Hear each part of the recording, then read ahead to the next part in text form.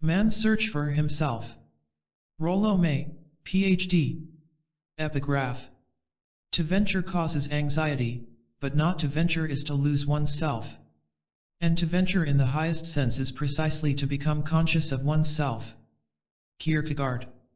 The one goeth to his neighbor because he seeketh himself, and the other because he would fain lose himself. Your bad love to yourselves maketh solitude a prison to you. Nietzsche. Contents. Part 1. Our predicament. The loneliness and anxiety of modern man. The hollow people. Loneliness. Anxiety and the threat to the self. What is anxiety? The roots of our malady. The loss of the center of values in our society. The loss of the sense of self.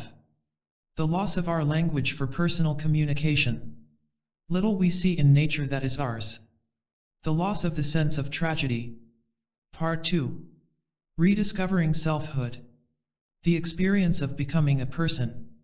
Consciousness of self, the unique mark of man's self-contempt, a substitute for self-worth. Consciousness of self is not introversion. The experiencing of one's body and feelings. The struggle to be. Cutting the psychological umbilical cord. The struggle against mother. The struggle against one's own dependency. Stages in consciousness of self. Part 3. The goals of integration. Freedom and inner strength. The man who was put in a cage. Hatred and resentment as the price of denied freedom. What freedom is not. What freedom is. Freedom and structure. Choosing oneself. The creative conscience. Adam and Prometheus. Religion, source of strength or weakness. The creative use of the past. The person's power to do the valuing. Courage, the virtue of maturity. Courage to be oneself. A preface to love, courage to see the truth. Man, the transcender of time. Man does not live by the clock alone. The pregnant moment.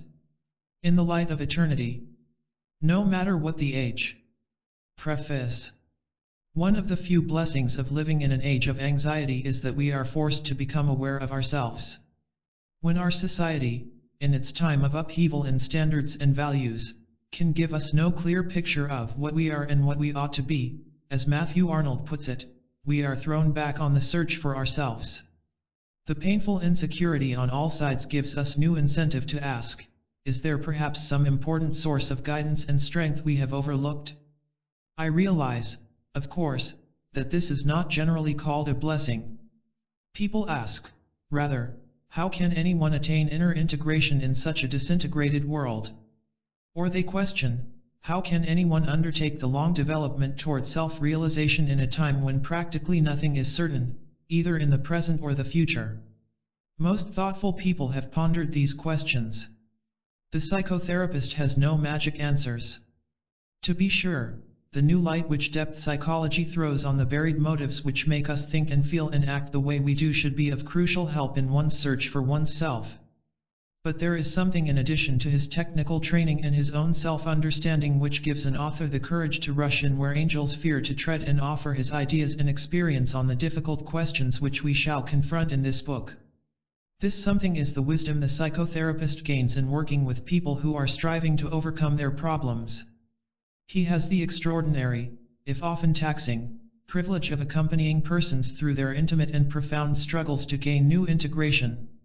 And dull indeed would be the therapist who did not get glimpses into what blinds people in our day from themselves, and what blocks them in finding values and goals they can affirm. Alfred Adler once said, referring to the children's school he had founded in Vienna, the pupils teach the teachers. It is always thus in psychotherapy. And I do not see how the therapist can be anything but deeply grateful for what he is daily taught about the issues and dignity of life by those who are called his patients.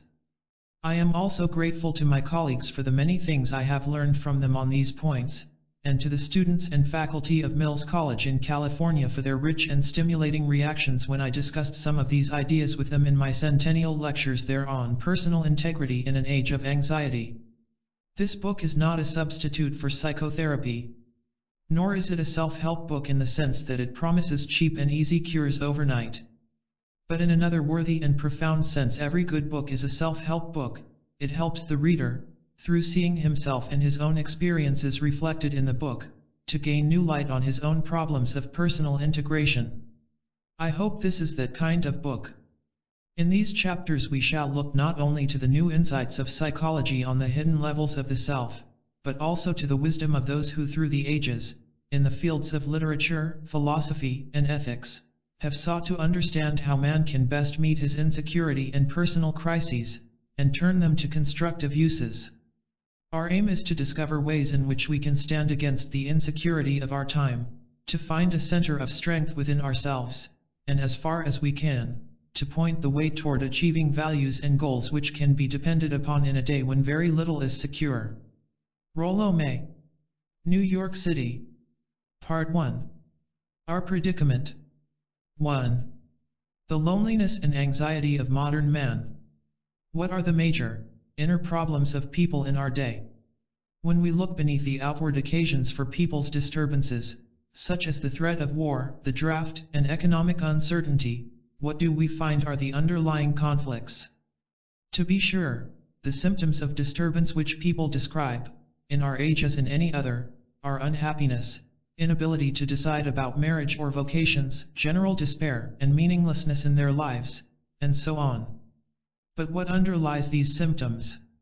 At the beginning of the 20th century, the most common cause of such problems was what Sigmund Freud so well described, the person's difficulty in accepting the instinctual, sexual side of life and the resulting conflict between sexual impulses and social taboos. Then in the 1920s Otto Rank wrote that the underlying roots of people's psychological problems at that time were feelings of inferiority, inadequacy, and guilt. In the 1930s the focus of psychological conflict shifted again. The common denominator then, as Karen Horney pointed out, was hostility between individuals and groups, often connected with the competitive feelings of who gets ahead of whom. What are the root problems in our middle of the 20th century? The hollow people. It may sound surprising when I say, on the basis of my own clinical practice as well as that of my psychological and psychiatric colleagues, that the chief problem of people in the middle decade of the 20th century is emptiness. By that I mean not only that many people do not know what they want, they often do not have any clear idea of what they feel. When they talk about lack of autonomy, or lament their inability to make decisions, difficulties which are present in all decades, it soon becomes evident that their underlying problem is that they have no definite experience of their own desires or wants. Thus they feel swayed this way and that, with painful feelings of powerlessness, because they feel vacuous, empty. The complaint which leads them to come for help may be, for example, that their love relationships always break up or that they cannot go through with marriage plans or are dissatisfied with the marriage partner. But they do not talk long before they make it clear that they expect the marriage partner, real or hoped for, to fill some lack, some vacancy within themselves, and they are anxious and angry because he or she doesn't. They generally can talk fluently about what they should want, to complete their college degrees successfully, to get a job, to fall in love and marry and raise a family, but it is soon evident, even to them, that they are describing what others, parents, professors, employers, expect of them rather than what they themselves want. 2 decades ago such external goals could be taken seriously, but now the person realizes, even as he talks, that actually his parents and society do not make all these requirements of him. In theory at least, his parents have told him time and again that they give him freedom to make decisions for himself. And furthermore the person realizes himself that it will not help him to pursue such external goals. But that only makes his problem the more difficult, since he has so little conviction or sense of the reality of his own goals. As one person put it, I'm just a collection of mirrors, reflecting what everyone else expects of me.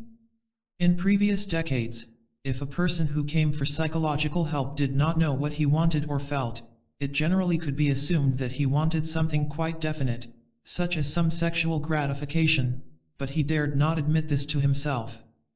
As Freud made clear, the desire was there, the chief thing necessary was to clear up the repressions, bring the desire into consciousness, and eventually help the patient to become able to gratify his desire in accord with reality. But in our day, sexual taboos are much weaker. The Kinsey report made that clear if anyone still doubted it. Opportunities for sexual gratification can be found without too much trouble by persons who do not have pronounced other problems.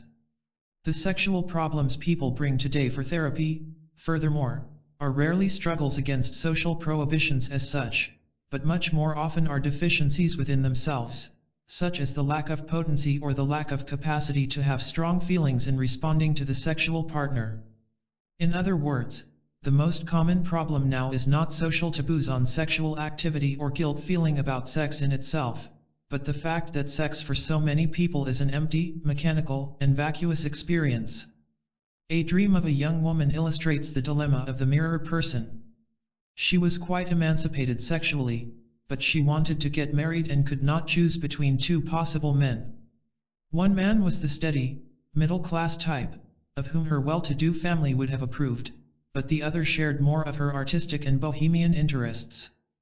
In the course of her painful bouts of indecision, during which she could not make up her mind as to what kind of person she really was and what kind of life she wished to lead, she dreamt that a large group of people took a vote on which of the two men she should marry. During the dream she felt relieved. This was certainly a convenient solution. The only trouble was when she awoke she couldn't remember which way the vote had gone. Many people could say out of their own inner experience the prophetic words T.S. Eliot wrote in 1925. "We are the hollow men. We are the stuffed men. Leaning together. Headpiece filled with straw. Alas! Shape without form. Shade without color. Paralyzed force. Gesture without motion." Perhaps some readers are conjecturing that this emptiness, this inability to know what one feels or wants, is due to the fact that we live in a time of uncertainty, a time of war, military draft, economic change, with a future of insecurity facing us no matter how we look at it. So no wonder one doesn't know what to plan and feels futile. But this conclusion is too superficial. As we shall show later, the problems go much deeper than these occasions which cue them off. Furthermore, war, economic upheaval and social change are really symptoms of the same underlying condition in our society, of which the psychological problems we are discussing are also symptoms. Other readers may be raising another question. It may be true that people who come for psychological help feel empty and hollow, but aren't those neurotic problems, and not necessarily true for the majority of people? To be sure, we would answer, the persons who get to the consulting rooms of psychotherapists and psychoanalysts are not a cross-section of the population. By and large they are the ones for whom the conventional pretenses and defenses of the society no longer work. Very often they are the more sensitive and gifted members of the society. They need to get help, broadly speaking, because they are less successful at rationalizing than the well-adjusted citizen who is able for the time being to cover up his underlying conflicts. Certainly the patients who came to Freud in the 1890s and the first decade of this century with the sexual symptoms he described were not representative of their Victorian culture. Most people around them went on living under the customary taboos and rationalizations of Victorianism, believing that sex was repugnant and should be covered up as much as possible. But after the First World War, in the 1920s, those sexual problems became overt and epidemic. Almost every sophisticated person in Europe and America then experienced the same conflicts between sexual urges and social taboos which the few had been struggling with a decade or two earlier. No matter how highly one thinks of Freud, one would not be naive enough to suggest that he in his writings caused this development. He merely predicted it. Thus a relatively small number of people, those who come for psychotherapeutic help in the process of their struggle for inner integration, provide a very revealing and significant barometer of the conflicts and tensions under the psychological surface of the society. This barometer should be taken seriously, for it is one of the best indexes of the disruptions and problems which have not yet, but may soon, break out widely in the society. Furthermore, it is not only in the consulting rooms of psychologists and psychoanalysts that we observe the problem of modern man's inner emptiness. There is much sociological data to indicate that the hollowness is already cropping out in many different ways in our society.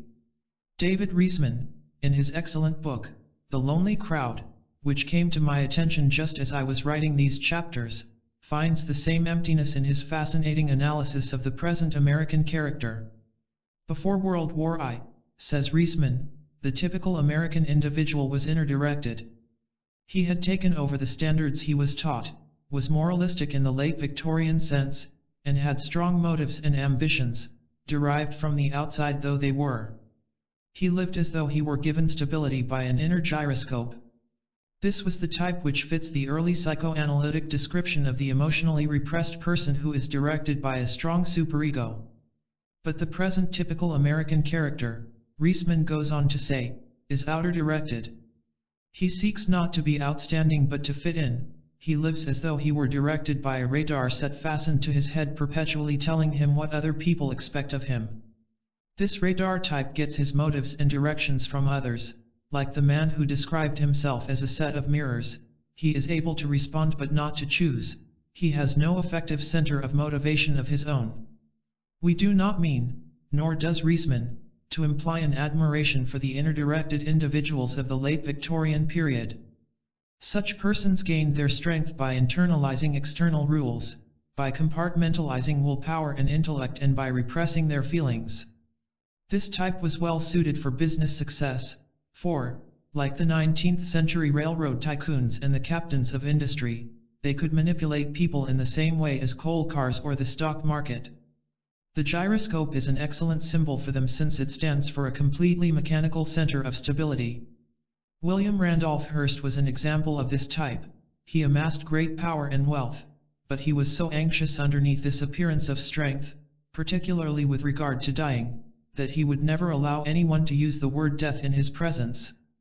The gyroscope men often had disastrous influences on their children because of their rigidity, dogmatism, and inability to learn and to change. In my judgment, the attitudes and behavior of these men are examples of how certain attitudes in a society tend to crystallize rigidly just before they collapse. It is easy to see how a period of emptiness would have to follow the breakdown of the period of the Iron Men. Take out the gyroscope, and they are hollow. So we shed no tears for the demise of the gyroscope man. One might place on his tombstone the epitaph, like the dinosaur, he had power without the ability to change, strength without the capacity to learn. The chief value in our understanding these last representatives of the 19th century is that we shall then be less likely to be seduced by their pseudo-inner strength. If we clearly see that their gyroscope method of gaining psychological power was unsound and eventually self-defeating, and their inner direction a moralistic substitute for integrity rather than integrity itself, we shall be the more convinced of the necessity of finding a new center of strength within ourselves. Actually, our society has not yet found something to take the place of the gyroscope man's rigid rules. Reisman points out that the outer-directed people in our time generally are characterized by attitudes of passivity and apathy.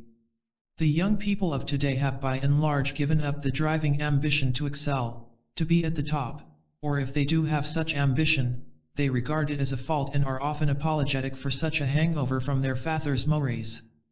They want to be accepted by their peers even to the extent of being inconspicuous and absorbed in the group. This sociological picture is very similar in its broad lines to the picture we get in psychological work with individuals. A decade or two ago, the emptiness which was beginning to be experienced on a fairly broad scale by the middle classes could be laughed at as the sickness of the suburbs. The clearest picture of the empty life is the suburban man, who gets up at the same hour every weekday morning, takes the same train to work in the city, performs the same task in the office, lunches at the same place, leaves the same tip for the waitress each day, comes home on the same train each night, has 2.3 children, cultivates a little garden, spends a 2-week vacation at the shore every summer which he does not enjoy, goes to church every Christmas and Easter, and moves through a routine, mechanical existence year after year until he finally retires at 65 and very soon thereafter dies of heart failure, possibly brought on by repressed hostility. I have always had the secret suspicion, however, that he dies of boredom. But there are indications in the present decade that emptiness and boredom have become much more serious states for many people. Not long ago, a very curious incident was reported in the New York papers. A bus driver in the Bronx simply drove away in his empty bus one day and was picked up by the police several days later in Florida. He explained that, having gotten tired of driving the same route every day, he had decided to go away on a trip.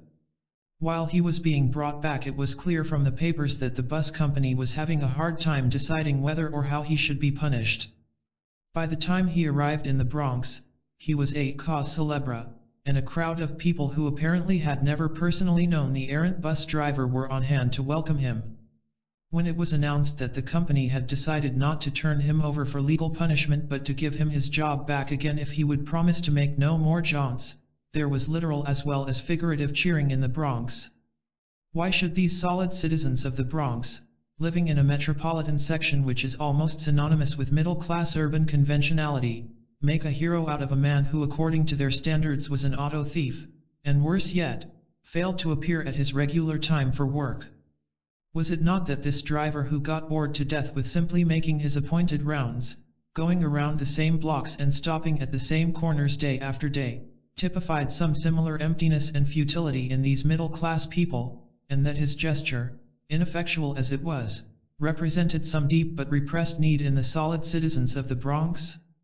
On a small scale, this reminds us of the fact that the upper middle classes in bourgeois France several decades ago, as Paul Tillich has remarked, were able to endure the stultifying and mechanical routine of their commercial and industrial activities only by virtue of the presence of centers of bohemianism at their elbows. People who live as hollow men can endure the monotony only by an occasional blow-off, or at least by identifying with someone else's blow-off. In some circles, emptiness is even made a goal to be sought after, under the guise of being adaptable. Nowhere is this illustrated more arrestingly than in an article in Life magazine entitled The Wife Problem. Summarizing a series of researches which first appeared in Fortune about the role of the wives of corporation executives. This article points out that whether or not the husband is promoted depends a great deal on whether his wife fits the pattern. Time was when only the minister's wife was looked over by the trustees of the church before her husband was hired. Now the wife of the corporation executive is screened, covertly or overtly, by most companies like the steel or wool or any other commodity the company uses. She must be highly gregarious, not intellectual or conspicuous, and she must have very sensitive antennae, again that radar set, so that she can be forever adapting. The good wife is good by not doing things, by not complaining when her husband works late, by not fussing when a transfer is coming up, by not engaging in any controversial activity.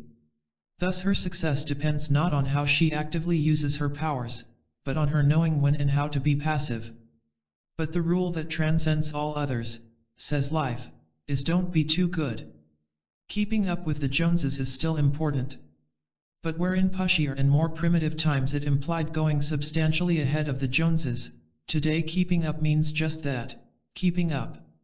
One can move ahead, yes, but slightly, and the timing must be exquisite. In the end, the company conditions almost everything the wife does, from the companions she is permitted to have down to the car she drives and what and how much she drinks and reads. To be sure, in return for this indenture the modern corporation takes care of its members in the form of giving them added security, insurance, planned vacations, and so on. Life remarks that the company has become like Big Brother, the symbol for the dictator, in Orwell's novel, 1984. The editors of Fortune confess that they find these results a little frightening. Conformity, it would appear, is being elevated into something akin to a religion.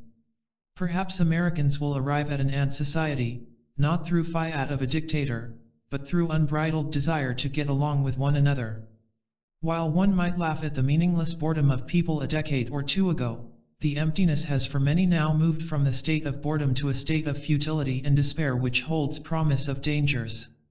The widespread drug addiction among high school students in New York City has been quite accurately related to the fact that great numbers of these adolescents have very little to look forward to except the army and unsettled economic conditions, and are without positive, constructive goals.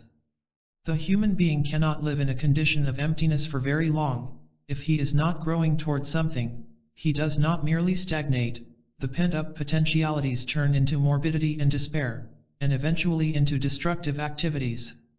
What is the psychological origin of this experience of emptiness? The feeling of emptiness or vacuity which we have observed sociologically and individually should not be taken to mean that people are empty, or without emotional potentiality. A human being is not empty in a static sense, as though he were a storage battery which needs charging. The experience of emptiness, rather, generally comes from people's feeling that they are powerless to do anything effective about their lives or the world they live in. Inner vacuousness is the long-term, accumulated result of a person's particular conviction toward himself, namely his conviction that he cannot act as an entity in directing his own life, or change other people's attitudes toward him, or effectually influence the world around him. Thus he gets the deep sense of despair and futility which so many people in our day have. And soon, since what he wants and what he feels can make no real difference, he gives up wanting and feeling. Apathy and lack of feeling are also defenses against anxiety. When a person continually faces dangers he is powerless to overcome, his final line of defense is at last to avoid even feeling the dangers. Sensitive students of our time have seen these developments coming. Erich Fromm has pointed out that people today no longer live under the authority of church or moral laws, but under anonymous authorities like public opinion. The authority is the public itself, but this public is merely a collection of many individuals, each with his radar set adjusted to finding out what the others expect of him. The corporation executive, in the Life article, is at the top because he, and his wife, have been successful in adjusting to public opinion. The public is thus made up of all the Toms, Marys, Dicks, and Harrys who are slaves to the authority of public opinion. Reisman makes the very relevant point that the public is therefore afraid of a ghost, a bogeyman, a chimera.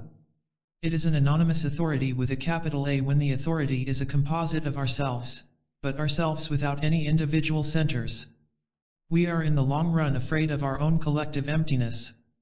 And we have good reason, as do the editors of Fortune, to be frightened by this situation of conformity and individual emptiness. We need only remind ourselves that the ethical and emotional emptiness in European society 2 and 3 decades ago was an open invitation to fascist dictatorships to step in and fill the vacuum. The great danger of this situation of vacuity and powerlessness is that it leads sooner or later to painful anxiety and despair, and ultimately, if it is not corrected, to futility and the blocking off of the most precious qualities of the human being. Its end results are the dwarfing and impoverishment of persons psychologically, or else surrender to some destructive authoritarianism. Loneliness. Another characteristic of modern people is loneliness. They describe this feeling as one of being on the outside, isolated, or, if they are sophisticated, they say that they feel alienated. They emphasize how crucial it is for them to be invited to this party or that dinner, not because they especially want to go, though they generally do go, nor because they will get enjoyment, companionship, sharing of experience and human warmth in the gathering. Very often they do not, but are simply bored. Rather, being invited is crucial because it is a proof that they are not alone. Loneliness is such an omnipotent and painful threat to many persons that they have little conception of the positive values of solitude, and even at times are very frightened at the prospect of being alone. Many people suffer from the fear of finding oneself alone, remarks André Gide, and so they don't find themselves at all. The feelings of emptiness and loneliness go together. When persons, for example, are telling of a breakup in a love relationship, they will often not say they feel sorrow or humiliation over a lost conquest, but rather that they feel emptied. The loss of the other leaves an inner yawning void, as one person put it. The reasons for the close relation between loneliness and emptiness are not difficult to discover. For when a person does not know with any inner conviction what he wants or what he feels, when, in a period of traumatic change, he becomes aware of the fact that the conventional desires and goals he has been taught to follow no longer bring him any security or give him any sense of direction, when, that is, he feels an inner void while he stands amid the outer confusion of upheaval in his society, he senses danger, and his natural reaction is to look around for other people. They, he hopes, will give him some sense of direction, or at least some comfort in the knowledge that he is not alone in his fright. Emptiness and loneliness are thus two phases of the same basic experience of anxiety. Perhaps the reader can recall the anxiety which swept over us like a tidal wave when the first atom bomb exploded over Hiroshima, when we sensed our grave danger, that is, that we might be the last generation, but did not know in which direction to turn. At that moment the reaction of great numbers of people was, strangely enough, a sudden, deep loneliness. Norman Cousins, endeavoring in his essay Modern Man is Obsolete to express the deepest feelings of intelligent people at that staggering historical moment, wrote not about how to protect oneself from atomic radiation, or how to meet political problems, or the tragedy of man's self-destruction. Instead his editorial was a meditation on loneliness. All man's history, he proclaimed, is an endeavor to shatter his loneliness. Feelings of loneliness occur when one feels empty and afraid, not simply because one wants to be protected by the crowd, as a wild animal is protected by being in a pack. Nor is the longing for others simply an endeavor to fill the void within oneself, though this certainly is one side of the need for human companionship when one feels empty or anxious. The more basic reason is that the human being gets his original experiences of being a self out of his relatedness to other persons, and when he is alone, without other persons, he is afraid he will lose this experience of being a self. Man, the biosocial mammal, not only is dependent on other human beings such as his father and mother for his security during a long childhood, he likewise receives his consciousness of himself, which is the basis of his capacity to orient himself in life, from these early relationships. These important points we will discuss more thoroughly in a later chapter. Here we wish only to point out that part of the feeling of loneliness is that man needs relations with other people in order to orient himself. But another important reason for the feeling of loneliness arises from the fact that our society lays such a great emphasis on being socially accepted. It is our chief way of allaying anxiety, and our chief mark of prestige. Thus we always have to prove we are a social success by being forever sought after and by never being alone. If one is well liked, that is, socially successful, so the idea goes, one will rarely be alone. Not to be liked is to have lost out in the race. In the days of the gyroscope man and earlier, the chief criterion of prestige was financial success. Now the belief is that if one is well liked, financial success and prestige will follow. Be well liked, Willy Loman in Death of a Salesman advises his sons, and you will never want. The reverse side of modern man's loneliness is his great fear of being alone. In our culture it is permissible to say you are lonely, for that is a way of admitting that it is not good to be alone. The melancholy romantic songs present this sentiment, with the appropriate nostalgia. Me and my shadow. Not a soul to tell our troubles to. Just me and my shadow. All alone and feeling blue. And it is permissible to want to be alone temporarily to get away from it all. But if one mentioned at a party that he liked to be alone, not for a rest or an escape, but for its own joys, people would think that something was vaguely wrong with him, that some pariah aura of untouchability or sickness hovered round him. And if a person is alone very much of the time, people tend to think of him as a failure, for it is inconceivable to them that he would choose to be alone. This fear of being alone lies behind the great need of people in our society to get invited places, or if they invite someone else, to have the other accept. The pressure to keep dated up goes way beyond such realistic motives as the pleasure and warmth people get in each other's company, the enrichment of feelings, ideas, and experiences, or the sheer pleasure of relaxation. Actually, such motives have very little to do with the compulsion to get invited.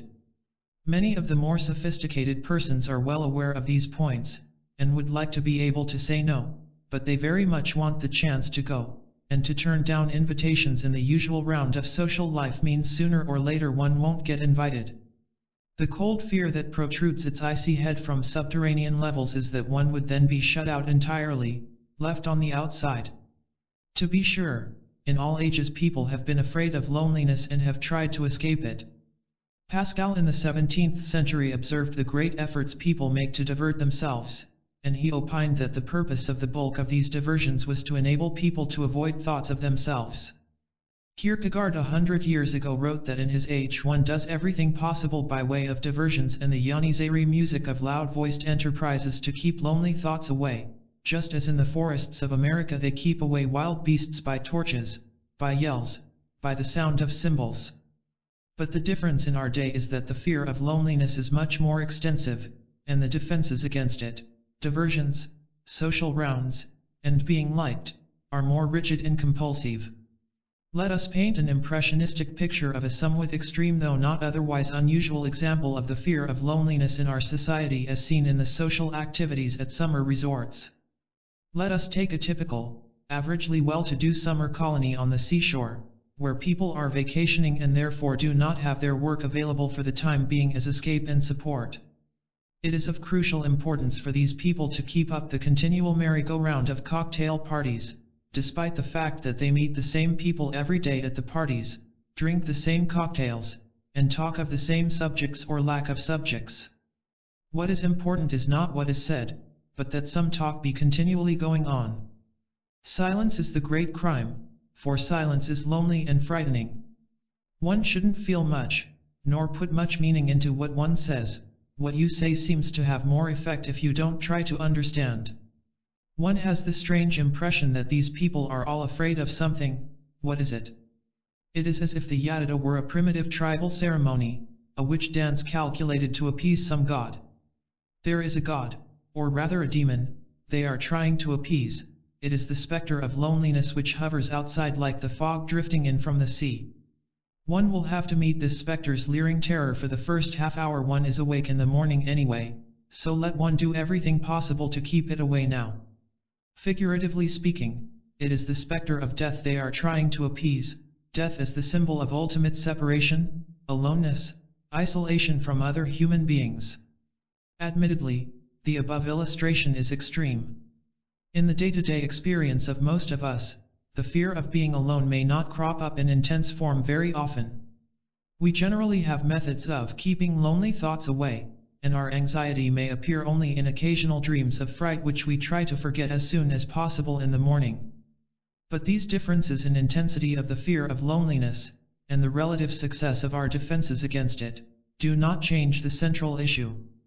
Our fear of loneliness may not be shown by anxiety as such, but by subtle thoughts which pop up to remind us, when we discover we were not invited to so-and-so's party, that someone else likes us even if the person in question doesn't, or to tell us that we were successful or popular in such and such other time in the past. Often this reassuring process is so automatic that we are not aware of it in itself, but only of the ensuing comfort to our self-esteem. If we as citizens of the middle 20th century look honestly into ourselves, that is, look below our customary pretenses, do we not find this fear of isolation as an almost constant companion, despite its many masquerades? The fear of being alone derives much of its terror from our anxiety lest we lose our awareness of ourselves. If people contemplate being alone for longish periods of time, without anyone to talk to or any radio to eject noise into the air, they generally are afraid that they would be at loose ends, would lose the boundaries for themselves, would have nothing to bump up against, nothing by which to orient themselves. It is interesting that they sometimes say that if they were alone for long they wouldn't be able to work or play in order to get tired, and so they wouldn't be able to sleep. And then, though they generally cannot explain this, they would lose the distinction between wakefulness and sleep, just as they lose the distinction between the subjective self and the objective world around them. Every human being gets much of his sense of his own reality out of what others say to him and think about him. But many modern people have gone so far in their dependence on others for their feeling of reality that they are afraid that without it they would lose the sense of their own existence. They feel they would be dispersed, like water flowing every which way on the sand. Many people are like blind men feeling their way along in life only by means of touching a succession of other people. In its extreme form, this fear of losing one's orientation is the fear of psychosis. When persons actually are on the brink of psychosis, they often have an urgent need to seek out some contact with other human beings. This is sound, for such relating gives them a bridge to reality. But the point we are discussing here has a different origin. Modern Western man, trained through 4 centuries of emphasis on rationality, uniformity, and mechanics, has consistently endeavored, with unfortunate success, to repress the aspects of himself which do not fit these uniform and mechanical standards.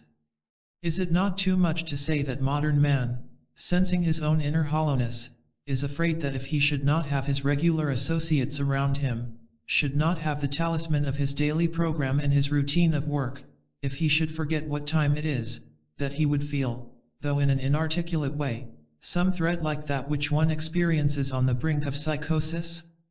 When one's customary ways of orienting oneself are threatened, and one is without other selves around one is thrown back on inner resources and inner strength, and this is what modern people have neglected to develop.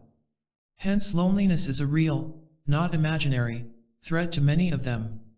Social acceptance, being liked, has so much power because it holds the feelings of loneliness at bay. A person is surrounded with comfortable warmth, he is merged in the group. He is reabsorbed, as though, in the extreme psychoanalytic symbol, he were to go back into the womb. He temporarily loses his loneliness, but it is at the price of giving up his existence as an identity in his own right. And he renounces the one thing which would get him constructively over the loneliness in the long run, namely the developing of his own inner resources, strength, and sense of direction, and using this as a basis for meaningful relations with others. The stuffed men are bound to become more lonely no matter how much they lean together, for hollow people do not have a base from which to learn to love. Anxiety and the threat to the self.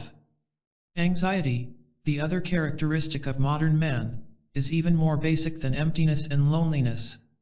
For being hollow and lonely would not bother us except that it makes us prey to that peculiar psychological pain and turmoil called anxiety. No one who reads the morning newspaper needs to be persuaded that we live in an age of anxiety. 2 world wars in 35 years, economic upheavals and depressions, the eruption of fascist barbarism and the rise of communist totalitarianism, and now not only interminable half-wars but the prospects of cold wars for decades to come while we skate literally on the edge of a 3rd world war complete with atom bombs.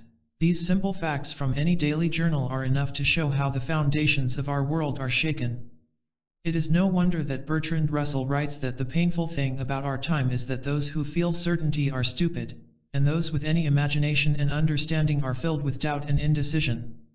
I have indicated in a previous book, The Meaning of Anxiety, that our middle of the 20th century is more anxiety-ridden than any period since the breakdown of the Middle Ages.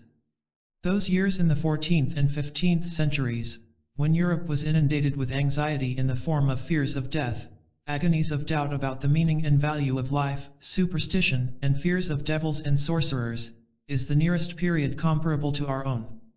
All one needs to do is read Fears of Atomic Destruction, where historians of that twilight of medievalism write fears of death, loss of faith in ethical values for agonies of doubt, and one has the beginning of a rough description of our times.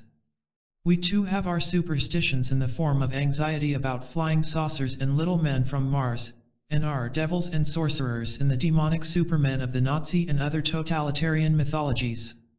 Those who wish more detailed evidence of modern anxiety, as it shows itself in the rising incidence of emotional and mental disturbances, divorce, and suicide, and in political and economic upheavals, can find it in the book mentioned above.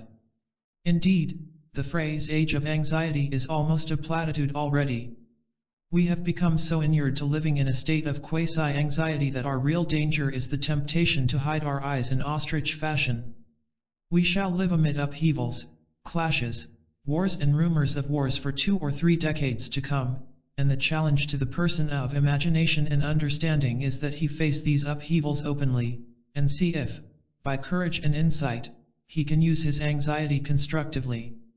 It is a mistake to believe that the contemporary wars and depressions and political threats are the total cause of our anxiety, for our anxiety also causes these catastrophes. The anxiety prevalent in our day and the succession of economic and political catastrophes our world has been going through are both symptoms of the same underlying cause, namely the traumatic changes occurring in Western society. Fascist and Nazi totalitarianism, for example, do not occur because a Hitler or Mussolini decides to seize power. When a nation, rather, is prey to insupportable economic want and is psychologically and spiritually empty, totalitarianism comes in to fill the vacuum, and the people sell their freedom as a necessity for getting rid of the anxiety which is too great for them to bear any longer. The confusion and bewilderment in our nation show this anxiety on a broad scale. In this period of wars and threats of wars, we know what we are against, namely, totalitarian encroachment on man's freedom and dignity. We are confident enough of our military strength, but we fight defensively. We are like a strong animal at bay, turning this way and that, not being sure whether to fight on this flank or the other, whether to wait or to attack. As a nation we have had great difficulty deciding how far to go in Korea, whether we should make war here or there, or whether we should draw the line against totalitarianism at this point or that. If anyone should attack us, we should be completely united. But we are confused about constructive goals. What are we working for except defense? And even the gestures of new goals which give magnificent promise for a new world such as the Marshall Plan, are questioned by some groups. When an individual suffers anxiety continuously over a period of time, he lays his body open to psychosomatic illness. When a group suffers continuous anxiety, with no agreed on constructive steps to take, its members sooner or later turn against each other.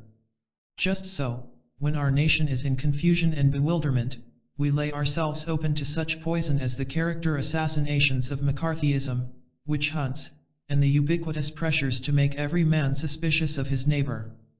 Turning our glance from the society to the individual, we see the most obvious expressions of anxiety in the prevalence of neurosis and other emotional disturbances, which, as practically everyone from Freud onward has agreed, have their root cause in anxiety. Anxiety likewise is the common denominator psychologically of the psychosomatic disturbances, such as ulcers, many of the forms of heart trouble, and so forth. Anxiety, in fine, is our modern form of the Great White Plague, the greatest destroyer of human health and well-being. When we look below the surface of our individual anxiety, we find that it also comes from something more profound than the threat of war and economic uncertainty. We are anxious because we do not know what roles to pursue, what principles for action to believe in. Our individual anxiety, somewhat like that of the nation, is a basic confusion and bewilderment about where we are going. Shall a man strive competitively to become economically successful and wealthy, as we used to be taught, or a good fellow who is liked by everyone? He cannot be both. Shall he follow the supposed teaching of the society with regard to sex and be monogamous, or should he follow the average of what's done as shown in the Kinsey report? These are only two examples of a condition that will be inquired into later in this book, namely the basic bewilderment about goals and values which modern people feel. Drive and Mrs. Lind, in their study of an American town in the Middle West in the 1930s, Middletown in Transition, reported that the citizens of this typical community were caught in a chaos of conflicting patterns, none of them wholly condemned, but no one of them clearly approved and free from confusion. The chief difference between Middletown in the 1930s and our present situation, I believe, is that the confusion has now gone deeper to the levels of feelings and desires. In such bewilderment many persons experience the inward gnawing apprehension of the young man in Auden's poem, The Age of Anxiety. It is getting late. Shall we ever be asked for? Are we simply not wanted at all? If anyone believes there are simple answers to these questions, he has neither understood the questions nor the times in which we live. This is a time, as Hermann Hesse puts it, when a whole generation is caught between two ages, two modes of life, with the consequence that it loses all power to understand itself and has no standards, no security, no simple acquiescence. But it is well to remind ourselves that anxiety signifies a conflict, and so long as a conflict is going on, a constructive solution is possible.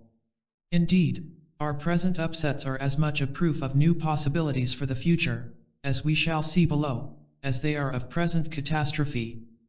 What is necessary for the constructive use of anxiety is, first of all, that we frankly admit and face our perilous state, individually and socially. As an aid to doing this, we shall now endeavor to get a clearer idea of the meaning of anxiety. What is anxiety? How shall we define anxiety, and how is it related to fear? If you are walking across a highway and see a car speeding toward you, your heart beats faster, you focus your eyes on the distance between the car and you, and how far you have to go to get to the safe side of the road, and you hurry across. You felt fear, and it energized you to rush to safety. But if, when you start to hurry across the road, you are surprised by cars coming down the far lane from the opposite direction, you suddenly are caught in the middle of the road not knowing which way to turn. Your heart pounds faster, but now, in contrast to the experience of fear above, you feel panicky and your vision may be suddenly blurred. You have an impulse, which, let us hopefully assume, you control, to run blindly in any direction. After the cars have sped by, you may be aware of a slight faintness and a feeling of hollowness in the pit of the stomach. This is anxiety. In fear we know what threatens us, we are energized by the situation, our perceptions are sharper, and we take steps to run or in the other appropriate ways to overcome the danger. In anxiety, however, we are threatened without knowing what steps to take to meet the danger. Anxiety is the feeling of being caught, overwhelmed, and instead of becoming sharper, our perceptions generally become blurred or vague. Anxiety may occur in slight or great intensity. It may be a mild tension before meeting some important person, or it may be apprehension before an examination when one's future is at stake and one is uncertain whether one is prepared to pass the exam. Or it may be the stark terror, when beads of sweat appear on one's forehead, in waiting to hear whether a loved one is lost in a plane wreck, or whether one's child is drowned or gets back safely after the storm on the lake. People experience anxiety in all sorts of ways, a gnawing within, a constriction of the chest, a general bewilderment, or they may describe it as feeling as though all the world around were dark gray or black, or as though a heavy weight were upon them, or as a feeling like the terror which a small child experiences when he realizes he is lost. Indeed, anxiety may take all forms and intensities, for it is the human being's basic reaction to a danger to his existence, or to some value he identifies with his existence. Fear is a threat to one side of the self. If a child is in a fight, he may get hurt, but that hurt would not be a threat to his existence, or the university student may be somewhat scared by a midterm, but he knows the sky will not fall in if he does not pass it. But as soon as the threat becomes great enough to involve the total self, one then has the experience of anxiety. Anxiety strikes us at the very core of ourselves. It is what we feel when our existence as selves is threatened. It is the quality of an experience which makes it anxiety rather than the quantity. One may feel only a slight gnawing away in one's stomach when a supposed friend passes one on the street and does not speak, but though the threat is not intense, the fact that the gnawing continues, and that one is confused and searches around for an explanation of why the friend snubbed one, shows the threat is to something basic in us. In its full-blown intensity, anxiety is the most painful emotion to which the human animal is heir. Present dangers are less than future imaginings, as Shakespeare puts it, and people have been known to leap out of a lifeboat and drown rather than face the greater agony of continual doubt and uncertainty, never knowing whether they will be rescued or not. The threat of death is the most common symbol for anxiety, but most of us in our civilized era do not find ourselves looking into the barrel of a gun or in other ways specifically threatened with death very often. The great bulk of our anxiety comes when some value we hold essential to our existence as selves is threatened. Tom, the man who will go down in scientific history because he had a hole in his stomach through which the doctors at New York Hospital could observe his psychosomatic reactions in times of anxiety, fear, and other stress, gave a beautiful illustration of this. In a period when Tom was anxious about whether he could keep his job at the hospital or would have to go on relief, he exclaimed, "If I could not support my family, I'd as soon jump off the dock."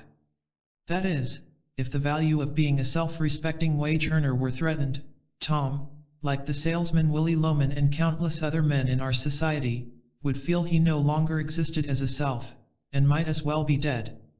This illustrates what is true in one way or another for practically all human beings.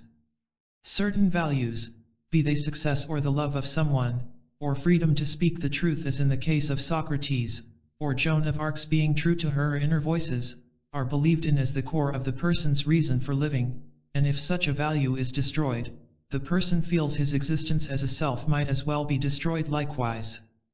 Give me liberty or give me death is not just rhetoric, nor is it pathological.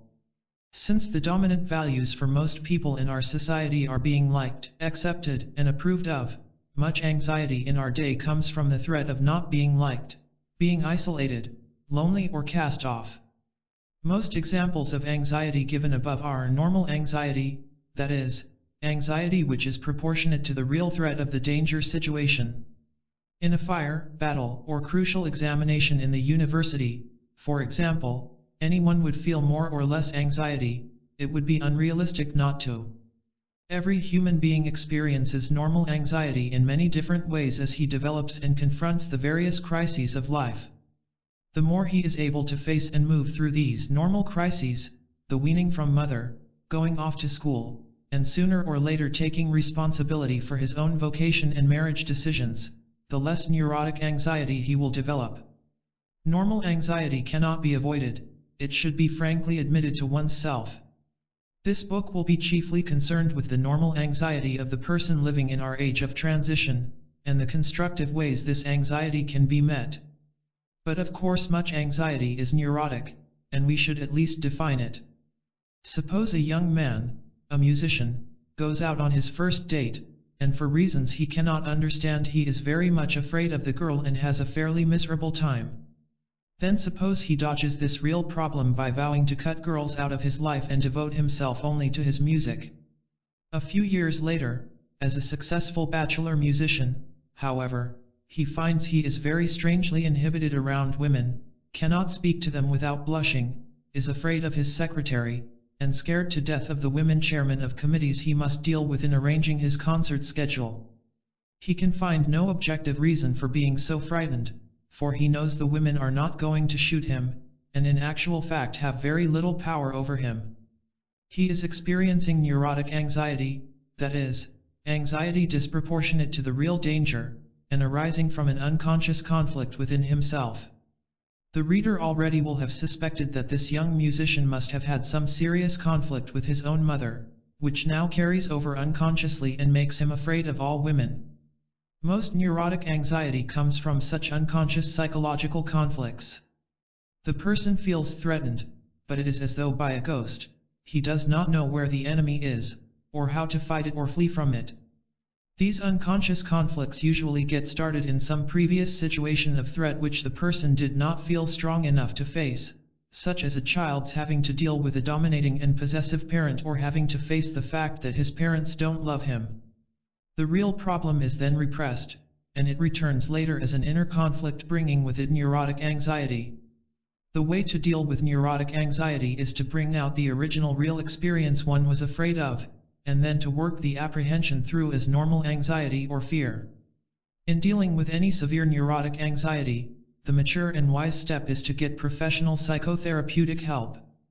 But our main concern in these chapters is to understand how to use normal anxiety constructively. And to do that we need to make clearer one very important point, the relation between a person's anxiety and his self-awareness. After a terrifying experience such as a battle or fire, people often remark, "I felt as though I were in a daze." This is because anxiety knocks out the props, so to speak, from our awareness of ourselves. Anxiety, like a torpedo, strikes underneath at the deepest level, or core, of ourselves, and it is on this level that we experience ourselves as persons, as subjects who can act in a world of objects. Thus anxiety in greater or lesser degree tends to destroy our consciousness of ourselves. In a battle, for example, so long as the enemy attacks the front lines, the soldiers in the defending army, despite their fear, continue fighting. But if the enemy succeeds in blowing up the center of communications behind the lines, then the army loses its direction, the troops move helter-skelter, and the army is no longer aware of itself as a fighting unit. The soldiers are then in a state of anxiety, or panic.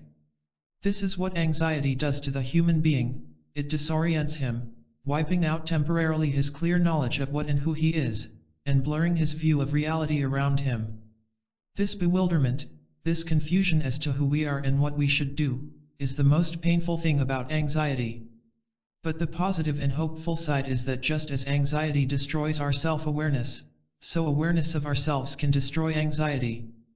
That is to say, the stronger our consciousness of ourselves, the more we can take a stand against and overcome anxiety. Anxiety, like fever, is a sign that an inner struggle is in progress. As fever is a symptom that the body is mobilizing its physical powers and giving battle to the infection, let us say the tuberculosis bacilli in the lungs, so anxiety is evidence that a psychological or spiritual battle is going on. We have noted above that neurotic anxiety is the sign of an unresolved conflict within us, and so long as the conflict is present, there is an open possibility that we can become aware of the causes of the conflict, and find a solution on a higher level of health. Neurotic anxiety is nature's way, as it were, of indicating to us that we need to solve a problem. The same is true of normal anxiety, it is a signal for us to call up our reserves and do battle against a threat. As the fever in our example is a symptom of the battle between the bodily powers and the infecting germs, so anxiety is evidence of a battle between our strength as a self on one side and a danger which threatens to wipe out our existence as a self on the other. The more the threat wins, the more then our awareness of ourselves is surrendered, curtailed, hemmed in. But the greater our self-strength, that is, the greater our capacity to preserve our awareness of ourselves and the objective world around us, the less we will be overcome by the threat. There is still hope for a tuberculous patient so long as he has fever, but in the final stages of the disease, when the body has given up as it were, the fever leaves and soon the patient dies. Just so, the only thing which would signify the loss of hope for getting through our present difficulties as individuals and as a nation, would be a resigning into apathy, and a failure to feel and face our anxiety constructively. Our task, then, is to strengthen our consciousness of ourselves, to find centers of strength within ourselves which will enable us to stand despite the confusion and bewilderment around us. This is the central purpose of the inquiry in this book. First, however, we shall endeavor to see more clearly how our present predicament came upon us. 2. The roots of our malady. The first step in overcoming problems is to understand their causes. What has been happening in our Western world that individuals and nations should be buffeted about by so much confusion and bewilderment? Let us first ask, with a brief glance into our historical background, what basic changes are occurring which make this an age of anxiety and emptiness? The loss of the center of values in our society. The central fact is that we live at one of those points in history when one way of living is in its death throes, and another is being born. That is to say, the values and goals of Western society are in a state of transition. What, specifically, are the values that we have lost? One of the two central beliefs in the modern period since the Renaissance has been in the value of individual competition. The conviction was that the more a man worked to further his own economic self-interest and to become wealthy, the more he would contribute to the material progress of the community. This famous laissez-faire theory in economics worked well for several centuries. It was true through the early and growing stages of modern industrialism and capitalism that for you or me to strive to become rich by increasing our trade or building a bigger factory would eventually mean the production of more material goods for the community. The pursuit of competitive enterprise was a magnificent and courageous idea in its heyday. But in the 19th and 20th centuries considerable changes occurred. In our present day of giant business and monopoly capitalism, how many people can become successful as individual competitors? There are very few groups left who, like doctors and psychotherapists and some farmers, still have the luxury of being their own economic bosses, and even they are subject to the rise and fall of prices and the fluctuating market like everyone else. The vast majority of workingmen and capitalists alike, professional people or businessmen, must fit into broad groups such as labor unions or big industries or university systems, or they would not survive economically at all. We have been taught to strive to get ahead of the next man, but actually today one's success depends much more on how well one learns to work with one's fellow workers. I have just read that even the individual crook cannot make out very well on his own these days. He has to join a racket, We do not mean that something is wrong with individual effort and initiative as such. Indeed, the chief argument of this book is that the unique powers and initiative of each individual must be rediscovered, and used as a basis for work which contributes to the good of the community, rather than melted down in the collectivist pot of conformity. But we do mean that in the 20th century, when scientific and other advances have made us much more closely interdependent in our nation as well as in our world, individualism must become a different thing from each man for himself and the devil take the hindmost. If you or I had a farm to carve out of the frontier forest 2 centuries ago, or possessed a little capital with which to start a new business last century, the philosophy of each man for himself would have brought out the best in us and resulted in the best for the community. But how does such competitive individualism work in a day when even corporation wives are screened to fit the pattern? The individual striving for his own gain, in fine, without an equal emphasis on social welfare, no longer automatically brings good to the community. Furthermore, this type of individual competitiveness, in which for you to fail in a deal is as good as for me to succeed, since it pushes me ahead in the scramble up the ladder, raises many psychological problems. It makes every man the potential enemy of his neighbor, it generates much interpersonal hostility and resentment, and increases greatly our anxiety and isolation from each other. As this hostility has come closer to the surface in recent decades, we have tried to cover it up by various devices, by becoming joiners of all sorts of service organizations, from Rotary to Optimist clubs in the 1920s and 30s, by being good fellows, well liked by all, and so on. But the conflicts sooner or later burst forth into the open. This is pictured beautifully and tragically in Willie Loman, the chief character in Arthur Miller's Death of a Salesman. Willie had been taught, and in turn taught his sons, that to get ahead of the next fellow and to get rich were the goals, and this required initiative. When the boys steal balls and lumber, Willie, though he pays lip service to the idea that he should rebuke them, is pleased that they are fearless characters and remarks that the coach will probably congratulate them on their initiative. His friend reminds him that the jails are full of fearless characters, but Willie rejoins, the stock exchange is too. Willie tries to cover up his competitiveness, like most men of 2 or 3 decades ago, by being well liked. When as an old man he is cast into the ash can by virtue of the changing policies of his company, Willie is caught in great bewilderment, and keeps repeating to himself, "But I was the best liked." His confusion in this conflict of values, why does what he was taught not work, mounts up until it culminates in his suicide. At the grave one son continues to insist, he had a good dream, to come out number 1. But the other son accurately sees the contradiction which such an upheaval of values leads to, he never knew who he was. Asterisk. The second central belief in our modern age has been the faith in individual reason. This belief, ushered in at the Renaissance like the belief in the value of individual competitiveness which we have just been discussing, was magnificently fruitful for the philosophical quests of the Enlightenment in the 17th century, and served as a noble charter for the advances in science and for movements toward universal education. In these first centuries of our period, individual reason also meant universal reason. It was a challenge to each intelligent person to discover the universal principles by which all men might live happily. But again a change became apparent in the 19th century. Psychologically, reason became separated from emotion and will. The splitting up of the personality was prepared by Descartes in his famous dichotomy between body and mind, which will dog our tracks throughout this book, but the full consequences of this dichotomy did not emerge till last century.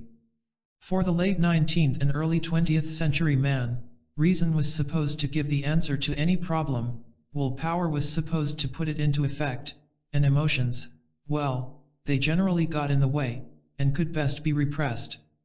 Lo and behold, we then find reason, now transformed into intellectualistic rationalization, used in the service of compartmentalizing the personality, with the resulting repressions and conflict between instinct and ego and superego which Freud so well described. When Spinoza in the 17th century used the word reason, he meant an attitude toward life in which the mind united the emotions with the ethical goals and other aspects of the whole man. When people today use the term, they almost always imply a splitting of the personality. They ask in one form or another, should I follow reason or give way to sensual passions and needs, or be faithful to my ethical duty? The beliefs in individual competition and reason we have been discussing are the ones which in actuality have guided modern Western development, and are not necessarily the ideal values. To be sure, the values accepted as ideal by most people have been those of the Hebrew Christian tradition allied with ethical humanism, consisting of such precepts as love thy neighbor, serve the community, and so on. On the whole, these ideal values have been taught in schools and churches hand in hand with the emphasis on competition and individual reason. We can see the watered-down influence of the values of service and love coming out in roundabout fashion in the service clubs and the great emphasis on being well liked. Indeed, the two sets of values, the one running back many centuries to the sources of our ethical and religious traditions in ancient Palestine and Greece, and the other born in the Renaissance, were to a considerable extent wedded. For example, Protestantism, which was the religious side of the Cultural Revolution beginning in the Renaissance, expressed the new individualism by emphasizing each person's right and ability to find religious truth for himself. The marriage had a good deal to be said for it, and for several centuries the squabbles between the marriage partners were ironed out fairly well. For the ideal of the brotherhood of man was to a considerable extent furthered by economic competition, the tremendous scientific gains, the new factories and the more rapid moving of the wheels of industry increased man's material weal and physical health immensely, and for the first time in history our factories and our science can now produce so much that it is possible to wipe starvation and material want from the face of the earth. One could well have argued that science and competitive industry were bringing mankind ever closer to its ethical ideals of universal brotherhood.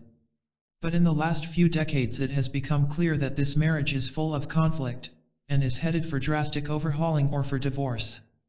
For now the great emphasis on one person getting ahead of the other, whether it be getting higher grades in school, or more stars after one's name in Sunday school, or gaining proof of salvation by being economically successful, greatly blocks the possibilities of loving one's neighbor.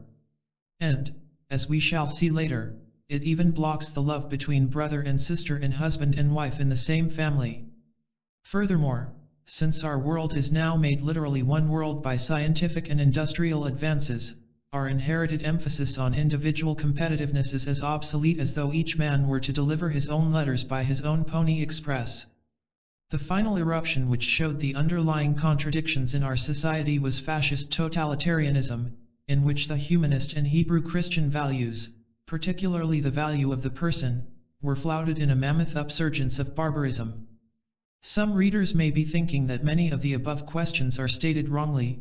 Why does economic striving need to be against one's fellow men, and why reason against emotion? True, but the characteristic of a period of change like the present is precisely that everyone does ask the wrong questions. The old goals, criteria, principles are still there in our minds and habits, but they do not fit, and hence most people are eternally frustrated by asking questions which never could lead to the right answer. Or they become lost in a potpourri of contradictory answers. Reason operates while one goes to class, emotion when one visits one's lover, willpower when one studies for an exam, and religious duty at funerals and on Easter Sunday.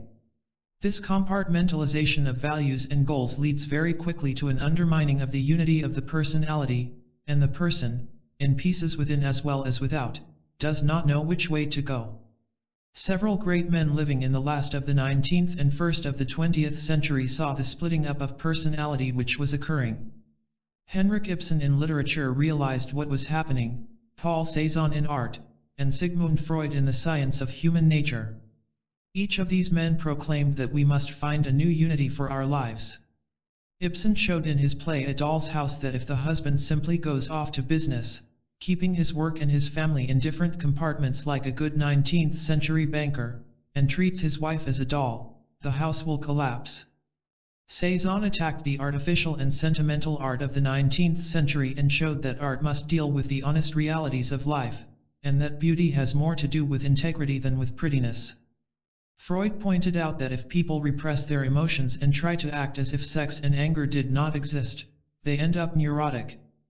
And he worked out a new technique for bringing out the deeper, unconscious, irrational levels in personality which had been suppressed, thus helping the person to become a thinking, feeling, willing unity. So significant was the work of Ibsen, Cezanne, and Freud that many of us used to believe that they were the prophets for our times. True, the contribution of each is probably the most important in their respective fields. But were they not in one respect the last great men of the old period rather than the first of the new? For they presupposed the values and goals of the past 3 centuries, important and enduring as their new techniques were, they coasted on the goals of their time. They lived before the age of emptiness. It seems now, unfortunately, that the true prophets for the middle 20th century were Soren Kierkegaard, Friedrich Nietzsche, and Franz Kafka. I say unfortunately because that means our task is that much more difficult. Each one of these men foresaw the destruction of values which would occur in our time, the loneliness, emptiness, and anxiety which would engulf us in the 20th century.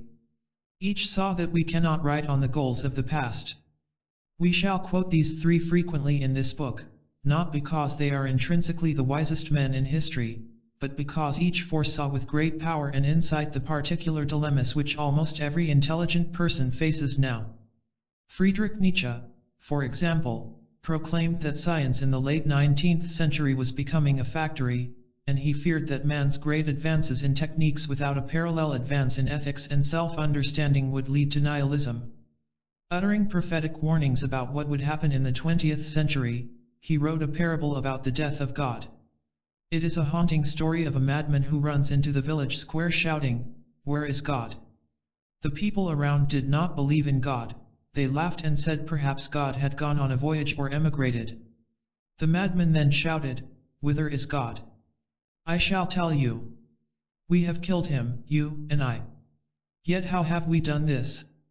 Who gave us the sponge to wipe away the whole horizon? What did we do when we unchained this earth from its sun? Whither do we move now? Away from all suns? Do we not fall incessantly? Backward, sideward, forward, in all directions? Is there yet any up and down? Do we not err as through an infinite knot? Do we not feel the breath of empty space? Has it not become colder? Is not night and more night coming on all the while? God is dead. God remains dead. And we have killed him." Here the madman became silent and looked again at his listeners. They too remained silent and looked at him. "I come too early," he said then. "This tremendous event is still on its way." Asterisk. Nietzsche is not calling for a return to the conventional belief in God, but he is pointing out what happens when a society loses its center of values. That his prophecy came true is shown in the waves of massacres, pogroms, and tyranny in the middle 20th century. The tremendous event was on its way.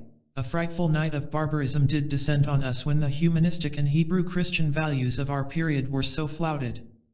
The way out, says Nietzsche, is a finding of a center of values anew, what he terms revaluation or transvaluation of all values. Revaluation of all values, he proclaims, that is my formula for an act of ultimate self-examination by mankind.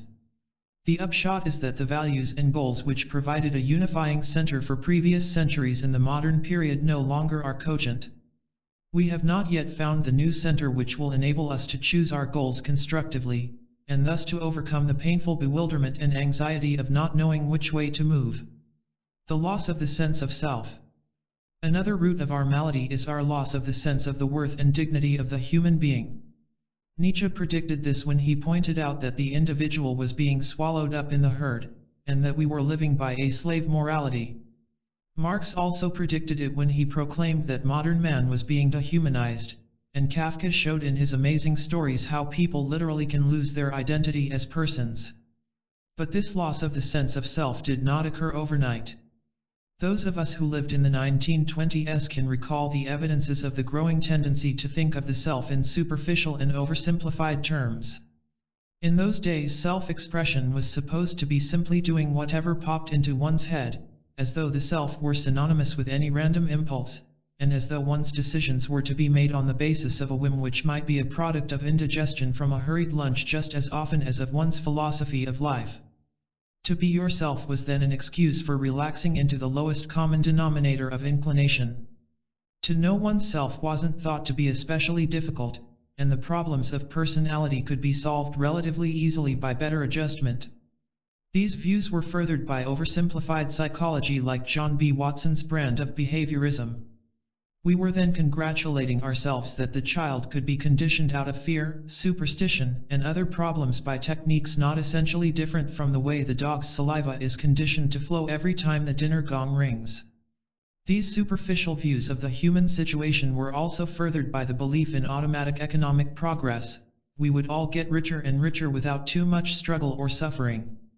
And these views got their final sanction in a religious moralism flourishing in the 1920s, which had never developed beyond the Sunday school stage, and smacked more of Coaism and Pollyannaism than of the profound insights of the historical, ethical, and religious leaders. Practically everyone who put pen to paper in those days shared the same oversimplified view of the human being.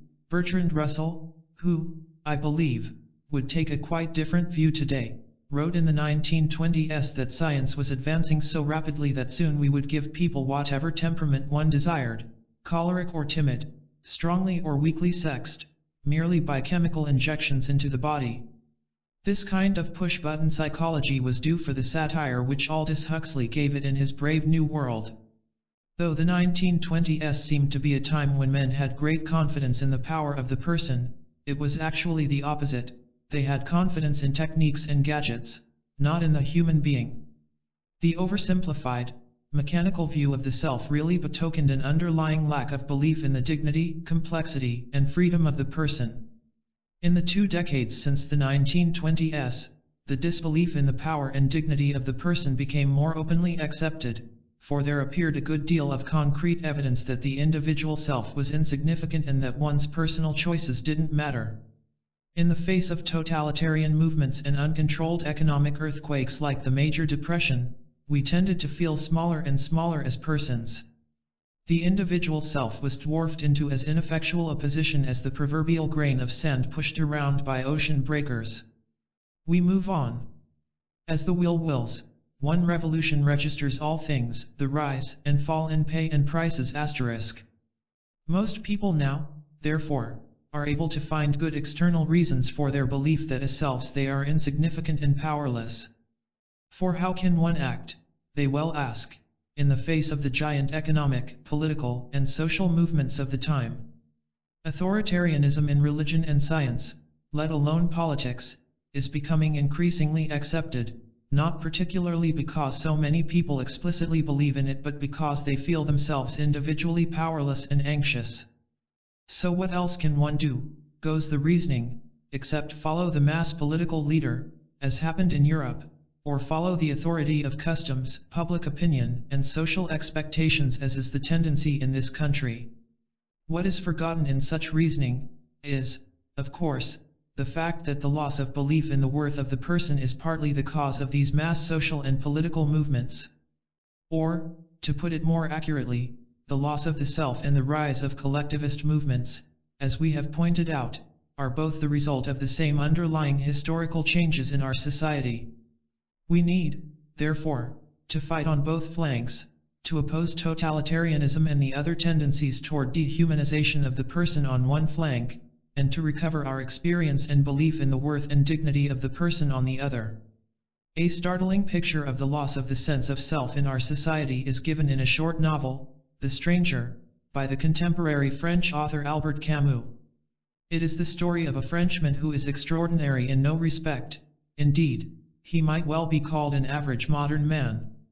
He experiences the death of his mother, goes to work and about the ordinary things of life, has an affair and sexual experiences, all without any clear decision or awareness on his part.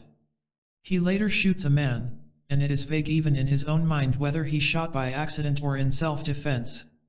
He goes through a murder trial and is executed, all with a horrible sense of unreality, as though everything happened to him, he never acted himself.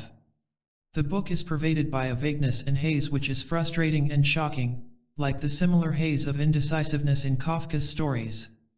Everything seems to take place in a dream, with the man never really related to the world or anything he does or to himself.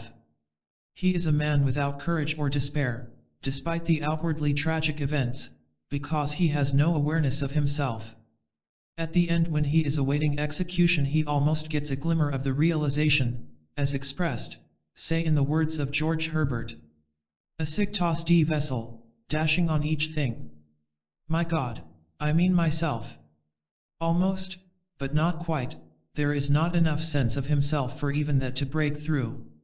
The novel is a haunting and subtly terrifying picture of the modern man who is truly a stranger to himself.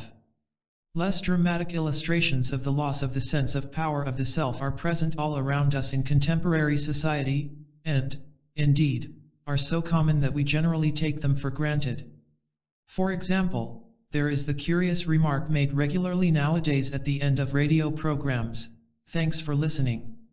This remark is quite amazing when you come to think of it. Why should the person who is doing the entertaining, who is giving something ostensibly of value, thank the receiver for taking it? To acknowledge applause is one thing, but thanking the recipient for deigning to listen and be amused is a quite different thing. It betokens that the action is given its value, or lack of value, by the whim of the consumer, the receiver, in the case of our illustration the consumers being their majesties, the public.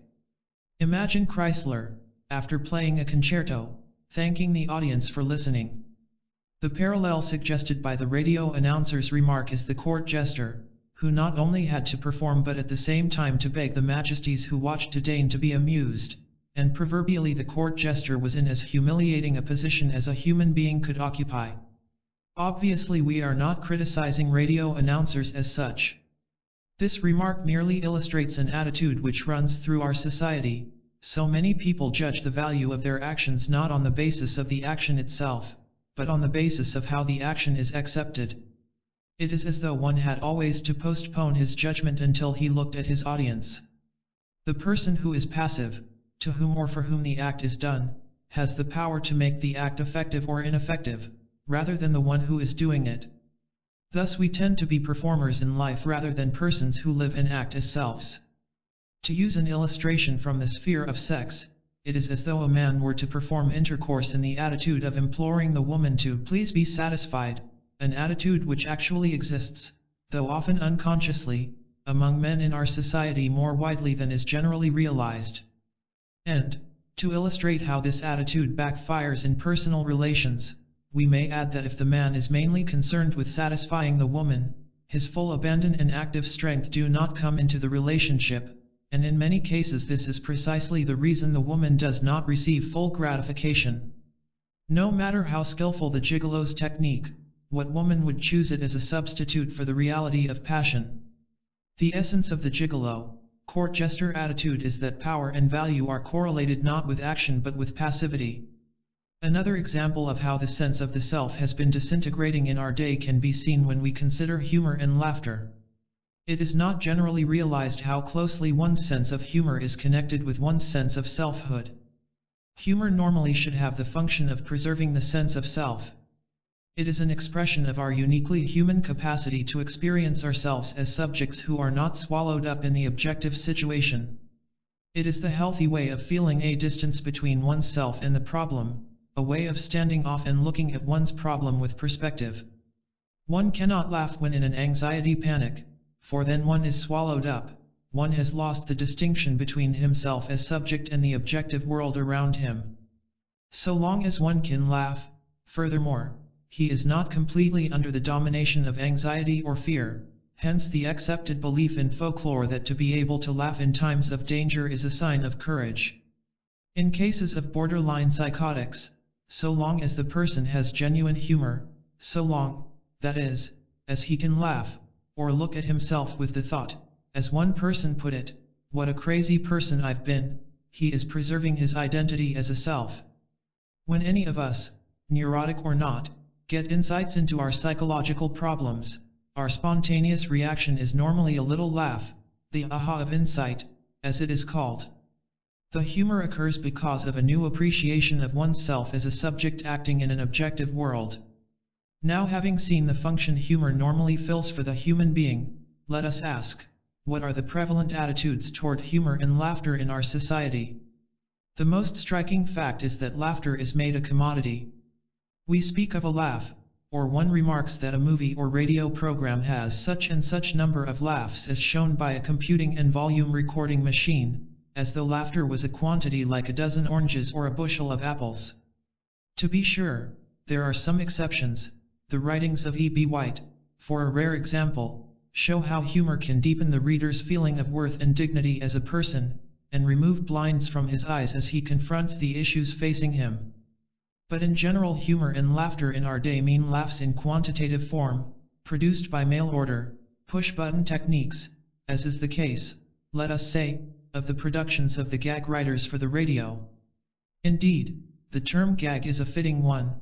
The laughs serve as laughing gas, in Thorstein Veblen's vivid phrase, to furnish a dulling of sensitivities and awareness just as gas does in actuality.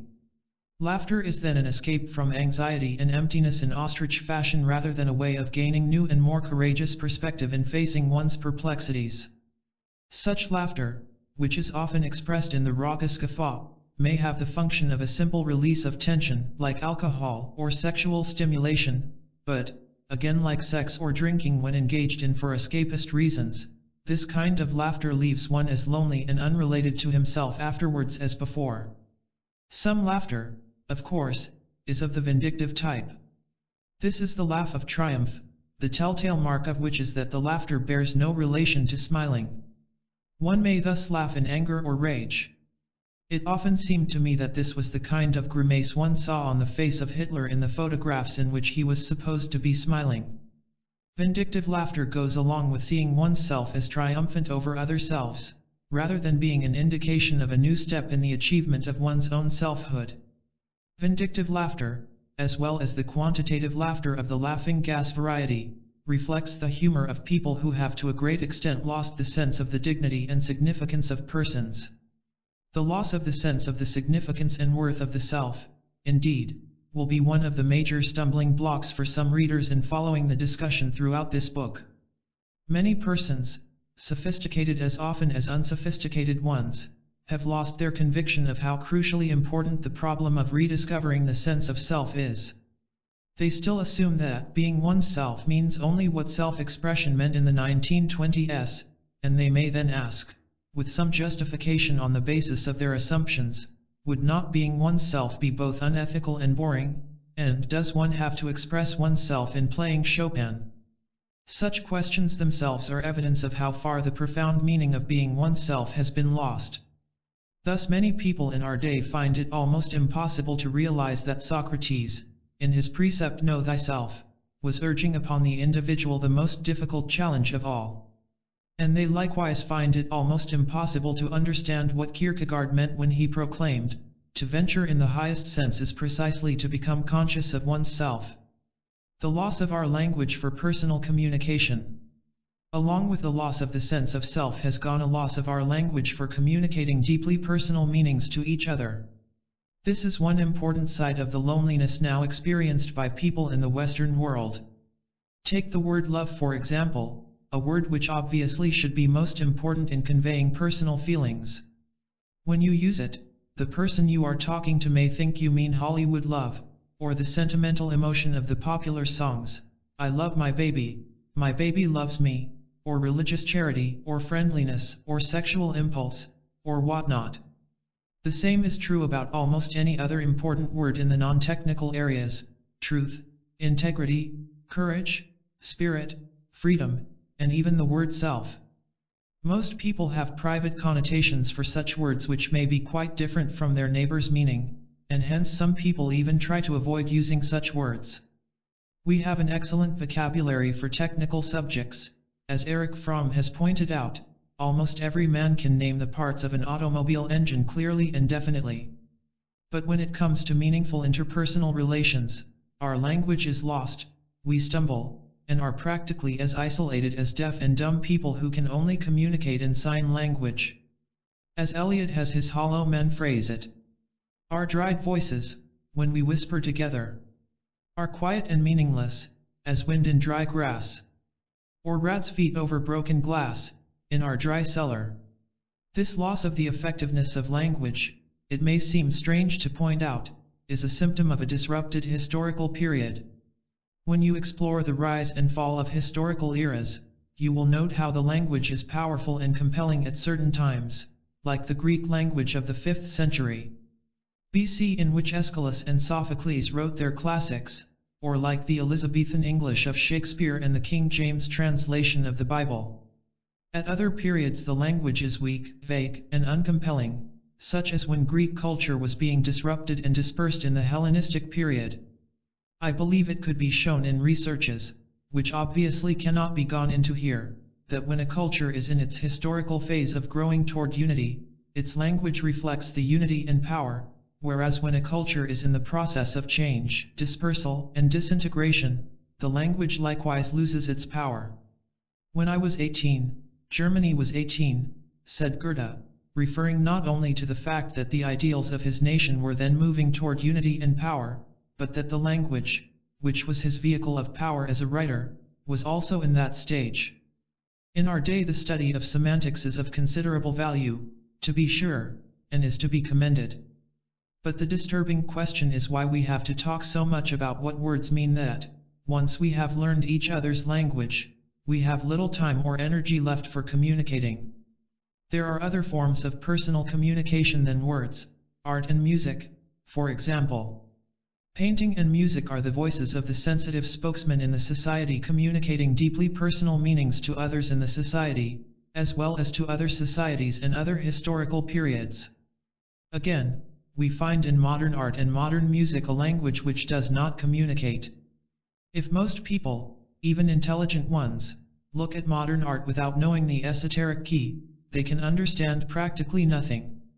They are greeted by every kind of style: impressionism, expressionism, cubism, abstractionism, representationalism, non-objective painting, until Mondrian gives his message only in squares and rectangles, and Jackson Pollock, in a kind of reductio ad absurdum, spatters paint in almost accidental forms on large boards and entitles the work simply the date on which it was completed. I of course imply no criticism of these artists, both of whom happen to give me pleasure.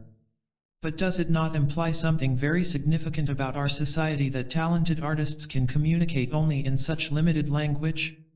If you visit the Art Students League in New York, which has perhaps the largest group of outstanding American artists as teachers and the most representative body of students, you will be surprised to find the classes in practically every studio painting in a distinctly different style, and you will have to shift emotional gears every 20 steps. In the Renaissance, a common man could look at the paintings of Raphael or Leonardo da Vinci or Michelangelo and feel that the picture was telling him something which he could understand about life in general and his own inner life in particular. But if an untutored man walked through the galleries on 57th Street in New York City today and saw, let us say, exhibits by Picasso, Dali, and Marin, he might well agree that something important was being communicated, but he would no doubt aver that only God and the artist knew what it was. For his own part he would probably be bewildered, and possibly somewhat irritated. Nietzsche said a person is to be known by his style, that is, by the unique pattern which gives underlying unity and distinctiveness to his activities. The same is partly true about a culture. But when we ask what is the style of our day, we find that there is no style which can be called modern. The one thing these many modern different movements in art have in common, beginning with the great work of Cézanne and Van Gogh, is that they all are trying desperately to break through the hypocrisy and sentimentality of 19th century art. Consciously or unconsciously, they seek to speak in their painting from some solid reality in the self experiencing the world. But beyond this desperate search for honesty, which is much like that of Freud and Ibsen in their respective fields, there is only a potpourri of styles. Making all necessary qualifications for the fact that time has not yet done its sifting for the modern period as it has, say, for the Renaissance, it is still true that this potpourri is a revealing picture of the disunity of our times. The pictures that are discordant and empty, as are so many in modern art, are thus honest portrayals of the condition of our time. It is as though every genuine artist were frantically trying different languages to see which one would communicate the music of form and color to his fellow men, but there is no common language. We find a giant like Picasso shifting in his own lifetime from style to style, partly as a reflection of the shifting character of the last 4 decades in Western society, and partly like a man dialing a ship's radio on the ocean, trying vainly to find the wavelength on which he can talk to his fellow men. But the artists, and the rest of us too, remain spiritually isolated and at sea, and so we cover up our loneliness by chattering with other people about the things we do have language for, the World Series, business affairs, the latest news reports. Our deeper emotional experiences are pushed further away, and we tend, thus, to become emptier and lonelier. Little we see in nature that is ours. People who have lost the sense of their identity as selves also tend to lose their sense of relatedness to nature. They lose not only their experience of organic connection with inanimate nature, such as trees and mountains, but they also lose some of their capacity to feel empathy for animate nature, that is animals. In psychotherapy, persons who feel empty are often sufficiently aware of what a vital response to nature might be to know what they are missing. They may remark, regretfully, that though others are moved by a sunset, they themselves are left relatively cold, and though others may find the ocean majestic and awesome, they themselves, standing on rocks at the seashore, don't feel much of anything. Our relation to nature tends to be destroyed not only by our emptiness, but also by our anxiety. A little girl coming home from school after a lecture on how to defend oneself against the atom bomb, asked her parent, "Mother, can't we move someplace where there isn't any sky?" Fortunately, this child's terrifying but revealing question is an allegory more than an illustration, but it well symbolizes how anxiety makes us withdraw from nature. Modern man, so afraid of the bombs he has built, must cower from the sky and hide in caves, must cower from the sky, which is classically the symbol of vastness, imagination, release. On a more everyday level, our point is simply that when a person feels himself inwardly empty, as is the case with so many modern people, he experiences nature around him also as empty, dried up, dead. The two experiences of emptiness are two sides of the same state of impoverished relation to life. We can see more clearly what it means to lose one's feeling for nature if we glance back to note how the sense of relationship to nature flourished in the modern period, and then died down. One of the chief characteristics of the Renaissance in Europe was an upsurging of enthusiasm for nature in all its forms, whether in the form of animals, or of trees, or in the inanimate form of stars and colors in the sky. One can see this new feeling coming beautifully to life in the paintings of Giotto in the early Renaissance. If, after looking at the stylized and stiff forms of nature in medieval art, you suddenly come upon the frescoes of Giotto, you will be surprised by the most charming sheep, lively dogs, and winsome donkeys, all presented as vital parts of human experience. And you will likewise be surprised to see that Giotto, in contrast to the artists of the Middle Ages, paints rocks and trees as natural forms delightful for their own beauty, not simply for their symbolic religious message, and that, also in contrast to medieval art, he shows human beings experiencing joy, grief, contentment as individual emotions. His paintings tell us more powerfully than words that when a human being experiences himself as an identity who actively feels his relation to life as an individual, he also experiences an alive relation to animals and nature. The new appreciation of nature was also shown in the Renaissance enthusiasm for the human body. One can see this in many forms, in the sensuality in Boccaccio's stories, in the heroically powerful and harmonious bodies in Michelangelo's paintings, and in the feeling for the physical as part of the many-sided, organic approach to life in Shakespeare's dramas. It was shown, furthermore, in the new enthusiasm for the scientific study of nature. One aspect, thus, of the strength of these towering individuals of the Renaissance, those universal men, was their strong feeling for nature.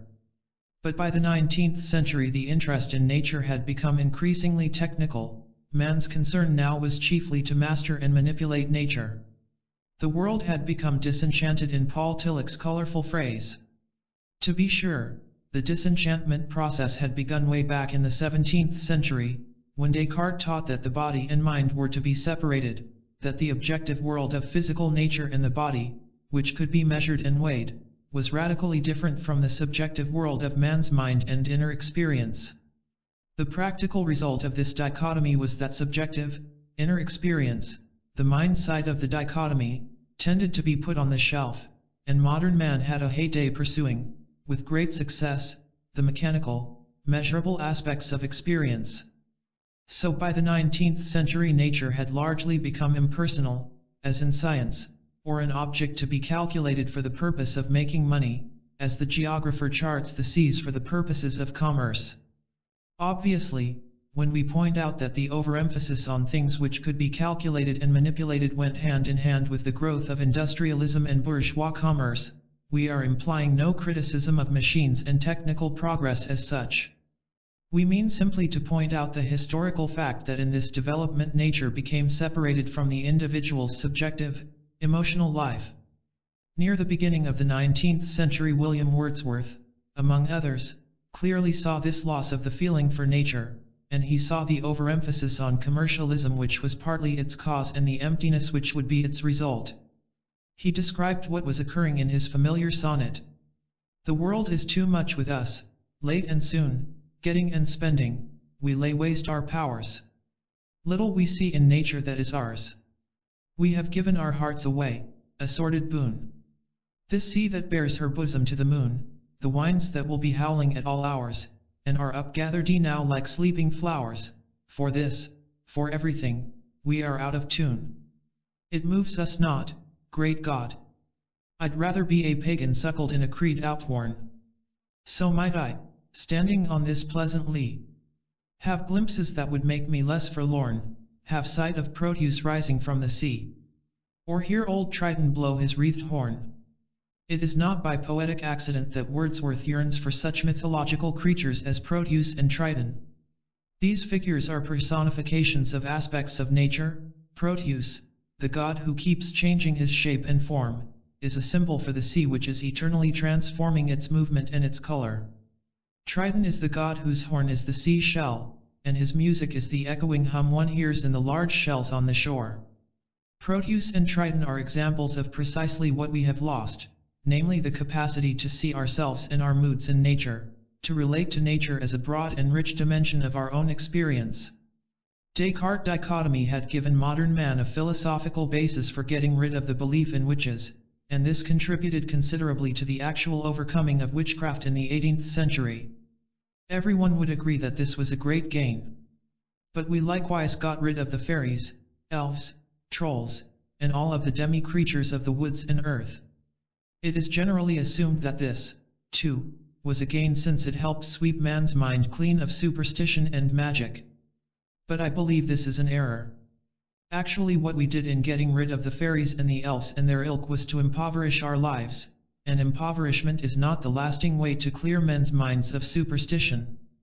There is a sound truth in the old parable of the man who swept the evil spirit out of his house, but the spirit, noticing that the house stood clean and vacant, returned bringing 7 more evil spirits with him, and the second state of the man was worse than the first. For it is the empty and vacant people who seize on the new and more destructive forms of our latter-day superstitions, such as beliefs in the totalitarian mythologies, engrams, miracles like the day the sun stood still, and so on. Our world has become disenchanted, and it leaves us not only out of tune with nature but with ourselves as well. As human beings we have our roots in nature, not simply because of the fact that the chemistry of our bodies is of essentially the same elements as the air or dirt or grass. In a multitude of other ways we participate in nature. The rhythm of the change of seasons or of night and day, for example, is reflected in the rhythm of our bodies, of hunger and fulfillment, of sleep and wakefulness, of sexual desire and gratification, and in countless other ways. Proteus can be a personification of the changes in the sea because he symbolizes what we in the sea share: changing moods, variety, capriciousness, and adaptability. In this sense, when we relate to nature we are but putting our roots back into their native soil. But in another respect man is very different from the rest of nature. He possesses consciousness of himself. His sense of personal identity distinguishes him from the rest of the living or non-living things. And nature cares not a fig for man's personal identity. That crucial point in our relatedness to nature brings into the center of the picture the basic theme of this book: man's need for awareness of himself. One must be able to affirm his person despite the impersonality of nature, and to fill the silences of nature with his own inner aliveness. It takes a strong self, that is, a strong sense of personal identity, to relate fully to nature without being swallowed up. For really to feel the silence and the inorganic character of nature carries a considerable threat. If one stands on a rocky promontory, for example, and looks at the sea in its tremendous rising and falling of swells, and if one is fully and realistically aware that the sea never has a tear for others' woes nor cares what any other thinks, that one's life could be swallowed up with scarcely an infinitesimal difference being made to the tremendous, ongoing, chemical movement of creation, one is threatened. Or if one gives himself to the feeling of the distance of the far mountain peaks, permits himself to empathize with their heights and depths, and if one is aware at the same moment that the mountain never was the friend of one, nor promised what it could not give, and that one could be dashed to pieces on the stone floor at the foot of the peak without his extinction as a person making the slightest difference to the walls of granite, one is afraid. This is the profound threat of nothingness, or non-being, which one experiences when he fully confronts his relation with inorganic being. And to remind oneself, dust thou art, to dust returnest is hollow comfort indeed. Such experiences in relating to nature have too much anxiety for most people. They flee from the threat by shutting off their imagination, by turning their thoughts to the practical and humdrum details of what to have for lunch. Or they protect themselves from the full terror of the threat of non-being by making the sea a person who wouldn't hurt them, or by taking refuge in some belief in individual providence and telling themselves, "He shall give his angels charge concerning thee lest at any time thou dash thy foot against a stone."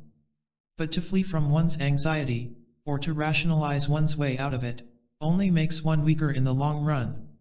It requires, we have said, a strong sense of self and a good deal of courage to relate to nature creatively.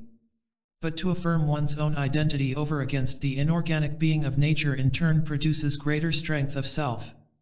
At this point, however, we are getting ahead of our story. How such strength is developed belongs to the discussion in later chapters.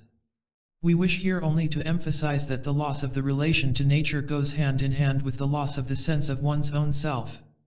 Little we see in nature that is ours, as a description of many modern people, is a mark of the weakened and impoverished person. The loss of the sense of tragedy. A final consequence and evidence of the loss of our conviction of the worth and dignity of the person is that we have lost the sense of the tragic significance of human life. For the sense of tragedy is simply the other side of one's belief in the importance of the human individual. Tragedy implies a profound respect for the human being and a devotion to his rights and destiny, otherwise it just doesn't matter whether Orestes or Lear or you or I fall or stand in our struggles.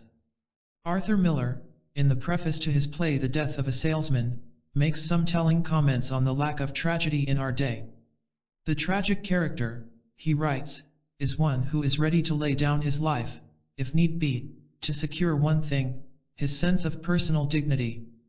And the tragic right is a condition of life, a condition in which the human personality is able to flower and realize itself. These conditions obtained in the periods in Western history when great tragedy was written. One has only to look at 5th century Greece, when Aeschylus and Sophocles wrote the mighty tragedies of Oedipus, Agamemnon and Orestes, or at Elizabethan England when Shakespeare gave us Lear and Hamlet and Macbeth. But in our age of emptiness, tragedies are relatively rare. Or if they are written, the tragic aspect is the very fact that human life is so empty, as in Eugene O'Neill's drama, The Iceman Cometh. This play is set in a saloon, and its dramatis personae, alcoholics, prostitutes, and, as the chief character, a man who in the course of the play goes psychotic, can dimly recall the periods in their lives when they did believe in something. It is this echo of human dignity in a great void of emptiness that gives this drama the power to elicit the emotions of pity and terror of classical tragedy. Arthur Miller's Death of a Salesman, which we have mentioned earlier, is itself one of the few real tragedies about the common people, neither alcoholics nor psychotics, who make up the social situation in this country out of which most of us have sprung. In the movie version of this drama, Willy Loman, the salesman, is unfortunately made to look pathetic, those who saw only the movie may have to imagine Willie in a broader context to appreciate his real tragic import. He was a man who took seriously the teachings of his society, that success should attend hard, energetic work, that economic progress is a reality and that if one has the right contacts achievement and salvation should follow. It is easy enough from our later perspective to see through Willie's illusions, and to poke fun at his unsound go-getter values. But that is not the point. The one thing that matters is that Willie believed, he took seriously his own existence and what he had been taught he could rightly expect from life. "I don't say he is a great man," says his wife in describing Willie's disintegration to their sons, "but he's a human being, and a terrible thing is happening to him. So attention must be paid." The tragic fact is not that Willie is a man of the grandeur of Lear or the inward richness of Hamlet, he's only a little boat looking for a harbor, as his wife also says. But it is the tragedy of a historical period. If one multiplies Willie by the hundreds of thousands of fathers and brothers who also believed what they were taught but found in the changing times that it did not work, one has enough to shake one with pity and fear as in the tragedies of old. He never knew who he was, and he was one who took seriously his right to know. The flaw, or crack in the tragic character, Miller writes, is really nothing, and need be nothing, but his inherent unwillingness to remain passive in the face of what he conceives to be a challenge to his dignity, his image of his rightful status. Only the passive, only those who accept their lot without active retaliation, are flawless. Most of us are in that category. Miller goes on to point out that the quality in a tragedy which shakes us derives from the underlying fear of being displaced, the disaster inherent in being torn away from our chosen image of what and who we are in this world. Among us today this fear is as strong, and perhaps stronger, than it ever was. Asterisk. Let no one assume we are advocating a pessimistic view when we mourn the loss of the tragic sense. On the contrary, as Miller also notes, tragedy implies more optimism in its author than does comedy, and its final result ought to be the reinforcement of the onlooker's brightest opinions of the human animal. For the tragic view indicates that we take seriously man's freedom and his need to realize himself. It demonstrates our belief in the indestructible will of man to achieve his humanity. The knowledge of human nature and the insights into man's unconscious conflicts which are disclosed in psychotherapy give new ground for believing in the tragic aspects of human life. The psychotherapist, privileged to be an intimate witness to some person's inner wrestling and their often grave and bitter struggles with themselves and with external forces which challenge their dignity, gains a new respect for these persons and a new realization of the potential dignity of the human being. Countless times a week, furthermore, he receives proof in his consulting work that when men at last accept the fact that they cannot successfully lie to themselves, and at last learn to take themselves seriously, they discover previously unknown and often remarkable recuperative powers within themselves. The picture of the roots of the malady of our time given in this chapter adds up to a bleak diagnosis. But it does not necessarily imply a bleak prognosis. For the positive side is that we have no choice but to move ahead. We are like people part way through psychoanalysis whose defenses and illusions are broken through, and their only choice is to push on to something better. We, and by we I mean everyone, however old or young, who is aware of the historical situation in which we live, are not the lost generation of the 1920s. The term lost, when applied to members of that period of adolescent rebellion following the First World War, meant that one was temporarily away from home, and could go back again whenever one became too frightened at being on one's own. But we are, rather, the generation which cannot turn back. We in the middle of the 20th century are like pilots in the transatlantic flight who have passed the point of no return, who do not have fuel enough to go back but must push on regardless of storms or other dangers. What, then, is the task before us? The implications are clear in the above analysis. We must rediscover the sources of strength and integrity within ourselves. This, of course, goes hand in hand with the discovery and affirmation of values in ourselves and in our society which will serve as the core of unity. But no values are effective, in a person or a society, except as there exists in the person the prior capacity to do the valuing, that is, the capacity actively to choose and affirm the values by which he lives. This the individual must do, and in this way he will help lay the groundwork for the new constructive society which will eventually come out of this disturbed time, as the Renaissance came out of the disintegration of the Middle Ages. William James once remarked that those who are concerned with making the world more healthy had best start with themselves. We could go farther and point out that finding the center of strength within ourselves is in the long run the best contribution we can make to our fellow men. It is said that when the fisherman in the sea around Norway sees his boat heading for a maelstrom, he reaches ahead to try to throw an oar into the boiling whirlpool. If he can do so, the maelstrom quiets down, and he and his boat go safely through. Just so, one person with indigenous inner strength exercises a great calming effect on panic among people around him. This is what our society needs, not new ideas and inventions, important as these are, and not geniuses and supermen, but persons who can be, that is, persons who have a center of strength within themselves. It is our task in these chapters to try to find the sources of this inner strength. Part 2. Rediscovering Selfhood. 3. The experience of becoming a person. To undertake this venture of becoming aware of ourselves, and to discover the sources of inner strength and security which are the rewards of such a venture, let us start at the beginning by asking, what is this person, this sense of selfhood we seek? A few years ago a psychologist procured a baby chimpanzee the same age as his infant son. In order to do an experiment, such as is the wont of these men, he raised the baby chimp and baby human being in his household together. For the first few months they developed at very much the same speed, playing together and showing very little difference. But after a dozen months or so, a change began to occur in the development of the little human baby, and from then on there was a great difference between him and the chimp. This is what we would expect. For there is very little difference between the human being and any mammal baby from the time of the original unity of the fetus in the womb of its mother, through the beginning of the beating of its own heart, then its ejection as an infant from the womb at birth, the commencing of its own breathing and the first protected months of life. But around the age of 2, more or less, there appears in the human being the most radical and important emergence so far in evolution, namely his consciousness of himself. He begins to be aware of himself as an I. As the fetus in the womb, the infant has been part of the original we with its mother, and it continues as part of the psychological we in early infancy.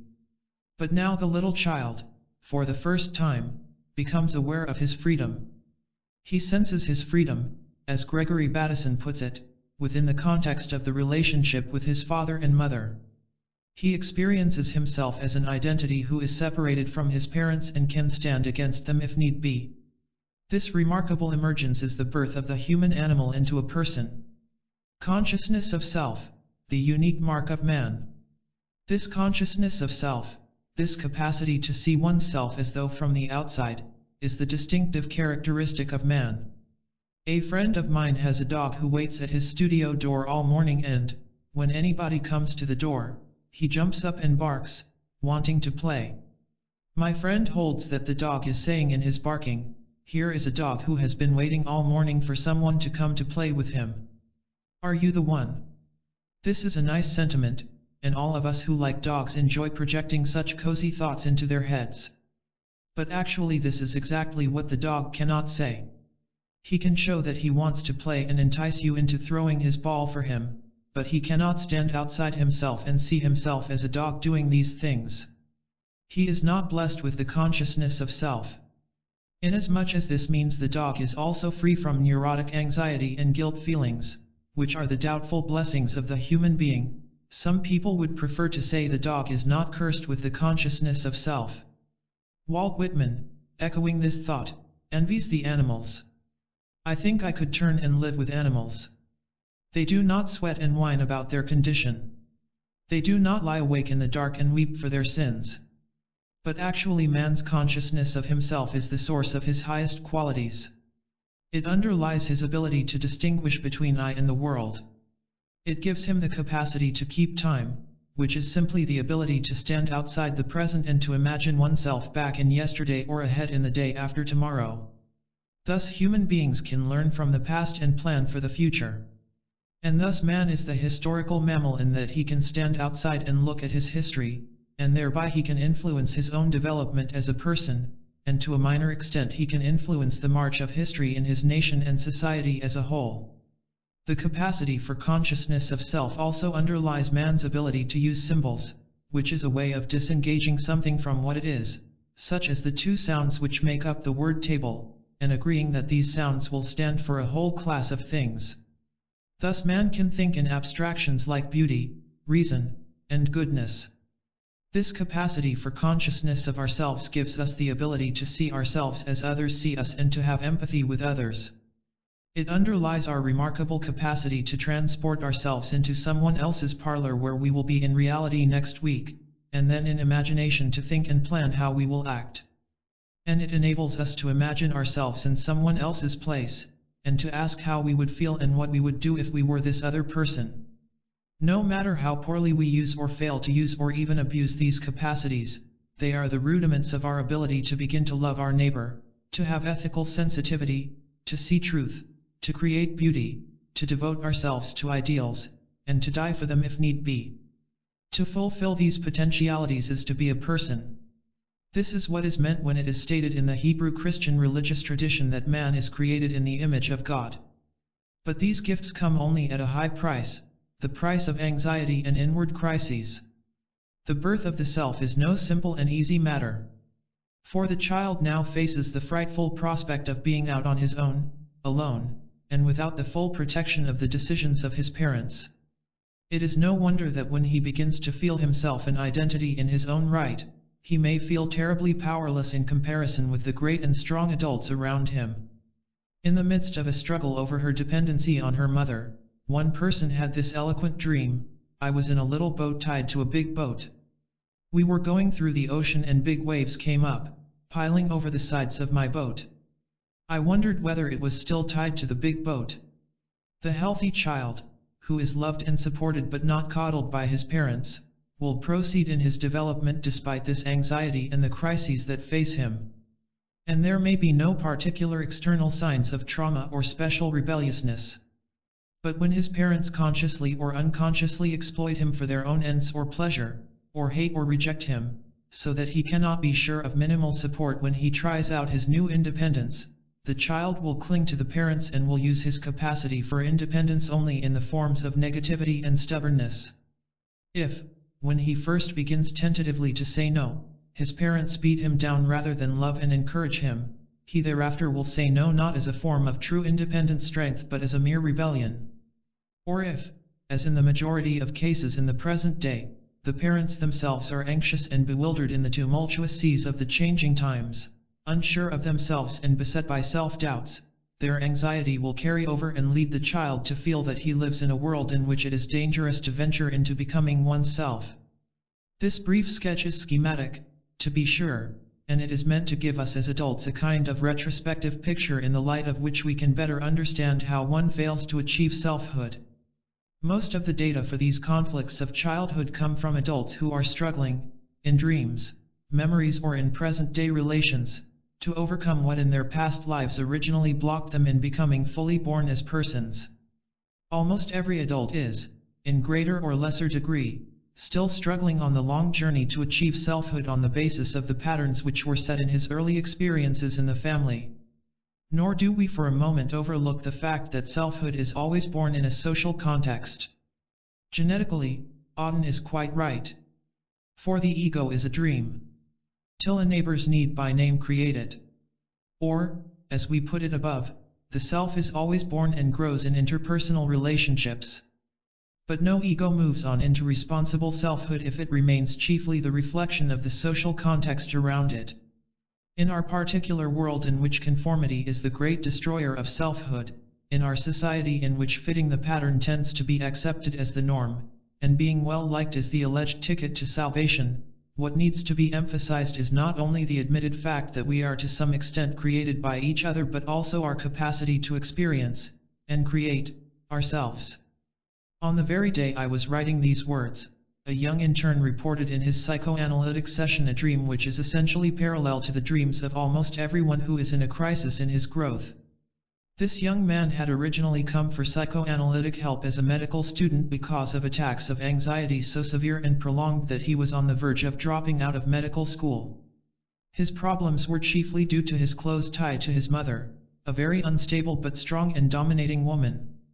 Having by now completed his medical studies, he was a successful intern and had applied for the most responsible residency in the hospital for the next year. The day preceding the night on which he had this dream, he had received a letter from the hospital directors awarding him the residency and paying him compliments on his excellent work as an intern. But instead of being pleased, he had been suddenly seized with an attack of anxiety. The dream follows in his own words. I was bicycling to my childhood home where my father and mother were. The place seemed beautiful. When I went in, I felt free and powerful, as I am in my real life as a doctor now, not as I was as a boy. But my mother and father would not recognize me. I was afraid to express my independence for fear I would be kicked out. I felt as lonely and separate as though I were at the North Pole and there were no people around but only snow and ice for thousands of miles. I walked through the house, and in the different rooms were signs tacked up, wipe your feet, and clean your hands. The anxiety after his being offered the desired position indicates that something in it, or in the responsibility it entailed, very much frightened him. And the dream tells us why. If he is a responsible, independent person in his own right, in contrast to the boy tied to his mother's apron strings, he will be ejected from his family, and will be isolated and alone. The fascinating vignettes in the form of the wipe your feet signs add a footnote which says the house is like a military camp and not a loving home at all. The real question facing this young man, of course, was why he dreamed of going home at all. What need was there within himself to go back to mother and father and the house he pictured as externally beautiful in the dream, when he is confronted with responsibility? This is a question we shall deal with later.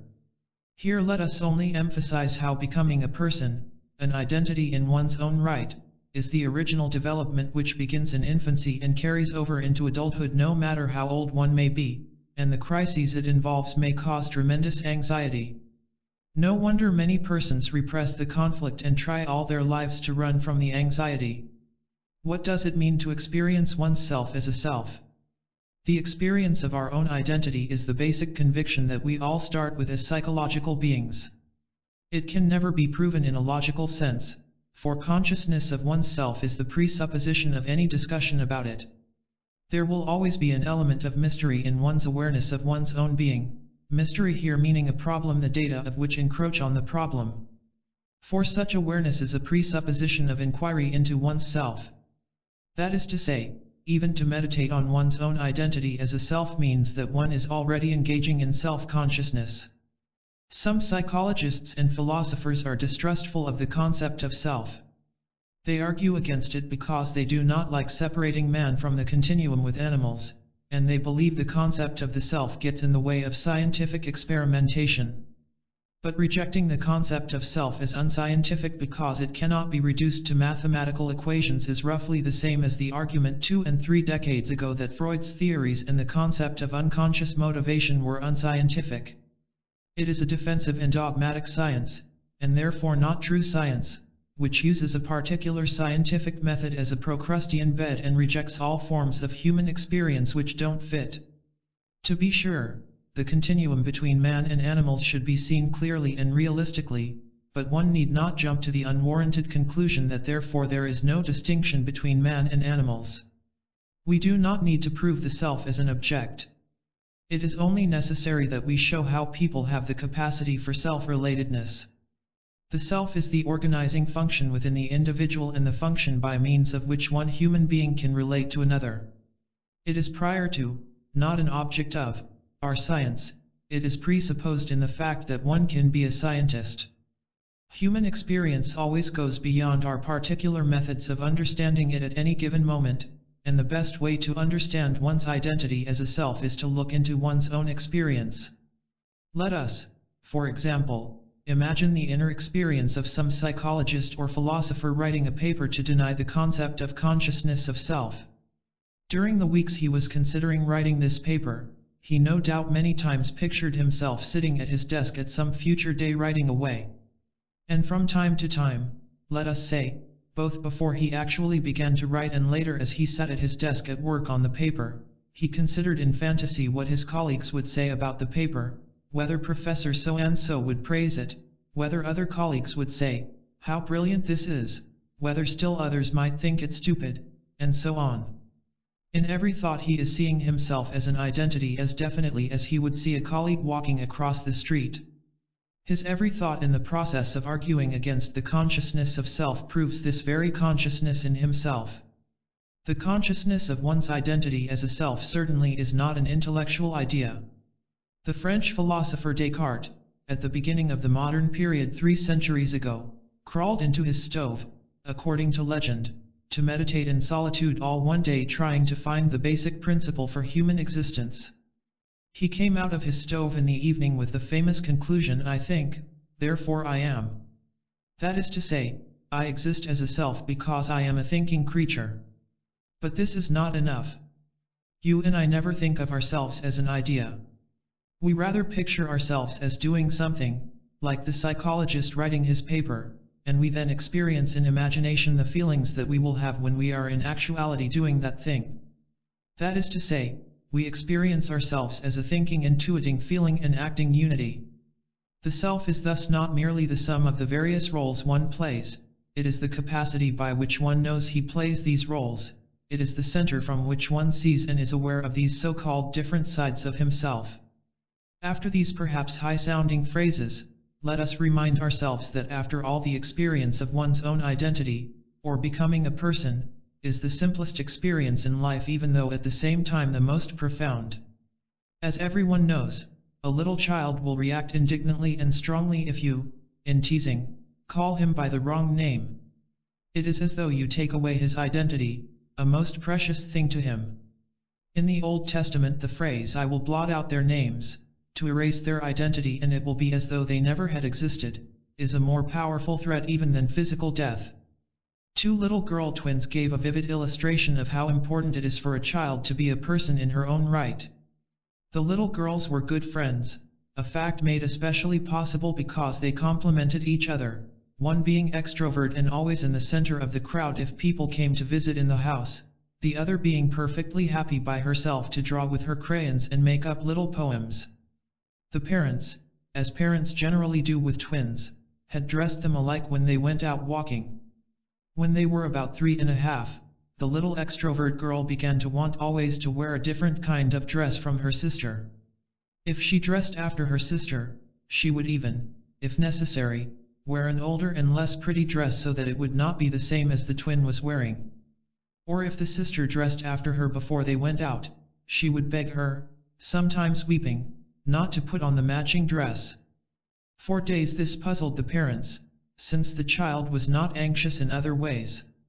Finally the parents, on a hunch, asked the little girl, "When you two go out walking, do you like to have the people on the street say, 'Look at these nice twins'?" Immediately the little girl exclaimed, "No, I want them to say, 'Look at these 2 different people.'" This spontaneous exclamation, obviously revealing something very important to the little girl, cannot be explained by saying that the child wanted attention, for she would have gotten more attention if she had dressed as a twin. It shows, rather, her demand to be a person in her own right, to have personal identity, a need which was more important to her even than attention or prestige. The little girl rightly stated the goal for every human being, to become a person. Every organism has one and only one central need in life, to fulfill its own potentialities. The acorn becomes an oak, the puppy becomes a dog and makes the fond and loyal relations with its human masters which befit the dog, and this is all that is required of the oak tree and the dog. But the human being's task in fulfilling his nature is much more difficult, for he must do it in self-consciousness. That is, his development is never automatic but must be to some extent chosen and affirmed by himself. Among the works of man, John Stuart Mill has written, which human life is rightly employed in perfecting and in beautifying, the first importance surely is man himself. Human nature is not a machine to be built after a model and set to do exactly the work prescribed for it, but a tree, which requires to grow and develop itself on all sides, according to the tendency of the inward forces which make it a living thing. In this charmingly expressed thought, John Stuart Mill has unfortunately omitted the most important tendency of the inward forces which make man a living thing, namely that man does not grow automatically like a tree, but fulfills his potentialities only as he in his own consciousness plans and chooses. Fortunately, the long protracted period of infancy and childhood in human life, in contrast to the condition of the acorn, which is on its own as soon as it falls to the soil, or of the puppy which must fend for itself after a few weeks, prepares the child for this difficult task. He is able to acquire some knowledge and inner strength so that as he must begin to choose and decide, he has some capability for it. Man, furthermore, must make his choices as an individual, for individuality is one side of one's consciousness of oneself. We can see this point clearly when we realize that consciousness of oneself is always a unique act. I can never know exactly how you see yourself, and you never can know exactly how I relate to myself. This is the inner sanctum where each man must stand alone. This fact makes for much of the tragedy and inescapable isolation in human life, but it also indicates again that we must find the strength in ourselves to stand in our own inner sanctum as individuals. And this fact means that, since we are not automatically merged with our fellows, we must through our own affirmation learn to love each other. If any organism fails to fulfill its potentialities, it becomes sick, just as your legs would wither if you never walked. But the power of your legs is not all you would lose. The flowing of your blood, your heart action, your whole organism would be the weaker. And in the same way, if man does not fulfill his potentialities as a person, he becomes to that extent constricted and ill. This is the essence of neurosis, the person's unused potentialities, blocked by hostile conditions in the environment, past or present, and by his own internalized conflicts, turn inward and cause morbidity. Energy is eternal delight, said William Blake. He who desires but acts not, breeds pestilence. Kafka was a master at the gruesome task of picturing people who do not use their potentialities and therefore lose their sense of being persons. The chief character in the trial and in the castle has no name. He is identified only by an initial, a mute symbol of one's lack of identity in one's own right. In the staggering and frightful parable, Metamorphosis, Kafka illustrates what happens when the human being forfeits his powers. The hero of this story is a typical, empty modern young man, who lives a routine, vacuous life as a salesman, returning regularly to his middle-class home, eating the same menu of roast beef every Sunday while his father goes to sleep at the table. The young man's life was so empty, implies Kafka, that he woke up one morning no longer a human being but a cockroach. Because he had not fulfilled his status as a man, he forfeited his human potentialities. A cockroach, like lice and rats and vermin, lives off others' leavings. It is a parasite, and in most people's minds a symbol for what is unclean and repugnant. Could there be any more powerful symbol of what happens when a human being relinquishes his nature as a person?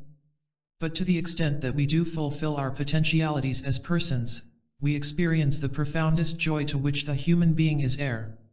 When a little child is learning to walk up steps or lift a box, he will try again and again, getting up when he falls down and starting over again. And finally, when he does succeed, he laughs with gratification, his expression of joy in the use of his powers. But this is nothing in comparison to the quiet joy when the adolescent can use his newly emerged power for the first time to gain a friend, or the adult's joy when he can love, plan and create. Joy is the affect which comes when we use our powers. Joy, rather than happiness, is the goal of life, for joy is the emotion which accompanies our fulfilling our natures as human beings. It is based on the experience of one's identity as a being of worth and dignity, who is able to affirm his being, if need be, against all other beings in the whole inorganic world. This power in its ideal form is shown in the life of a Socrates, who was so confident in himself and his values that he could take his being condemned to death not as a defeat but as a greater fulfillment than compromising his beliefs. But we do not wish to imply such joy is only for the heroic and the outstanding. It is as present qualitatively in anyone's act, no matter how inconspicuous, which is done as an honest and responsible expression of his own powers. Self-contempt, a substitute for self-worth. But here we must pause to answer two objections. Some readers may be thinking that this emphasis on the necessity and value of consciousness of self will make people too concerned about themselves. One objection would be that it leads one to be too introspective, and another that it makes for pride in oneself. Persons with this latter objection might raise the questions, are we not told not to think too highly of ourselves? And has it not been proclaimed that man's pride in himself is the root of most evil in our time? Let us consider the latter objection first. To be sure, one ought not to think too highly of oneself, and a courageous humility is the mark of the realistic and mature person. But thinking too highly of oneself, in the sense of self-inflation and conceit, does not come from greater consciousness of oneself or greater feelings of self-worth. In fact, it comes from just the opposite. Self-inflation and conceit are generally the external signs of inner emptiness and self-doubt. A show of pride is one of the most common covers for anxiety. Pride was a chief characteristic of the famous Roaring 1920s, but we know now that this period was one of widespread, suppressed anxiety. The person who feels weak becomes a bully, the inferior person the braggart, a flexing of muscles, much talk, cockiness, an endeavor to brazen it out, are the symptoms of covered anxiety in a person or a group. Tremendous pride was exhibited in fascism, as everyone knows who has seen the pictures of the strutting Mussolini and psychopathic Hitler, but fascism is a development in people who are empty, anxious, and despairing, and therefore seize on megalomaniac promises. To push this question deeper, many of the arguments in our day against pride in oneself, and many of the homilies on alleged self-abnegation, have a motive quite other than humility or a courageous facing of one's human situation. A great number of these arguments, for example, reveal a considerable contempt for the self. Aldous Huxley writes, "For all of us, the most intolerably dreary and deadening life is that which we live with ourselves." Fortunately, it can be remarked immediately, this generalization is obviously untrue. It is empirically not a fact that the most dreary and deadening hours of Spinoza were those he lived with himself, or of Thoreau or of Einstein or of Jesus or of many a human being who has no fame whatever but who has ventured, as Kierkegaard puts it, to become conscious of himself. In fact, I seriously doubt whether Huxley's remark is true even of himself, or of Reinhold Niebuhr, or others who with so much self-confidence and assertiveness proclaim the evils of man's asserting himself. Indeed, it is very easy to get an audience these days if one preaches against conceit and pride in oneself, for most people feel so empty and convinced of their lack of worth anyway that they readily agree that the one who is condemning them must be right. This leads us to the most important point of all in understanding the dynamics of much modern self-condemnation, namely that condemning ourselves is the quickest way to get a substitute sense of worth. People who have almost, but not quite, lost their feeling of worth generally have very strong needs to condemn themselves, for that is the most ready way of drowning the bitter ache of feelings of worthlessness and humiliation. It is as though the person were saying to himself, "I must be important that I am so worth condemning," or "Look how noble I am, I have such high ideals and I am so ashamed of myself that I fall short." A psychoanalyst once pointedly remarked that when someone in psychoanalysis berates himself at great length for picayune sins, he feels like asking, "Who do you think you are?" The self-condemning person is very often trying to show how important he is that God is so concerned with punishing him. Much self-condemnation, thus, is a cloak for arrogance. Those who think they overcome pride by condemning themselves could well ponder Spinoza's remark, "One who despises himself is the nearest to a proud man." In ancient Athens, when a politician was trying to get the votes of the working class by appearing very humble in a tattered coat with big holes in it, Socrates unmasked his hypocrisy by exclaiming, "Your vanity shows forth from every hole in your coat." The mechanism of much of this self-condemnation in our day can be observed in psychological depressions. The child, for example, who feels he is not loved by his parents can always say, generally to himself, "If I were different, if I were not bad, they would love me." By this means he avoids facing the full force and the terror of the realization that he is not loved. Thus, too, with adults, if they can condemn themselves, they do not need really to feel the pain of their isolation or emptiness, and the fact that they are not loved then does not cast doubt upon their feeling of worth as persons. For they can always say, if it were not for such and such a sin or bad habit, I would be loved. In our age of hollow people, the emphasis upon self-condemnation is like whipping a sick horse. It achieves a temporary lift, but it hastens the eventual collapse of the dignity of the person. The self-condemning substitute for self-worth provides the individual with a method of avoiding an open and honest confronting of his problems of isolation and worthlessness, and makes for a pseudo-humility rather than the honest humility of one who seeks to face his situation realistically and do what he can constructively. Furthermore, the self-condemning substitute provides the individual with a rationalization for his self-hate, and thus reinforces the tendencies toward hating himself. And, inasmuch as one's attitudes toward other selves generally parallel one's attitude toward oneself, one's covert tendency to hate others is also rationalized and reinforced. The steps are not big from the feeling of worthlessness of oneself to self-hatred to hatred for others. In the circles where self-contempt is preached, it is of course never explained why a person should be so ill-mannered and inconsiderate as to force his company on other people if he finds it so dreary and deadening himself. And furthermore, the multitude of contradictions are never adequately explained in a doctrine which advises that we should hate the oneself, I, and love all others, with the obvious expectation that they will love us, hateful creatures that we are, or that the more we hate ourselves, the more we love God who made the mistake, in an off moment, of creating this contemptible creature, I. Fortunately, however, we no longer have to argue that self-love is not only necessary and good but that it also is a prerequisite for loving others. Erich Fromm, in his persuasive analysis, Selfishness and Self-Love, has made it clear that selfishness and excessive self-concern really come from an inner self-hatred. He points out that self-love is not only not the same as selfishness but is actually the opposite to it.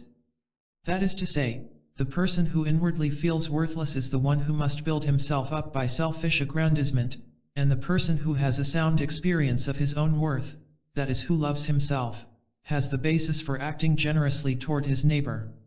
Fortunately, it also becomes clear from a longer religious perspective that much contemporaneous self-condemning and self-contempt are a product of particular modern problems. Calvin's contemptuous view of the self was closely related to the fact that individuals felt so insignificant in the industrial developments of the modern period.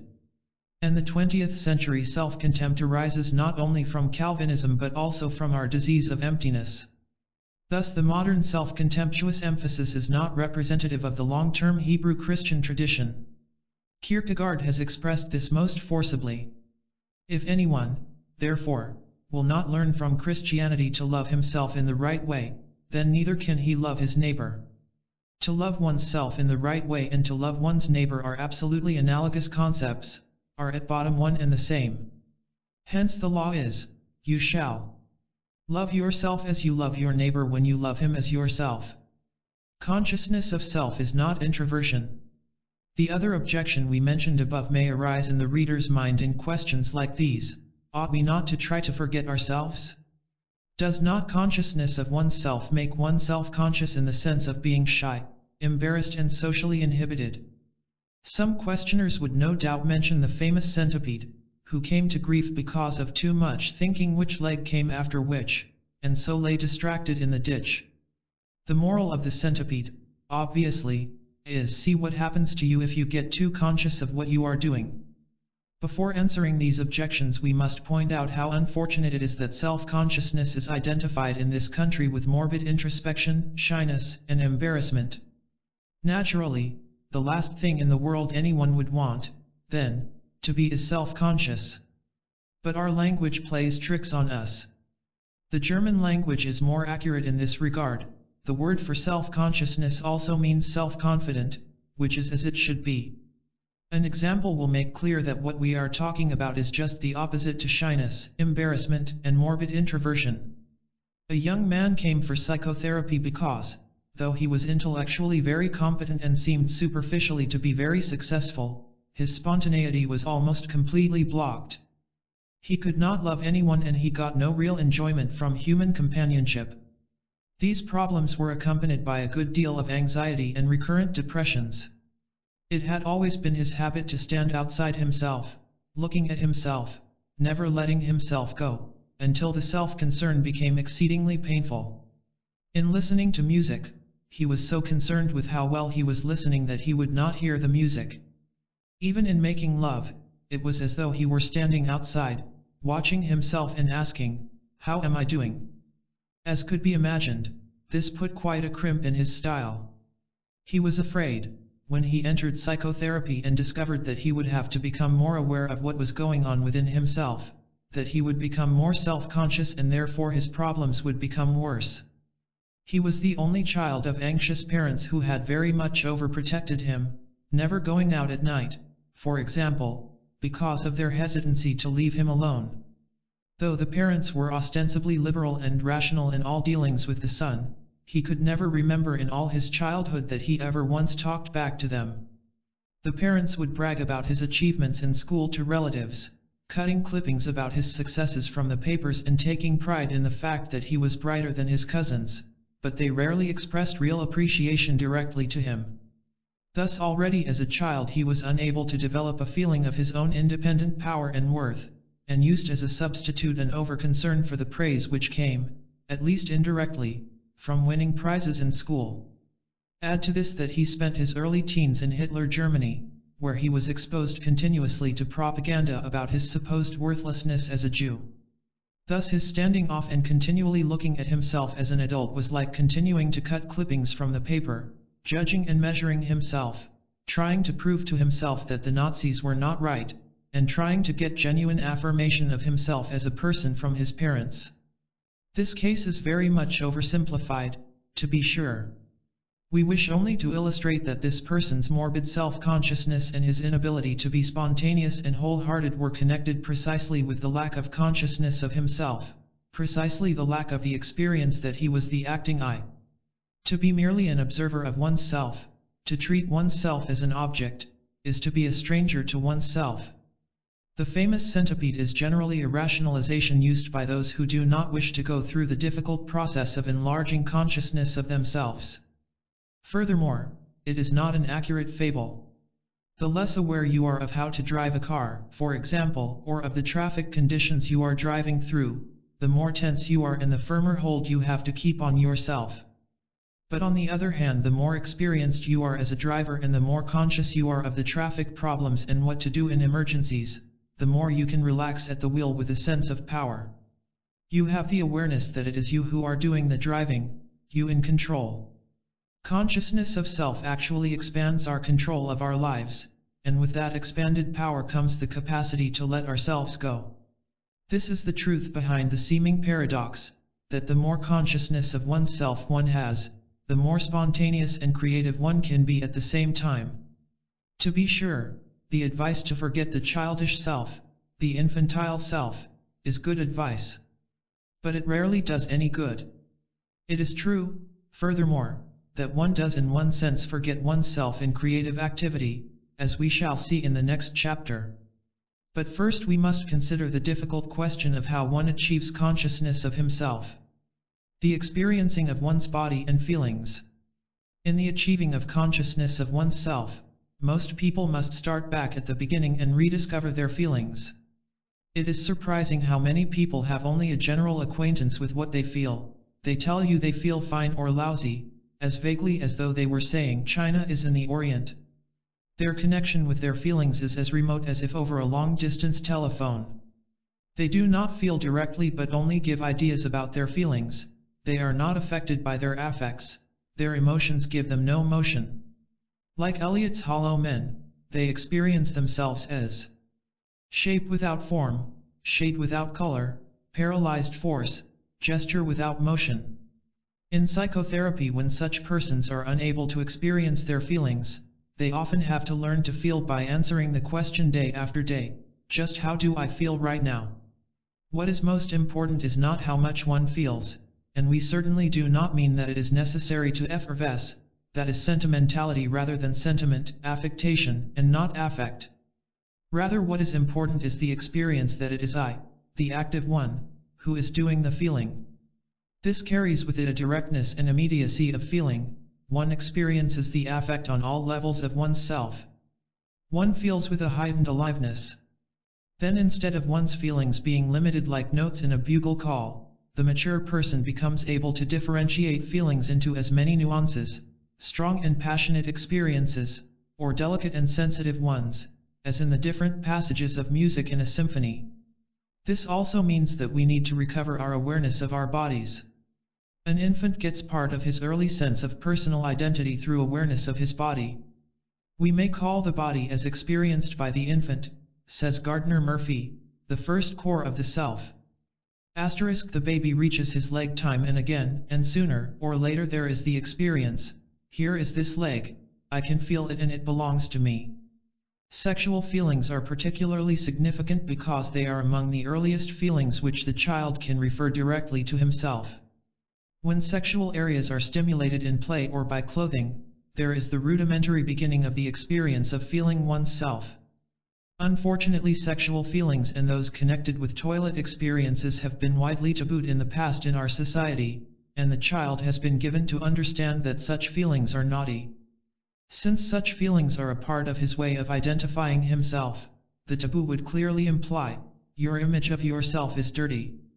This undoubtedly is one important part of the origin of the tendency to despise the self in our society. The ability to be aware of one's body has a great importance all through life. It is a curious fact that most adults have so lost physical awareness that they are unable to tell how their leg feels if you should ask them, or their ankle, or their middle finger or any other part of the body. In our society, the awareness of the different parts of the body is generally limited to some borderline schizophrenics and other sophisticated people who have come under the influence of yoga or other Eastern exercises. Most people act on the principle, let hands or feet feel as they may, I must get off to work. As a result of several centuries of suppressing the body into an inanimate machine, subordinated to the purposes of modern industrialism, people are proud of paying no attention to the body. They treat it as an object for manipulation, as though it were a truck to be driven till it runs out of gas.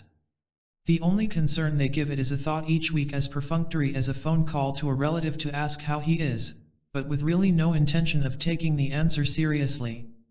Nature then comes along, if we may speak metaphorically, and knocks the person down with colds or the flu or more severe illnesses, as though she were saying, when will you learn to listen to your body? The impersonal, separated attitude toward the body is shown also in the way most people, once they become physically ill, react to the sickness. They speak in the passive voice, I got sick, picturing their body as an object just as they would say I got hit by a car. Then they shrug their shoulders and regard their responsibility fulfilled if they go to bed and place themselves completely in the hands of the doctor and the new medical miracle drugs. Thus they use scientific progress as a rationalization for passivity. They know how germs or virus or allergies attack the body, and they also know how penicillin or sulfa or some other drug cures them.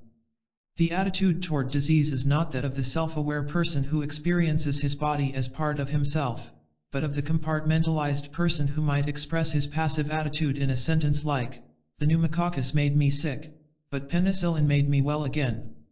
Certainly it is only common sense to avail oneself of all the help science can give, but that is no reason to surrender one's own sovereignty over one's body. When one does surrender autonomy, one opens oneself to psychosomatic ills of all sorts. Many disturbances of bodily function, beginning in such simple things as incorrect walking or faulty posture or breathing, are due to the fact that people have all their lives walked, to take only one simple illustration, as though they were machines, and have never experienced any of the feelings in their feet or legs or rest of the body. The correcting of the malfunction of one's legs, for example, often requires that one learn again to feel what is happening when one walks. In overcoming psychosomatic ills or chronic diseases like tuberculosis, it is essential to learn to listen to the body in deciding when to work and when to rest. It is amazing how many hints and guides and intuitions for living come to the sensitive person who has ears to hear what his body is saying. To be tuned to the responses throughout one's body, as well as to be tuned to one's feelings in emotional relations with the world and people around him, is to be on the way to a health which will not break down periodically. Not only do people separate the body from the self in using it as an instrument for work, but they likewise separate it from the self in their pursuit of pleasure. The body is treated as a vehicle of sensation, from which one can get certain gastronomical pleasures and sexual sensations if skillfully handled, just as though one were tuning a television set. The detached attitude toward sex, which we already noted in a previous chapter, is connected with this tendency to separate the body from the rest of the self. The Kinsey report speaks of the sexual partner as a sexual object, and in the same vein many persons think in terms of my sexual needs require some outlet, rather than I want and choose sexual relations with this particular person. The tendency to separate sexual activity from the rest of the self is, as everyone knows, illustrated on one hand by the Puritan attitudes.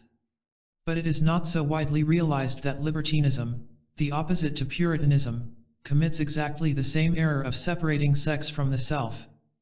We are proposing welcoming the body back into the union with the self. This means, as already suggested, recovering an active awareness of one's body. It means experiencing one's body, the pleasure of eating or resting or the exhilaration of using toned-up muscles or the gratification of sexual impulses and passion, as aspects of the acting self. It is not the attitude of my body feels but I feel. In sex it is the attitude of experiencing sexual desire and passion as one aspect of interpersonal relationships. Separating sex from the rest of the self, indeed, is no more tenable than to isolate one's larynx and speak of my vocal cords wanting to talk with my friend. We propose, furthermore, placing the self in the center of the picture of bodily health. It is I who grow sick or achieve health. We propose the active rather than passive voice in illness. The old expression I sicken is accurate. Fortunately, in at least one disease the active verb is still used for the process of getting well. Tuberculosis patients say I cured at such and such a sanatorium. We propose that illnesses, whether physical or psychological, be taken not as periodic accidents which occur to the body, or to the personality or mind, but as nature's means of re-educating the whole person. Using illness as re-education is illustrated in a letter a patient with tuberculosis wrote to a friend. The disease occurred not simply because I overworked, or ran athwart some TB bugs, but because I was trying to be something I wasn't.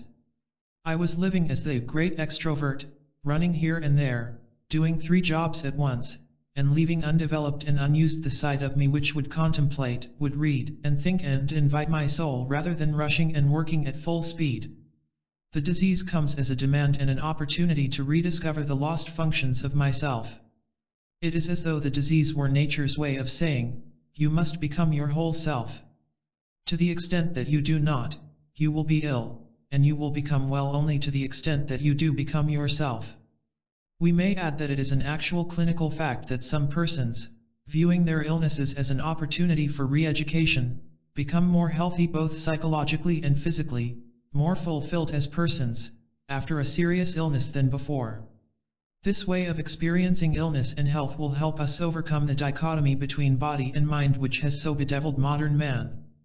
When one looks at the different illnesses from the perspective of the self, he sees that physical, psychological, and spiritual, using the last term to refer to despair and the sense of meaninglessness in life, diseases are all aspects of the same difficulty of the self in finding itself in its world. It is well known, for example, that the different kinds of illness may serve interchangeable purposes for the individual. Physical illness may relieve psychological troubles by giving some focus for floating anxiety. The person then has something concrete to worry about, and that is a lot less painful than vague floating anxiety, or by giving needed respite from responsibility to those who have not learned to assume responsibility maturely. And many a person, through a bout of influenza or more serious disease, has relieved his guilt feelings, however unconstructive such a method may be. Thus, so long as scientific progress takes away diphtheria, tuberculosis, and other diseases, a consummation devoutly to be wished, without helping people to get over their anxiety, guilt, emptiness, and purposelessness, sickness is only forced into a new channel. That may sound like a rash statement, but in principle I believe it is true. The struggle against disease in the compartmentalized way is like Hercules' battle against the 7-headed Hydra. Every time he cut off one head, another grew in its place. The battle for health must be won on the deeper level of the integration of the self. Certainly it is no depreciation of the great value of the new medical discoveries to emphasize that we shall make lasting progress in health only to the extent that we go beyond finding means of killing germs and bacilli and external organisms which invade the body, and discover means of helping ourselves and other people so to affirm their own beings that they will not need to be sick. Awareness of one's feelings lays the groundwork for the second step, knowing what one wants. This point may look very simple at first glance. Who does not know what he wants? But as we pointed out in the first chapter, the amazing thing is how few people actually do. If one looks honestly into himself, does he not find that most of what he thinks he wants is just routine, like fish on Friday, or that what he wants is what he thinks he should want, like being a success in his work, or wants to want, like loving his neighbor? One can often see clearly the expression of direct and honest wants in children before they have been taught to falsify their desires. The child exclaims, "I like ice cream, I want a cone," and there is no confusion about who wants what. Such directness of desire often comes like a breath of fresh air in a murky land.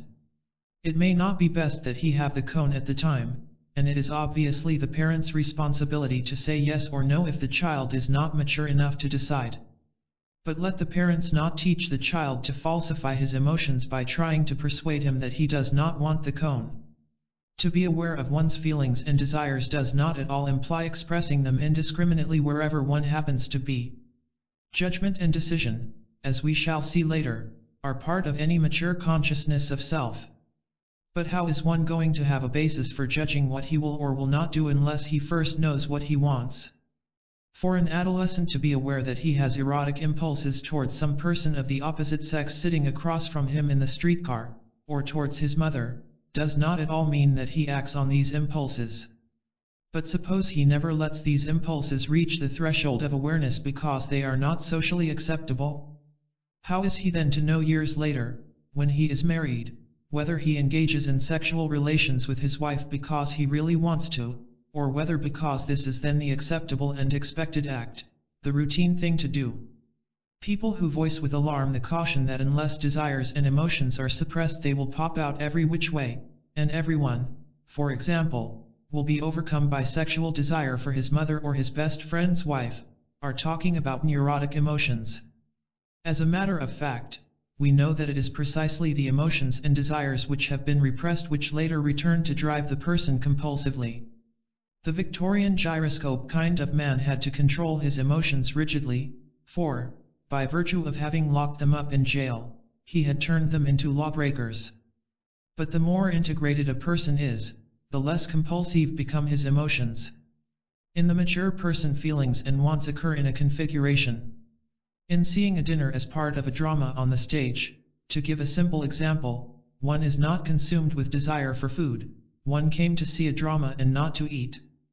Or when listening to a concert singer, one is not consumed with sexual desire even though she may be very attractive. The configuration is set by the fact that one chose in coming to hear music. Of course, as we have indicated throughout this book, none of us escape conflicts from time to time. But these are different from being compulsively driven by emotions. Every direct and immediate experience of feeling and wanting is spontaneous and unique. That is to say, the wanting and feeling are uniquely part of that particular situation at that particular time and place. Spontaneity means to be able to respond directly to the total picture, or, as it is technically called, to respond to the figure ground configuration. Spontaneity is the active I becoming part of the figure ground. In a good portrait painting, the background is always an integral part of the portrait, so an act of a mature human being is an integral part of the self in relation to the world around it. Spontaneity, thus, is very different from effervescence or egocentricity, or letting out one's feelings regardless of the environment. Spontaneity, rather, is the acting I responding to a particular environment at a given moment. The originality and uniqueness which is always part of a spontaneous feeling can be understood in this light. For just as there never was exactly that situation before and never will be again, so the feeling one has at that time is new and never to be exactly repeated. It is only neurotic behavior which is rigidly repetitive. The third step, along with rediscovering our feelings and wants, is to recover our relation with the subconscious aspects of ourselves. We shall add only some brief comments about this step. As modern man has given up sovereignty over his body, so also he has surrendered the unconscious side of his personality, and it has become almost alien to him. In earlier chapters we have seen how the suppression of the irrational, subjective, and unconscious aspects of experience went hand in hand with modern man's need to emphasize regular, rational work in the world of industry and commerce. Now we need to find and welcome back, so far as we can, what we suppressed. All through the ages, even before the time when Joseph interpreted the dreams of Pharaoh until the modern period, people have regarded their dreams, for example, as sources of wisdom, guidance, and insight. But most of us today think of our dreams as odd episodes, as foreign as some strange ceremonial dance in Tibet. This results in the cutting off of an exceedingly great and significant portion of the self.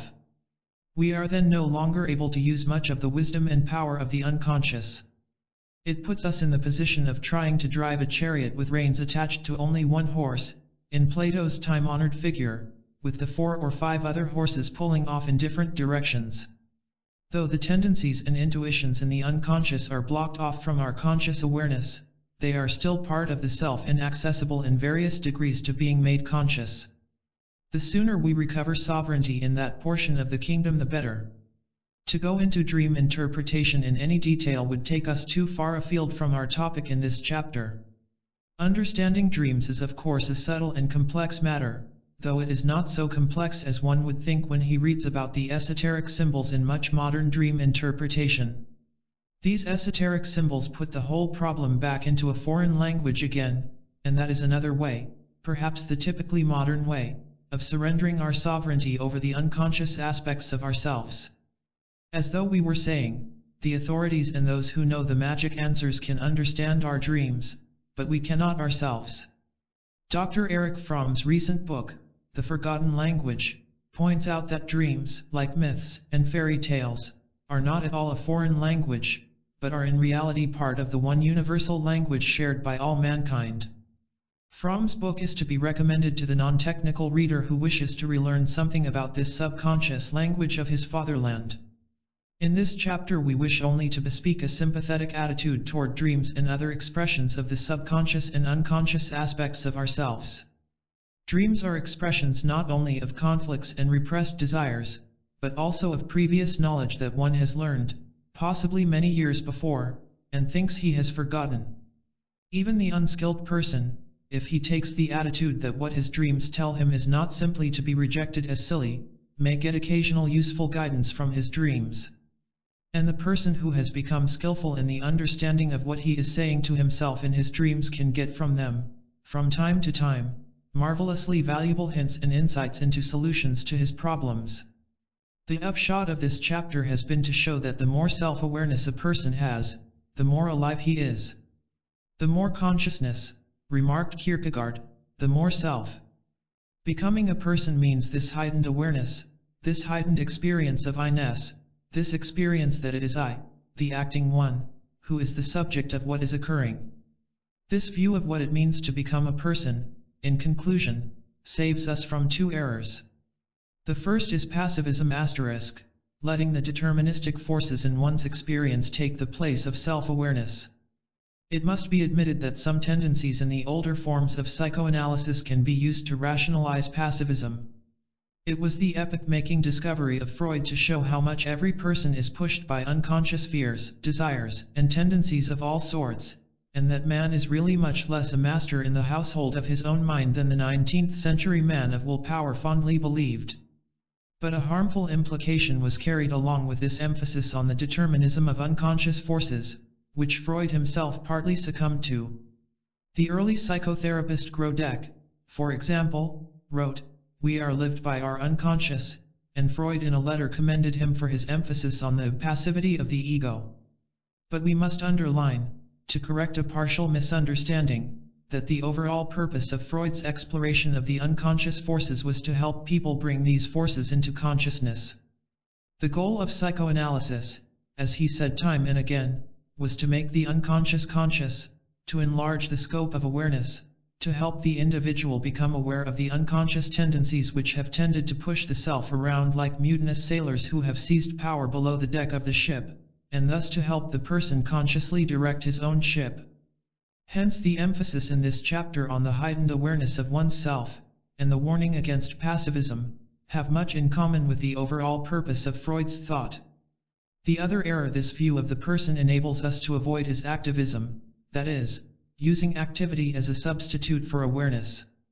By activism we mean the tendency, so common in this country, to assume that the more one is acting, the more one is alive. It should be clear that when we have used the term the active I in this book, we have not meant busyness or merely doing things. Many people keep busy all the time as a way of covering up anxiety. Their activism is a way of running from themselves. They get a pseudo and temporary sense of aliveness by being in a hurry, as though something is going on if they are but moving, and as though being busy is a proof of one's importance. Chaucer has a sly and astute comment about this type, represented in the Merchant in Canterbury Tales: "Methinks he seemed busier than he was." Our emphasis on self-awareness certainly includes acting as an expression of the alive, integrated self, but it is the opposite to activism, the opposite, that is, to acting as an escape from self-awareness. Aliveness often means the capacity not to act, to be creatively idle, which may be more difficult for most modern people than to do something. To be idle, Robert Louis Stevenson accurately wrote, requires a strong sense of personal identity. Self-awareness, as we have proposed it, brings back into the picture the quieter kinds of aliveness, the arts of contemplation and meditation, for example, which the Western world, to its peril, has all but lost. It brings a new appreciation for being something rather than merely doing something. With such a relation to oneself, work for us modern men, who are the great toilers and producers, will not be an escape from ourselves or a way of trying to prove our worth, but a creative expression of the spontaneous powers of the person who has consciously affirmed his relatedness to his world and his fellow men. 4. The struggle to be. But is not the path to self-awareness fraught with more vicissitudes, more peaks and precipices of difficulty and conflict than implied in the foregoing chapter? True, and we now turn to the more dynamic aspects of becoming a person. For most people, particularly adults trying to overcome the earlier experiences which have blocked them in becoming persons in their own right, achieving consciousness of self involves struggle and conflict. They find that becoming persons requires not only learning to feel, to experience, and to want, as we pointed out in the preceding chapter, but to fight against what prevents them from feeling and wanting. They discover that there are certain chains which hold them back. These chains, in essence, are the ties which bind them to the parents, especially in our society to the mother. We have seen that the human being's development is a continuum of differentiation from the mass toward freedom as an individual. We have also noted that the potential person is originally a unity with the mother as a fetus in the womb, where it is fed automatically through the umbilical cord without any choice by mother or baby. When it is born and the physical umbilical cord is cut, it has become a physical individual, and feeding thereafter involves some conscious choice on the part of both parties. The infant can raise a howl and demand for food, and the mother can say yes or no. But the infant still is almost completely dependent on the parents, particularly the mother, who nurses him. His becoming an individual continues through an infinite number of steps: the emergence of consciousness of self with the rudimentary beginnings of responsibility and freedom, the movement out from the parental yard when he goes to school, the maturation into a sexual individual at puberty, the struggles of going out on his own to college and in making vocational choices, the assuming of responsibility for a new family in marriage, and so on. All through life a person is engaged in this continuum of differentiation of himself from the whole, followed by steps toward new integration. Indeed, all evolution can be described as the process of differentiation of the part from the whole, the individual from the mass, with the parts then relating to each other on a higher level. Since the human being, in contrast to a stone or chemical compound, can fulfill his individuality only by conscious and responsible choice, he must become a psychological and ethical as well as a physical individual.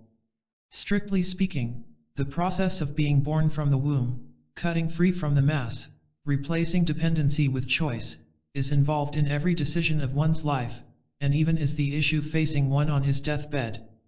For what is the capacity to die courageously except the ultimate step in the continuum of learning to be on one's own, to leave the whole?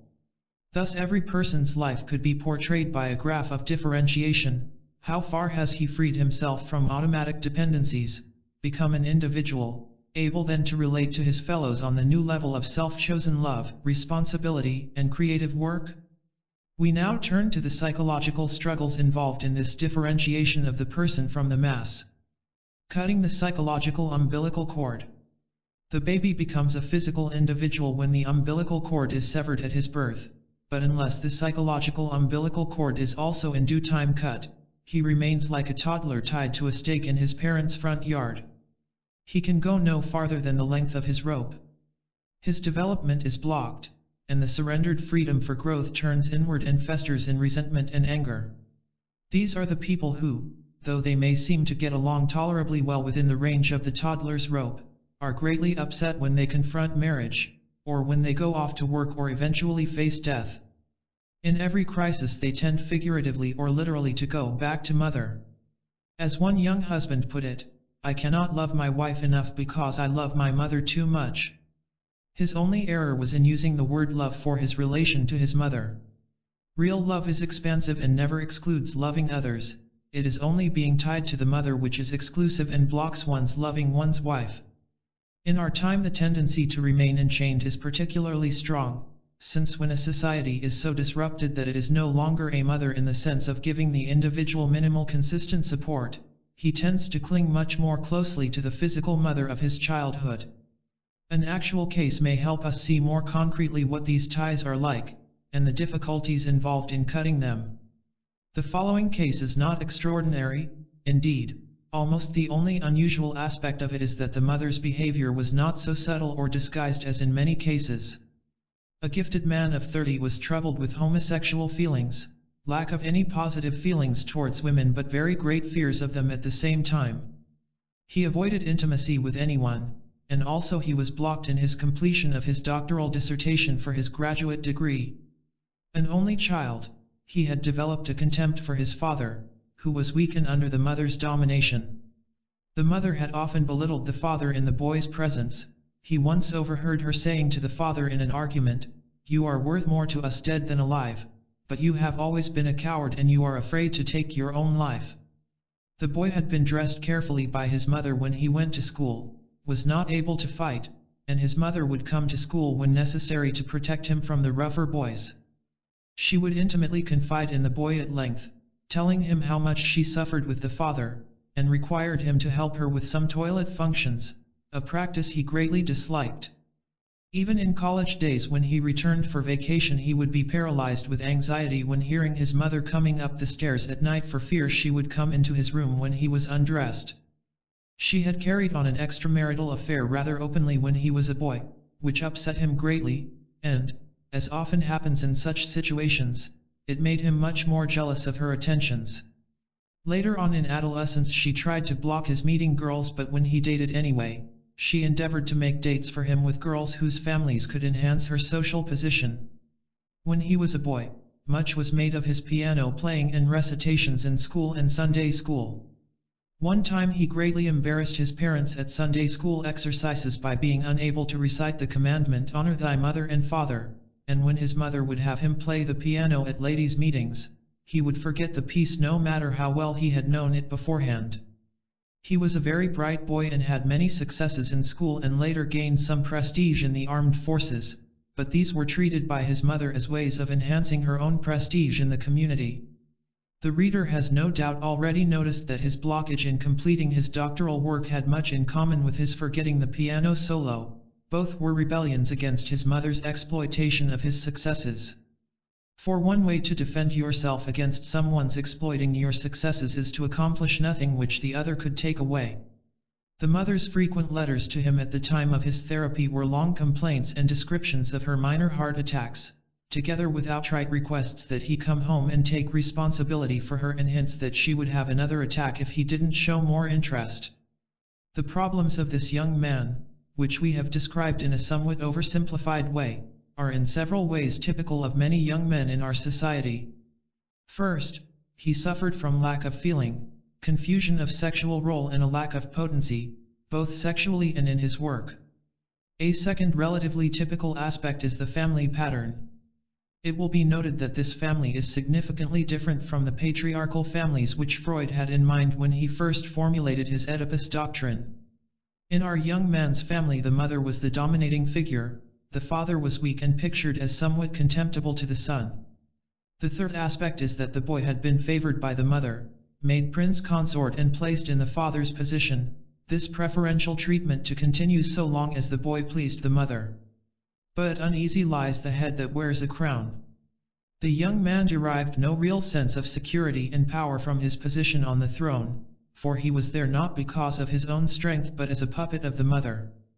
The classical Oedipus picture is present in this case, to be sure, but with important differences. The boy is deathly afraid of castration, losing his power, but it is the mother who castrates him, not the father. The father is not much of a rival, the mother has seen to that. The son has had no figure of masculine strength to identify with, so he lacks that normal source of the experience of power for a growing boy. As a substitute for this lack of power, he has only his mother's adulation, pampering and domineering attention. As would be expected, such a young man had frequent dreams of being literally a prince. His narcissism was very great, for it had to compensate for his actual, inner feeling that he was almost completely powerless. He could rebel a little against his mother by not accomplishing things and by occasional verbal spats, but this was only the passive protest of a slave toward its master. It is not in the slightest surprising that this man should be deathly afraid of women, nor is it surprising that he should be in so much inward conflict that he would be unable to move ahead in work, love, or any intimacy with persons. What is the way out of such a morbid intertwining? Of course, a child can temporarily withdraw, seeking to protect himself from exploitation by making himself as little as possible, and thus try to avoid the slings and arrows of outrageous fortune. One young man, looking back on a boyhood in which he was caught in the crossfire between a weak, alcoholic father and a dominating, martyr-type mother, described in a poem how he saw himself in those early years. You stand there by the table, still clutching your teddy bear. Make it so small they'll fail to find it. Then you're left alone to defend what they didn't want, not being able to find it. Or, and this generally occurs later, he can try to take arms against a sea of troubles, and struggle actively to achieve his freedom as a person in his own right. To this we now turn. The struggle against mother. The struggle for such freedom is presented in one of the greatest dramas of all times, that of Orestes. Let us look at the problem through the insights of that drama.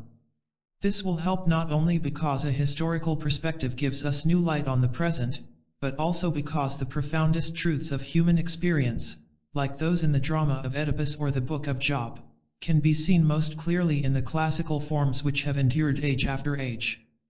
This great story of human conflict was written first by Aeschylus in ancient Greece, and recently has been retold in modern verse by Robinson Jeffers in The Tower Beyond Tragedy. While Agamemnon, king of Mycenae, is off leading the Greek armies in the war against Troy, his wife Clytemnestra takes her uncle Aegisthus as her lover. When Agamemnon returns from Troy, she murders him. She then exiles her infant son Orestes from the kingdom and keeps her daughter Electra in a servile position. When Orestes comes of age, he returns to Mycenae to kill his mother. Facing him with his drawn sword in front of the palace, Clytemnestra tries to get his pity by blaming his father. Hard was my lot, my child, and then she resorts to threats, crying, "My curse beware, the mother's curse that bore thee." And when these strategies do not work, as Robinson Jeffers pictures it, she finally tries to seduce Orestes with false protestations of her love, embracing him and kissing him passionately. He suddenly goes limp, drops his sword with the words, "I will be passive, I am blunted." The amazing thing about this sudden, inert passivity is that it is so vividly what every psychotherapist today observes in the cases of many young men, an acting out of the loss of potency in their struggle with a dominating mother. It is only when Orestes notes that the mother quickly takes advantage of his moment of passivity to summon her soldiers, and realizes that her so-called love is not love at all but a strategy for getting him under her power, that he arises, regains his strength, and strikes the blow. Then Orestes in effect goes mad. He is pursued by the Furies, the punishing spirits of the night with their locks entwined with knotted snakes. These are the Greek mythological figures impersonating self-reproach and a bad conscience, and again it is astonishing how keenly and accurately the ancient Greeks describe these symbols of the gnawing guilt which will not let a person sleep, and may push him into neurosis or even psychosis. Orestes is driven, sleepless and weary, by the Furies until finally he falls with his arms around Apollo's altar at Delphi, where temporarily he receives a respite.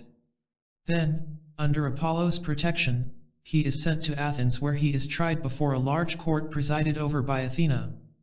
The tremendous issue to be decided is whether a person is to be judged guilty for killing a dominating and exploitative parent. Since the outcome will in actuality be crucial for the future of mankind, the gods from Olympus come down to participate in the debate.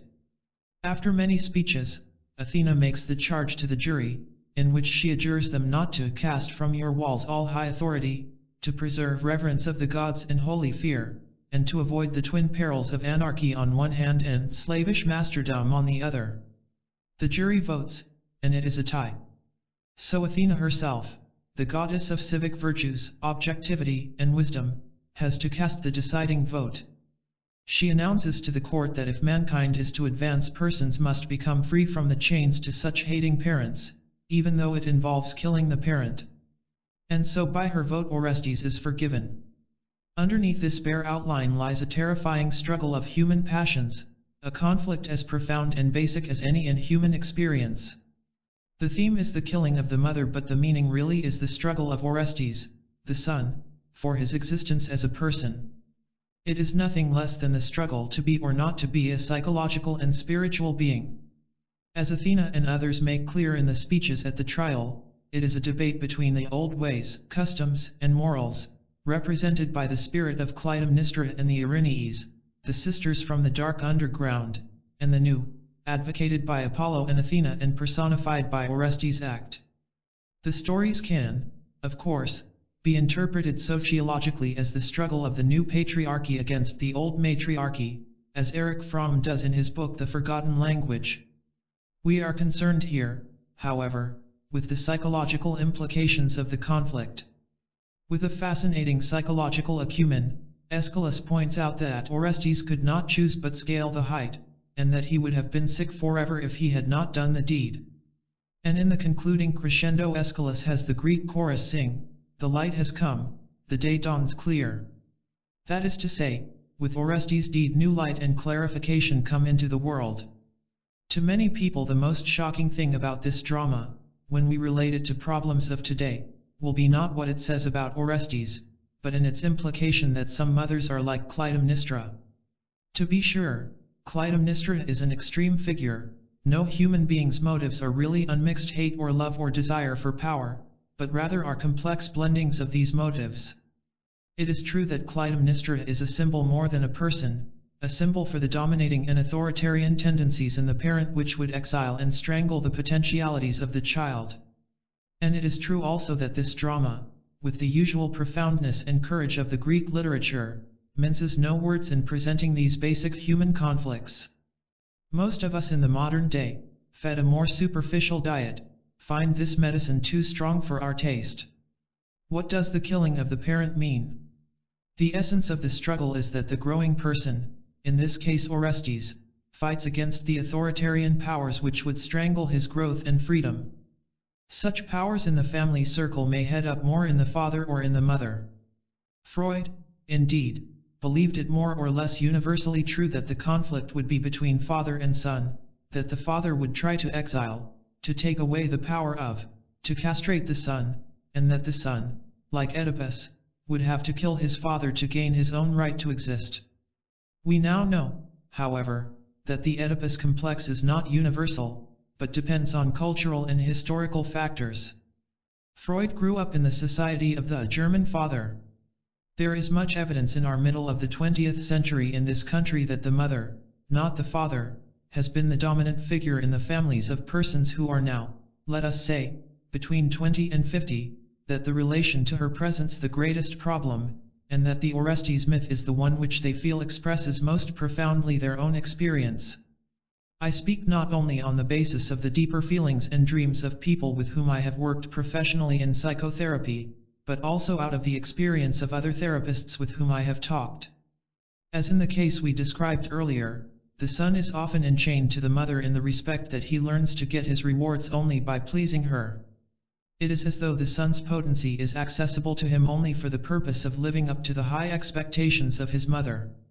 And of course potency is not power at all when it is available only at someone else's command. Thus obviously he is not able to use his power for the development of himself as a person or in loving other people until he becomes free from his ties to her. As we describe the conflict with dominating mothers, some readers may be reminded of the arguments about momism which have recently been current. How much truth there is in the charges of momism I don't pretend to know. My guess, however, is that a good deal of the generation of vipers type of writing is a way of getting out vituperation against the mother when the real thing underneath that makes one so angry is one's own dependence on her.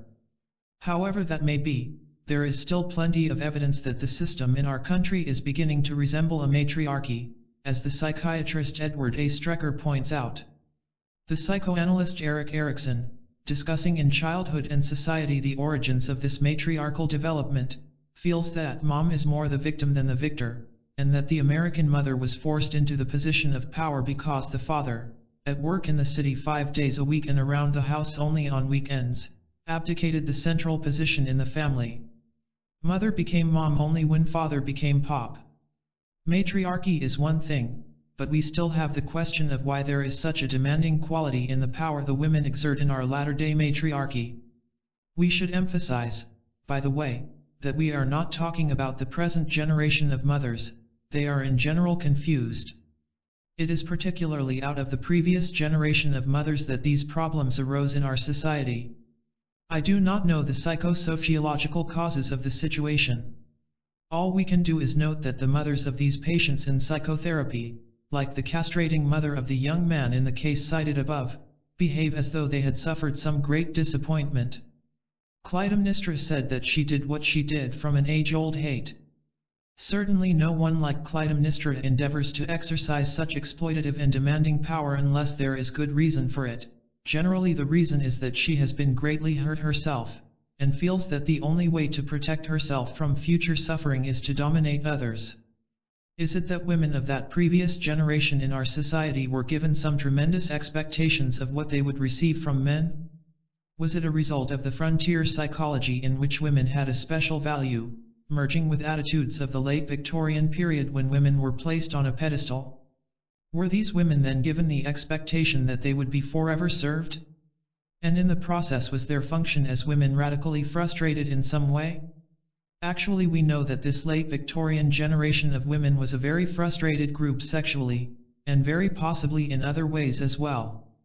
For how could women simply enjoy and have gratification being women when they were worshipped on pedestals on the frontier and expected to civilize the frontier at the same time?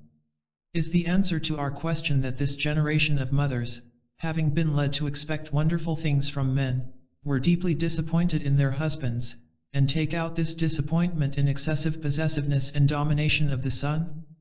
Probably all of these points have something to do with the mother-child tie in our particular society. But the Greeks, not content to present these questions sociologically and psychologically, proceed to shake the foundations of our discussion by suggesting, naively enough, that there may be some biological tie between mother and child which makes the child's becoming free from the mother so crucial and difficult. This question is raised in the drama in the fact that the goddess who casts the vote which forgives Orestes is Athena, the goddess who, as she puts it, never knew the mother's womb that bore me, but sprang, full attired, from the forehead of her father, Zeus. This is a startling idea to meditate on. The birth without benefit of womb is amazing enough to begin with, but it becomes even staggering when we consider the implications of the fact that the Greeks made this Athena the goddess of wisdom. She says she votes for Orestes because she, never having existed in the womb, is on the side of the new. Does this imply that the human being's pilgrimage from dependence, prejudice, and immaturity toward independence, wisdom and maturity is so difficult at best, so hobbled by ties to physical and psychological umbilical cords, that the mythological goddess of wisdom and civic virtue must be pictured as one who never had to fight against the umbilical cord? We know that the infant is closer to the mother, in whose womb he gestates and from whose breast he is fed, than to the father, are the Greeks implying that since the child is blood of the mother's blood and flesh of her flesh, he will always be bound by his tie to her, and that the mother relationship will always tend to be conserving rather than revolutionary, oriented to the past more than to the future? The Greeks knew better than to imply that wisdom exists in a vacuum of unrelatedness, or that there is anything wrong in ties as such. But they may mean that the temptation to be sheltered, to regress, to be passive and blunted as Orestes puts it, are symbolized by the tendency to go back into the womb, and that maturity and freedom as an individual are the opposite to these tendencies. Is this the reason their goddess of wisdom never knew the womb? We shall leave these questions for the reader to answer as he sees fit, and return to Orestes. For our real interest here is in how this young man, as the prototype of the person in emotional conflict, achieves his freedom to live as a person. In his temporary madness after performing the deed, Orestes wanders through the forest sick with visions. Robinson Jeffers in his version pictures Orestes then coming back to the palace at Mycenae, where his sister Electra invites him to become king in his father's place. Orestes looks at her in amazement and asks how she can be so unperceptive as to think that he went through the terrible deed of killing his mother just to be king of Mycenae in Agamemnon's place. No, he has outgrown the city, and has resolved to leave. Electra, assuming that his trouble is that he needs a woman, proposes to marry him. He then exclaims, "It is Clytemnestra in you," and he points out that the whole trouble in their unfortunate family has been incest. In his struggles in the forest, he continues, "I saw a vision of us move in the dark, all that we did or dreamed of regarded each other, the man pursued the woman clung to the man, warriors and kings. Strained at each other in the darkness, all loved or fought inward, each one of the lost people. Sought the eyes of another that another should praise him, sought never his own but another's. When they look backward they see only a man standing at the beginning. Or forward, a man at the end, or if upward, men in the shining bitter sky striding and feasting. Whom you call gods. It is all turned inward, all your desires incestuous." For himself, Orestes has resolved that he will not waste inward. If he should accede to her pleading and remain in Mycenae, he tells his sister, he would be like a stone walking, that is to say, he would have forfeited his unique nature as a human being and would have become inorganic. As he walks out, toward humanity and away from the incestuous nest of Mycenae, he concludes with a phrase which could ring down the corridors of centuries as the goal of man's psychological integration: "I have fallen in love outward." It is by no accident that Orestes uses the terms inward and outward several times in these few lines, and that he says the main trouble in Mycenae has been incest. For incest is simply the sexual, physical symbol of being turned inward on the family, and of being unable, correspondingly, to love outwardly. Psychologically, incestuous desires, when they continue past adolescence, are the sexual symptom of morbid dependency on the parent, and they occur predominantly in persons who have not grown up, have not cut the psychological umbilical cord which binds them to the parent. Sexual gratification is then not too different from the oral gratification the child receives in being fed by the mother. Prominent, also, in incestuous relations is, as Orestes says, the need to be admired by the other, that another should praise him. With the special acumen of poetry, Jeffers has Orestes say that even the religion of these people is incestuous. They see only projections of themselves in the sky, men striding and feasting whom they call gods. Their gods are expressions not of new and higher levels of aspiration and integration, but of their own need to turn back to infantile dependencies. Religiously and psychologically this is, of course, the exact opposite to what Jesus proclaims: "I have come not to bring peace but a sword. For I am come to set a man at variance against his father, and the daughter against her mother, and the daughter-in-law against her mother-in-law. And a man's foes shall be they of his own household. Obviously Jesus is not preaching hatred and division as such, but he means to state in the most radical form that spiritual development is away from incest and toward the capacity to love the neighbor and stranger. The members of a man's own household will be his foes in truth if he is still bound to them. The taboo against incest found in almost every society has sound psychosocial merit in that it makes for the introduction of new blood and new genes, or, more accurately, the enlarging of the possibilities of change and development. Incest does not do physical harm to the baby, it merely doubles the same heredity in the child, and robs it of the possibilities it would have if the parent had married outside the family. That is to say, the prohibition against incest makes for greater differentiation in human development, and requires that integration be found not through sameness, but on a higher level. Thus we can add to our statement at the beginning of this chapter, that the continuum of differentiation which is the life pilgrimage of the human being requires developing away from incest and toward the capacity to love outwardly. The struggle against one's own dependency. Obviously, the moral of the Orestes drama is not that everyone get a gun and kill his mother. What has to be killed, as we have already implied, is the infantile ties of dependency which binds the person to the parents, and thereby keeps him from loving outwardly and creating independently. This is no simple job to be initiated by a sudden resolution and performed in one great burst of freedom, nor is it accomplished by one big blow-up against one's parents. The Orestes drama, as dramas do, condenses the struggle to be into a few weeks. Actually in real life it is a matter of long, uphill growth to new levels of integration, growth meaning not automatic process but re-education, finding new insights, making self-conscious decisions, and throughout being willing to face occasional or frequent bitter struggles. A person in psychotherapy often must work through his patterns for months to discover how much he has been tied without knowing it, and to see time and again that this enchainment underlies his inability to love, to work, or to marry. He then finds that the struggle to become a person in his own right often brings considerable anxiety and occasionally some actual terror. It is not surprising that those who are fighting to break such chains go through terrific emotional upsets and conflicts, comparable to Orestes' temporary madness. The conflict is in essence that of moving out from a protected, familiar place into new independence, from support to temporary isolation, while at the same time one feels one's own anxiety and powerlessness. The struggle takes a severe, that is, neurotic, form when the individual has been unable to grow at previous stages in his development, thus neurotic conflicts have grown, and the eventual break is more traumatic and radical. The conflict between Orestes and his mother had to occur in that traumatic way because of the previous hatreds, incestuous relations, and morbidity in the interpersonal relations in Mycenae.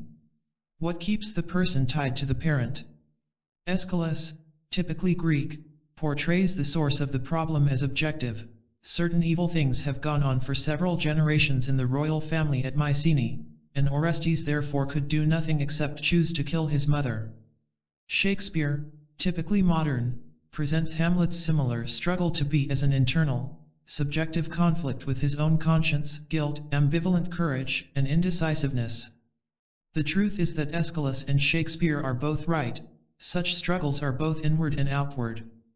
The authoritarian shackling which the person endures earliest in life is external. The growing infant, whether a child of exploitative parents or, let us say, a Jew born in a country with anti-Semitic prejudice, is the victim of the external circumstances. The child must face and adjust to, by hook or crook, the world he is born into.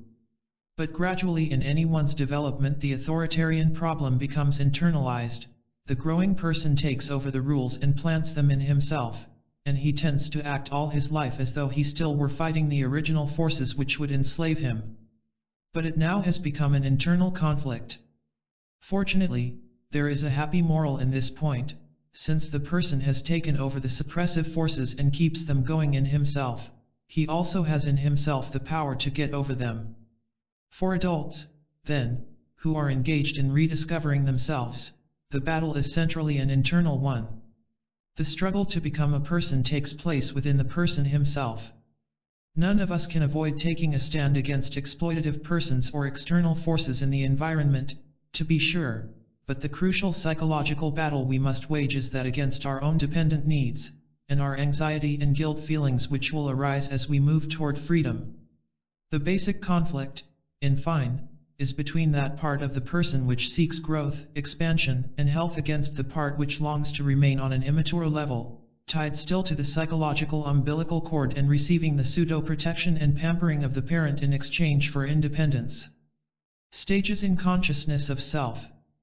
We have seen that becoming a person means going through several stages of consciousness of oneself.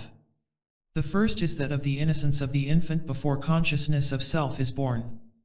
The second is the stage of rebellion, when the person is trying to become free to establish some inner strength in his own right.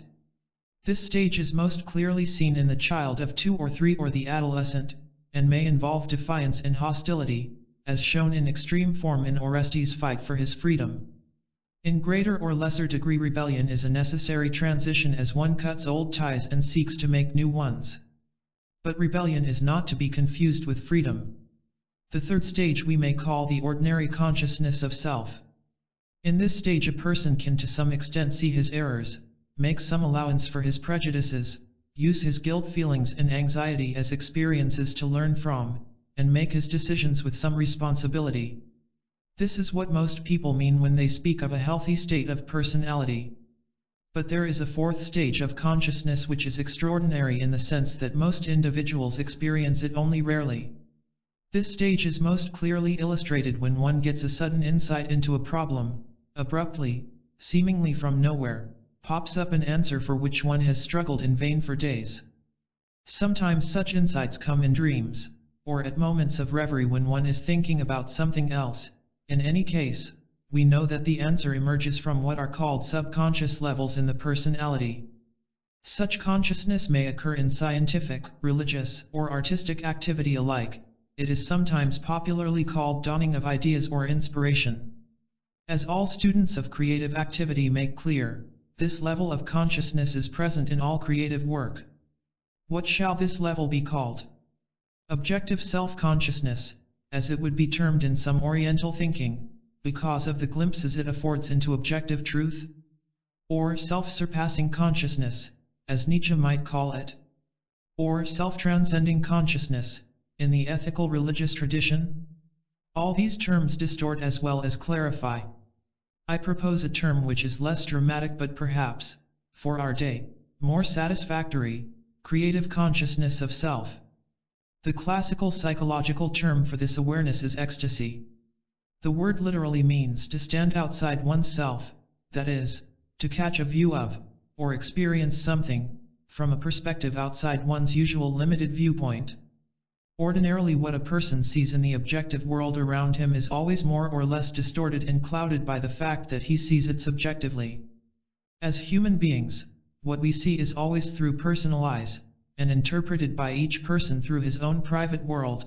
We are always dogged, that is, by a dichotomy between subjectivity and objectivity. This fourth level of consciousness cuts below the split between objectivity and subjectivity. Temporarily we can transcend the usual limits of conscious personality. Through what is called insight, or intuition, or the other only vaguely understood processes which are involved in creativity, we may get glimpses of objective truth as it exists in reality, or sense some new ethical possibility in, let us say, an experience of unselfish love. This is what Orestes experienced in his thoughts while wandering in the forest after the deed. They have not made words for it: to go behind things, beyond hours and ages, and be all things in all time. How can I express the excellence I have found, that has no color but clearness, no honey but ecstasy, no desire but fulfilled, no passion but peace? Lest the point be obscured for some readers by Jeffers' poetic language, let us emphasize that what Orestes means can be described fairly well in psychological terms. It is simply a further stage of the fact that he has been able to overcome the tendency of the men in Mycenae to see only themselves in other people's eyes, all turned inward, all preoccupied with the projections of their own prejudices, which they in their conceit name truth. To be, rather, turned outward means to pierce in imagination beyond what one knows at the moment.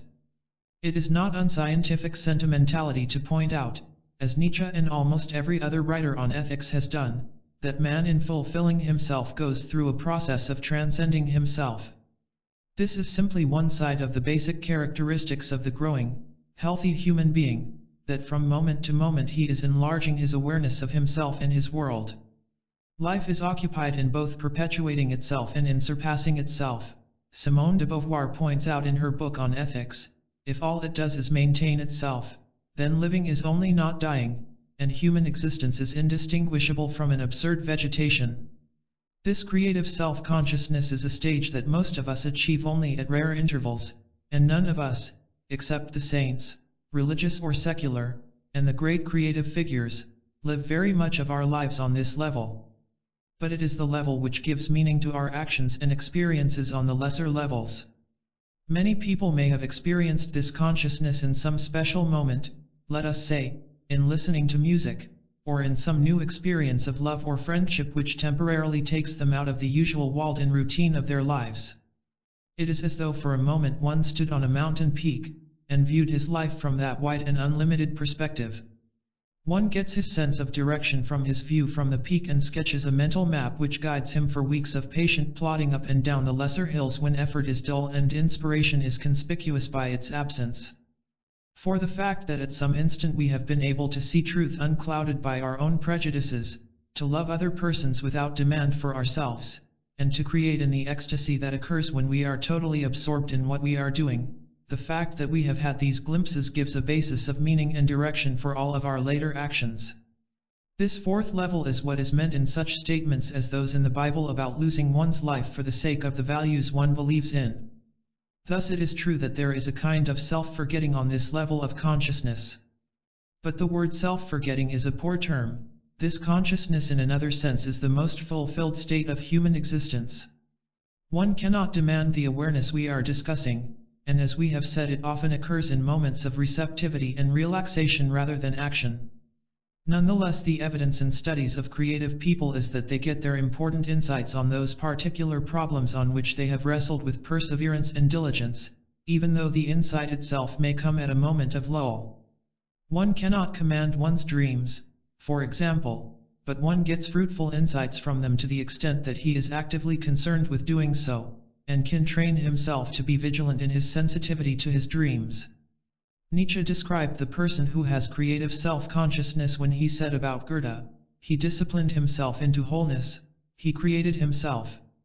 Such a spirit who has become free stands amid the cosmos with a joyous and trusting fatalism, in the faith that in the whole all is redeemed and affirmed, he does not negate any more. Part 3. The goals of integration. 5. Freedom and inner strength. What would happen to a person if his freedom were entirely and literally taken away? We shall approach that question by constructing in fantasy an imaginative parable.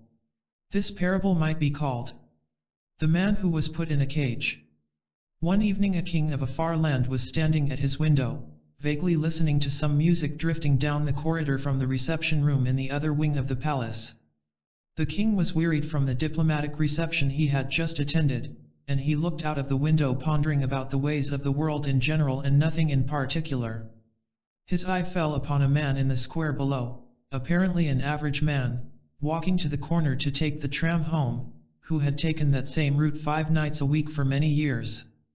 The king followed this man in his imagination, pictured him arriving home, perfunctorily kissing his wife, eating his late meal, inquiring whether everything was right with the children, reading the paper, going to bed, perhaps engaging in the love act with his wife or perhaps not, sleeping, and getting up and going off to work again the next day. And a sudden curiosity seized the king which for a moment banished his fatigue. I wonder what would happen if a man were kept in a cage, like the animals at the zoo. So the next day the king called in a psychologist, told him of his idea, and invited him to observe the experiment. Then the king caused a cage to be brought from the zoo, and the average man was brought and placed therein.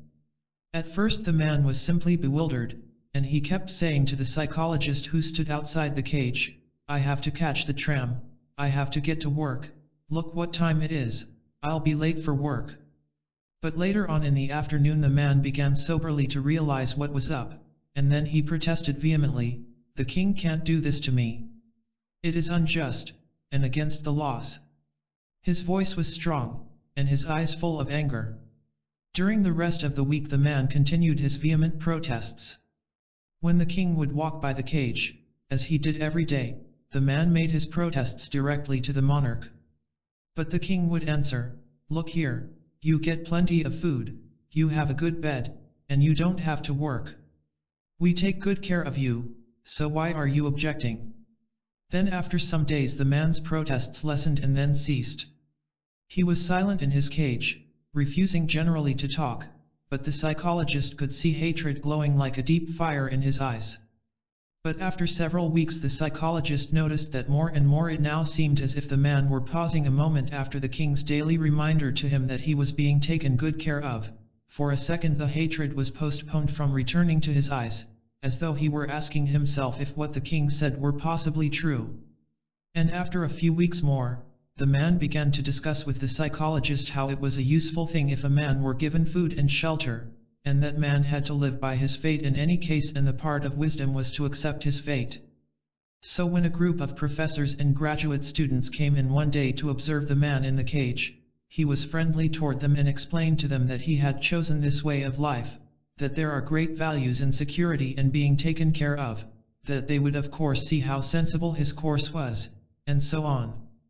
How strange, thought the psychologist, and how pathetic. Why is it he struggles so hard to get them to approve of his way of life? In the succeeding days when the king would walk through the courtyard, the man would fawn upon him from behind the bars in his cage and thank him for the food and shelter. But when the king was not in the yard and the man was not aware that the psychologist was present, his expression was quite different, sullen and morose. When his food was handed to him through the bars by the keeper, the man would often drop the dishes or dump over the water and then be embarrassed because of his stupidity and clumsiness. His conversation became increasingly one-tracked, and instead of the involved philosophical theories about the value of being taken care of, he had gotten down to simple sentences like it is fate, which he would say over and over again, or just mumble to himself, it is. It was hard to say just when the last phase set in.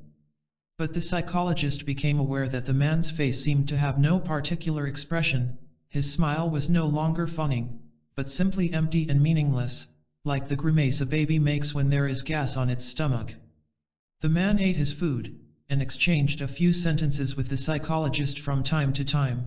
His eyes were distant and vague, and though he looked at the psychologist, it seemed that he never really saw him. And now the man, in his desultory conversations, never used the word I anymore. He had accepted the cage. He had no anger, no hate, no rationalizations. But he was now insane. That night the psychologist sat in his parlor trying to write a concluding report. But it was very difficult for him to summon up words, for he felt within himself a great emptiness. He kept trying to reassure himself with the words, they say that nothing is ever lost, that matter is merely changed to energy and back again. But he couldn't help feeling something had been lost, something had been taken out of the universe in this experiment, and there was left only a void. Hatred and resentment as the price of denied freedom. One point in the above parable which should be especially noted is the hatred which surged up in the man when he realized he was captive. The fact that such a great amount of hatred is generated when people have to give up their freedom proves how essential a value freedom is for them.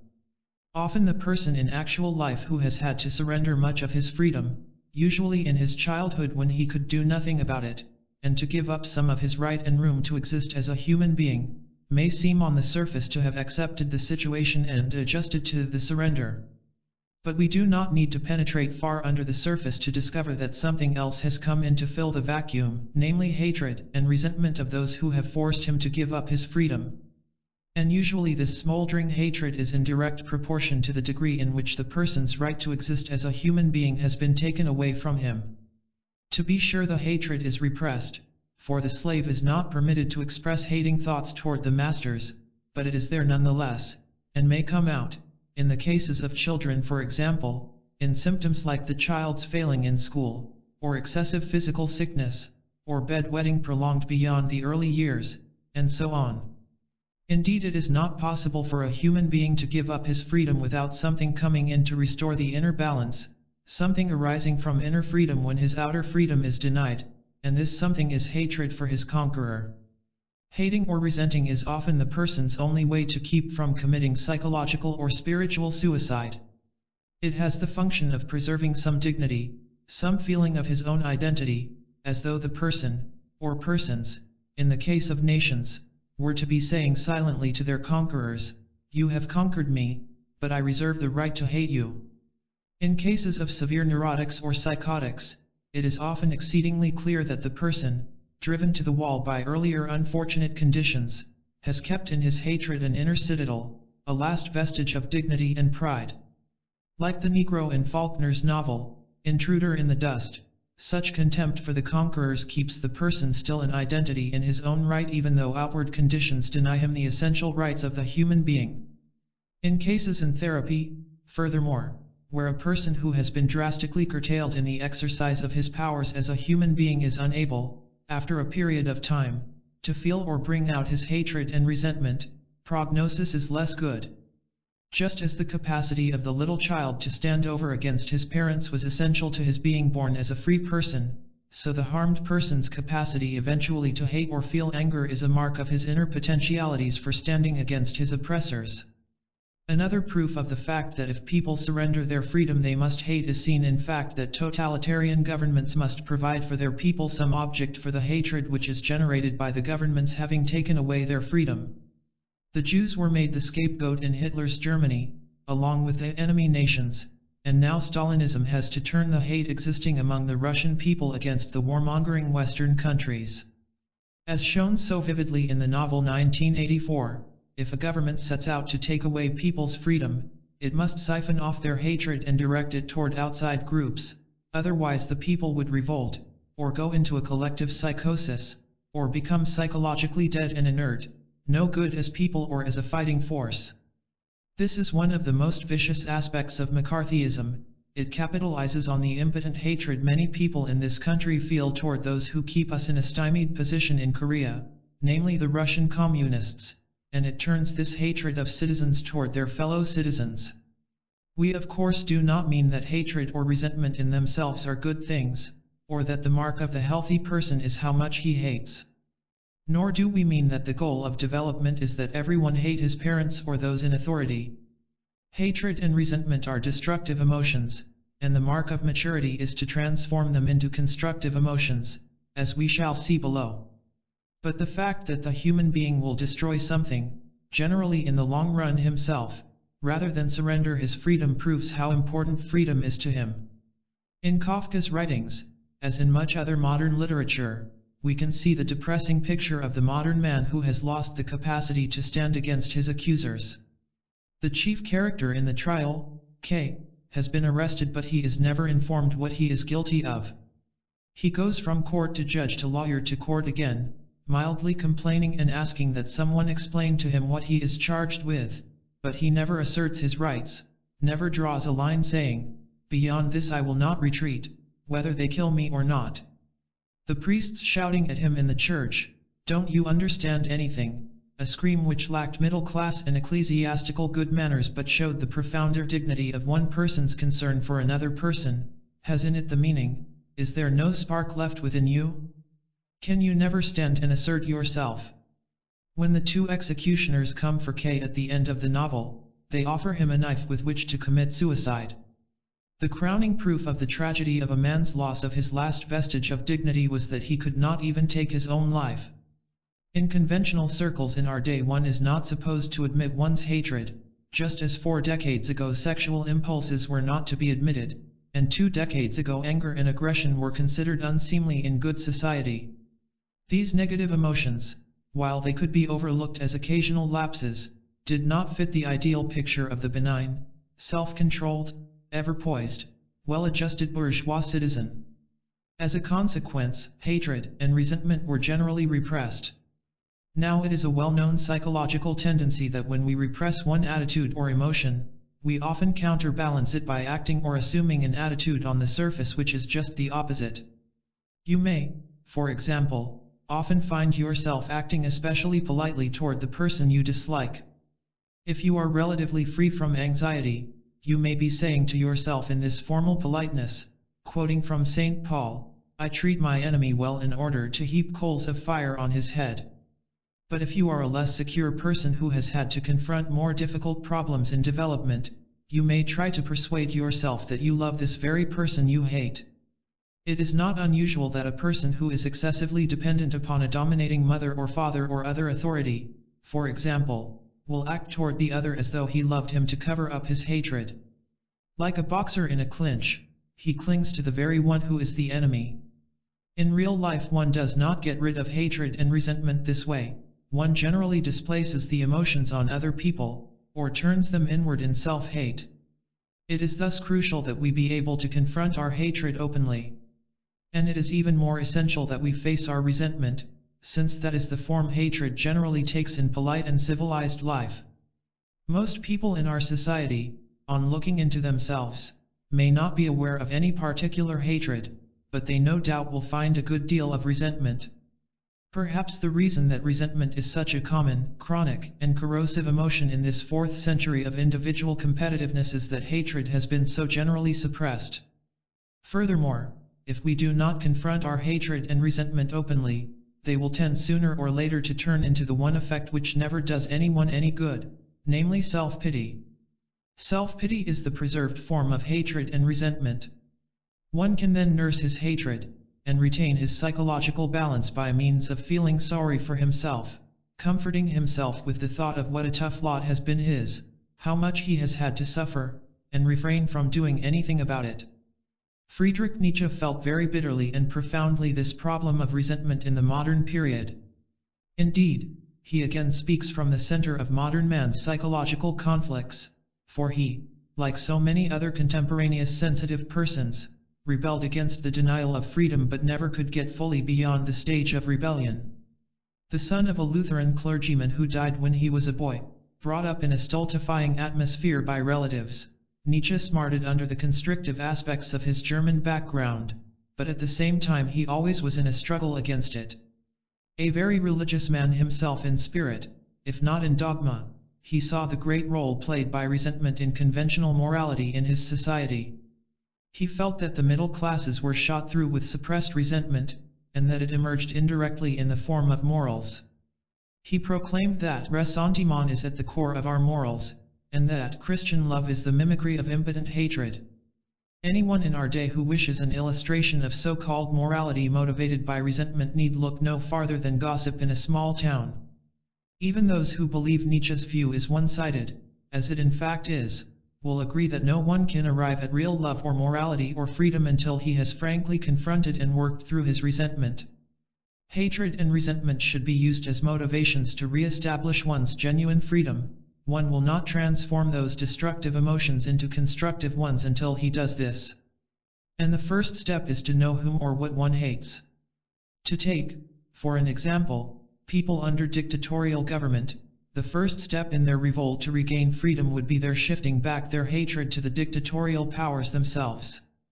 Hatred and resentment temporarily preserve the person's inner freedom, but sooner or later he must use the hatred to establish his freedom and dignity in reality, else his hatred will destroy himself.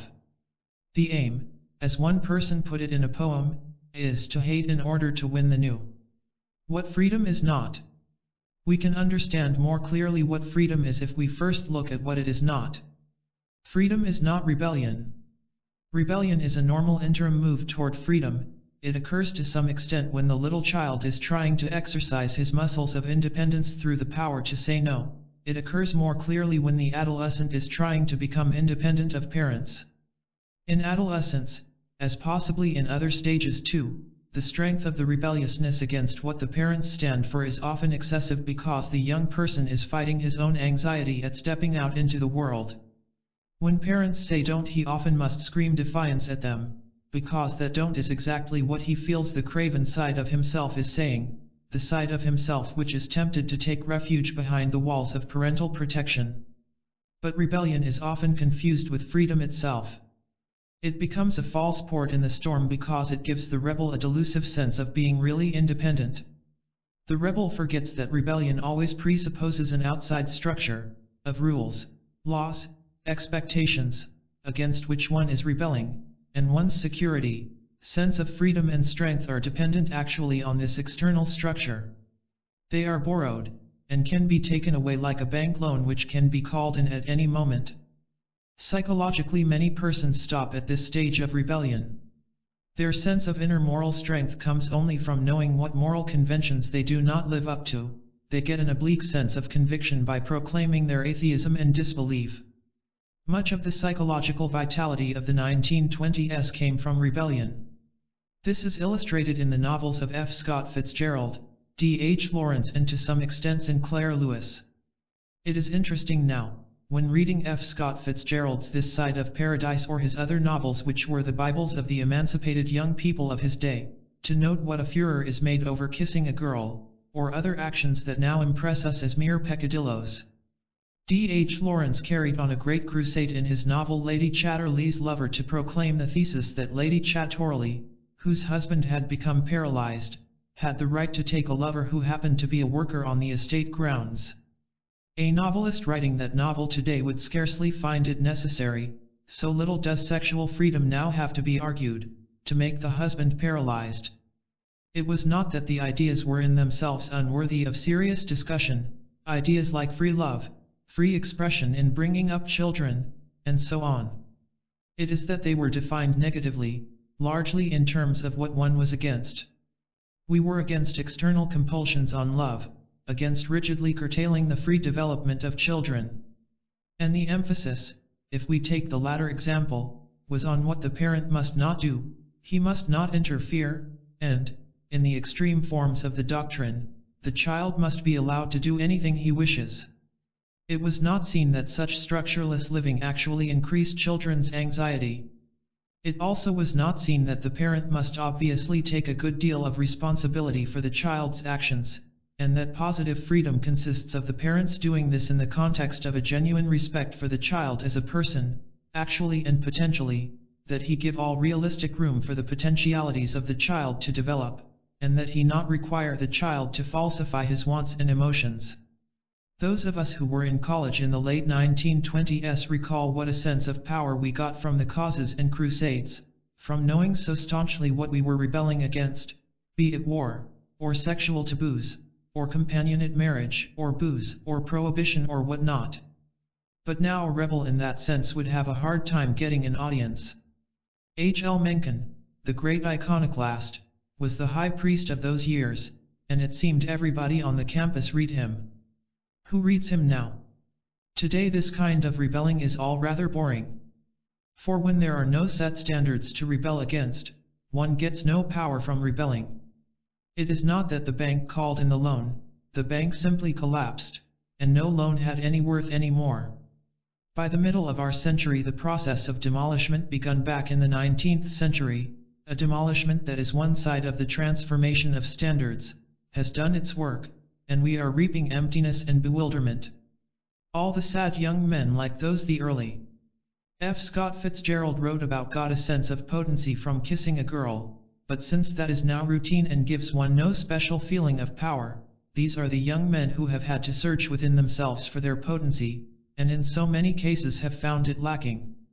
Since the rebel gets his sense of direction and vitality from attacking the existing standards and mores, he does not have to develop standards of his own. Rebellion acts as a substitute for the more difficult process of struggling through to one's own autonomy, to new beliefs, to the state where one can lay new foundations on which to build. The negative forms of freedom confused freedom with license, and overlooked the fact that freedom is never the opposite to responsibility. Another common error is to confuse freedom with planlessness. Some writers these days argue that if the system of economic laissez-faire, letting everyone do as he wishes, were altered as history marches on, our freedom would vanish with it. The argument of these authors often goes something like this: freedom is like a living thing. It is indivisible. And if the individual's right to own the means of production is taken away, he no longer has the freedom to earn his living in his own way. Then he can have no freedom at all. Well, if these writers were right, it would indeed be unfortunate, for who then could be free? Not you nor I nor anyone else except a very small group of persons, for in this day of giant industries, only the minutest fraction of citizens can own the means of production anyway. Laissez-faire was a great idea, as we have seen, in earlier centuries, but times change, and almost everyone nowadays earns his living by virtue of belonging to a large group, be it an industry, or a university, or a labor union. It is a vastly more interdependent world, this one world of our 20th century, than the world of the entrepreneurs of earlier centuries or of our own pioneer days, and freedom must be found in the context of economic community and the social value of work, not in everyone setting up his own factory or university. Fortunately, this economic interdependence need not destroy freedom if we keep our perspective. The Pony Express was a great idea, also, back in the days when sending a letter from coast to coast was an adventure. But certainly we are thankful, complain as we may about mail service these days, that now when we write a letter to a friend on the coast, we don't have to give more than a passing thought to its method of travel, we drop it in the box with an airmail stamp and forget about it. We are free, that is, to devote more time and concern to our message to our friend, our intellectual and spiritual interchange in the letter, because in a world made smaller by specialized communication we don't have to be so concerned about how the letter gets there. We are more free intellectually and spiritually precisely because we accept our position in economic interdependence with our fellow men. I have often wondered why there is such anxiety and such an outcry that freedom will be lost unless we preserve the old laissez-faire practices. Is not one of the reasons the fact that modern man has so thoroughly surrendered inward psychological and spiritual freedom to the routine of his work and to the mass patterns of social conventions that he feels the only vestige of freedom left to him is the opportunity for economic aggrandizement? Has he made the freedom to compete with his neighbor economically a last remnant of individuality, which therefore must stand for the whole meaning of freedom? That is to say, if the citizen of the suburbs could not buy a new car each year, build a bigger house, and paint it a slightly different color from his neighbors, might he feel that his life would have no purpose, and that he would not exist as a person? The great weight placed on competitive, laissez-faire freedom seems to me to show how much we have lost a real understanding of freedom. To be sure, freedom is indivisible, and this is precisely why one cannot identify it with a particular economic doctrine or segment of life, least of all a segment of the past. It is a living thing, and its life comes precisely from how the whole person relates himself to the community of his fellow men. Freedom means openness, a readiness to grow. It means being flexible, ready to change for the sake of greater human values. To identify freedom with a given system is to deny freedom. It crystallizes freedom and turns it into dogma. To cling to a tradition, with the defensive plea that if we lose something that worked well in the past we will have lost all, neither shows the spirit of freedom nor makes for the future growth of freedom. We shall keep faith with those courageous men, the pioneer industrialists, the men of commerce and the capitalists of the 16th to 19th centuries in the Western world, as well as with the independent frontiersmen of our own country, if we emulate their courage, dare to think boldly as they did, and plan the most effective economic measures for our day as they did for theirs. This book is on psychology rather than economics or sociology, and we touch on the larger picture only because man always lives in a social world, and that world conditions his psychological health. We simply propose that our social and economic ideal be that society which gives the maximum opportunity for each person in it to realize himself, to develop and use his potentialities and to labor as a human being of dignity, giving to and receiving from his fellow men. The good society is, thus, the one which gives the greatest freedom to its people, freedom defined not negatively and defensively, but positively, as the opportunity to realize ever greater human values. It follows that collectivism, as in fascism and communism, is the denial of these values, and must be opposed at all costs. But we shall successfully overcome them only as we are devoted to positive ideals which are better, chiefly the building of a society based on a genuine respect for persons and their freedom. What freedom island?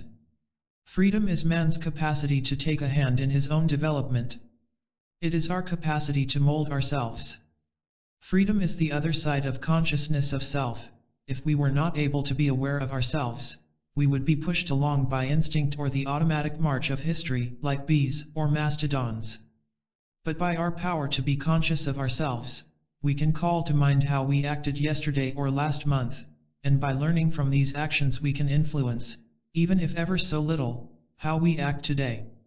And we can picture in imagination some situation tomorrow, say a dinner date, or an appointment for a job, or a board of directors meeting, and by turning over in fantasy different alternatives for acting, we can pick the one which will do best for us.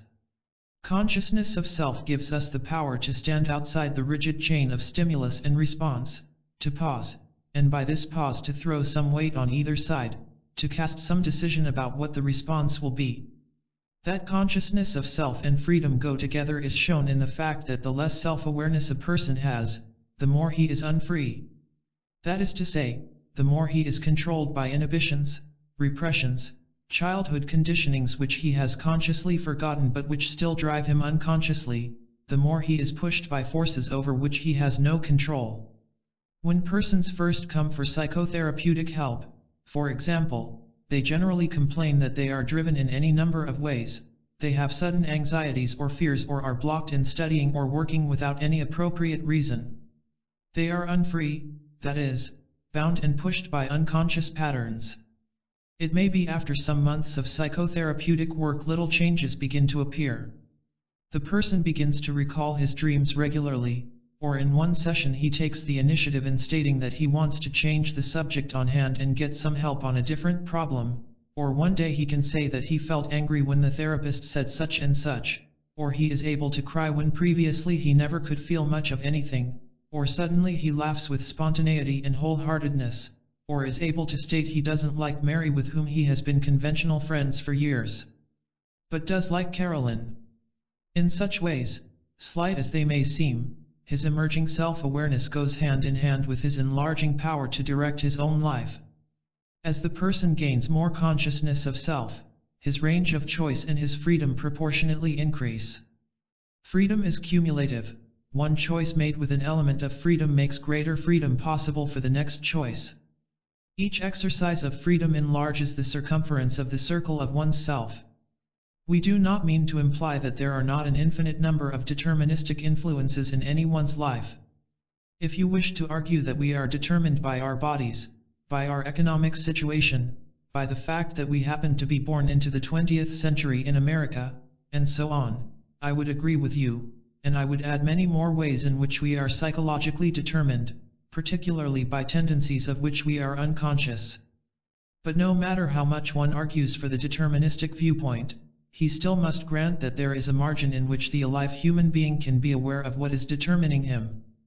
And even if only in a very minute way to begin with, he can have some say in how he will react to the deterministic factors. Freedom is thus shown in how we relate to the deterministic realities of life.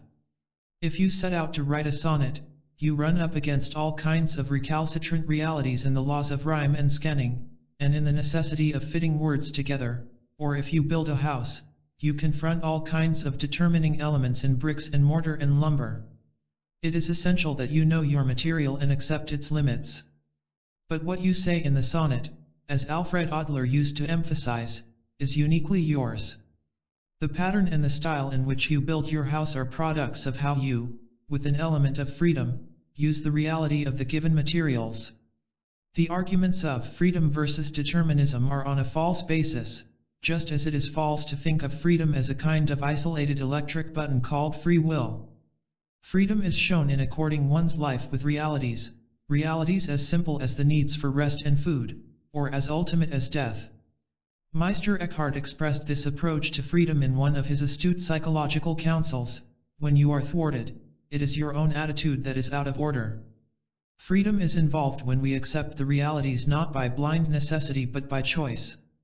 This means that the acceptance of limitations need not at all be a giving up, but can and should be a constructive act of freedom, and it may well be that such a choice will have more creative results for the person than if he had not had to struggle against any limitation whatever.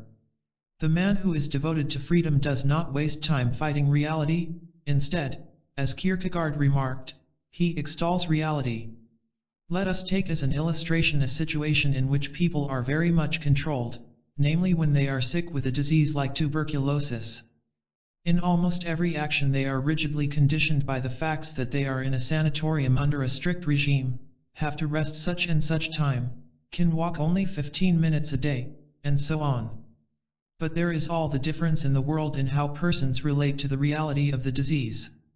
Some give up, and literally invite their own deaths. Others do what they are supposed to do, but they continually resent the fact that nature or God has given them such a disease, and though they outwardly obey, they inwardly rebel against the rules. These patients generally don't die, but neither do they get well. Like rebels in any area in life, they remain on a plateau perpetually marking time. Other patients, however, frankly confront the fact that they are very seriously ill. They let this tragic fact sink into consciousness through plentiful hours of contemplation as they lie in beds on the sanatorium porch. They seek in their consciousness of self to understand what was wrong in their lives beforehand that they should have succumbed to the illness. They use the cruelly deterministic fact of being sick as an avenue to new self-knowledge. These are the patients who can best choose and affirm the methods and the self-discipline, which never can be put into rules, but vary from day to day, which will bring them victoriously through the disease. They are the ones who not only achieve physical health, but who also are ultimately enlarged, enriched, and strengthened by the experience of having had the disease. They affirm their elemental freedom to know and to mold deterministic events. They meet a severely deterministic fact with freedom. It is doubtful whether anyone really achieves health who does not responsibly choose to be healthy, and whoever does so choose becomes more integrated as a person by virtue of having had a disease. Through his power to survey his life, man can transcend the immediate events which determine him. Whether he has tuberculosis or is a slave like the Roman philosopher Epictetus or a prisoner condemned to death, he can still in his freedom choose how he will relate to these facts. And how he relates to a merciless realistic fact like death can be more important for him than the fact of death itself. Freedom is most dramatically illustrated in the heroic actions, like Socrates' decision to drink the hemlock rather than compromise, but even more significant is the undramatic, steady day-to-day exercise of freedom on the part of any person developing towards psychological and spiritual integration in a distraught society like our own. Thus freedom is not just the matter of saying yes or no to a specific decision, it is the power to mold and create ourselves. Freedom is the capacity, to use Nietzsche's phrase, to become what we truly are. Freedom and structure. Freedom never occurs in a vacuum, it is not anarchy. Earlier in this book, we pointed out how the self-consciousness of the child is born in the structure of his relations with his parents. And we emphasized that the psychological freedom of the human being develops not as though he were a Robinson Crusoe on a desert island, but in continual interaction with the other significant persons in his world. Freedom does not mean trying to live in isolation. It does mean that when one is able to confront his isolation, he is able consciously to choose to act, with some responsibility, in the structure of his relations with the world, especially the world of other persons around him. The absurd results which can occur when the structure is not adequately emphasized are seen in some of the writings of the leader of French existentialism, Jean-Paul Sartre. The chief character in Sartre's novel Age of Reason, apparently being portrayed as acting in freedom, actually moves along in whim and indecision, his actions motivated by the nightly recurrence of sexual desire, by his mistress' expectations of him and by other accidental external happenings. As a result, one has the impression, in reading the book, of vacuity and emptiness, and one feels inclined to ask in mild boredom, who cares? The mood engendered by the novel is precisely the opposite to the concern for the individual and his freedom that Sartre upholds in theory. In Sartre's drama The Red Gloves, the communist hero lacks the decisiveness to fulfill his mission of assassinating the dictator, and finally is goaded into it only when he discovers his wife in the other man's arms. Hence the reviewers of the play described the hero, and I believe not unfairly, as acting like a grown-up Boy Scout with especially active sexual jealousy. The essence of existentialism, of the Sartrean as well as other varieties, is its belief in the capacity of the individual to care greatly about his freedom and inner integrity, enough to die or commit suicide for them if need be. Sartrean existentialism was born in the resistance movement in the last war in France, in which Sartre and others fought with great courage, and it would seem that the movement borrowed much of its vitality and its structure from this fight for France's freedom. But something is wrong when such a movement becomes, as travelers from France tell us, a sophisticated fad, a rallying point for the young Parisian dilettantes. We agree with the fundamental Sartrean precept that the individual has no recourse from the necessity of making final decisions for himself, and that his existence as a person hangs or falls in these choices, and to make them in the last analysis in freedom and isolation may require literally as well as figuratively an agony of anxiety and inward struggle.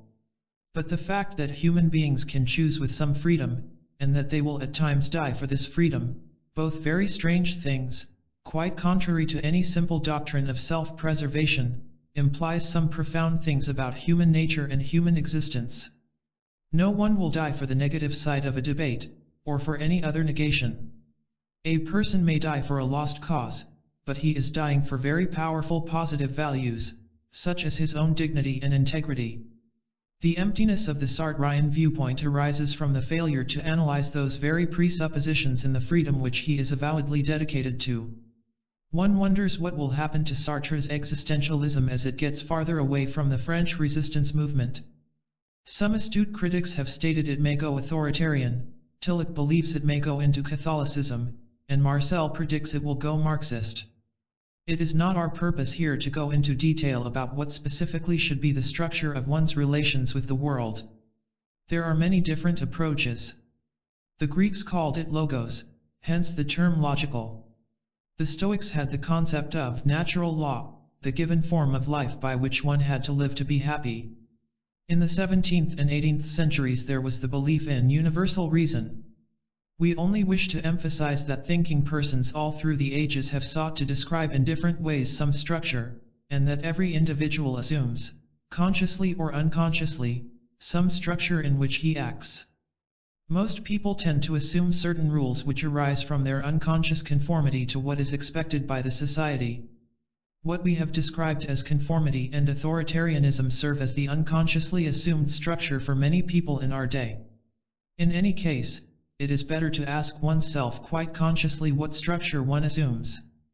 Working out an adequate view of structure is, of course, a problem for philosophy, religion, and ethics working with the social sciences, including psychology. In this book we deal chiefly with psychology, and have pointed out already some of the evidence from our psychological understanding of the individual's needs and relationships which bears on the question of structure.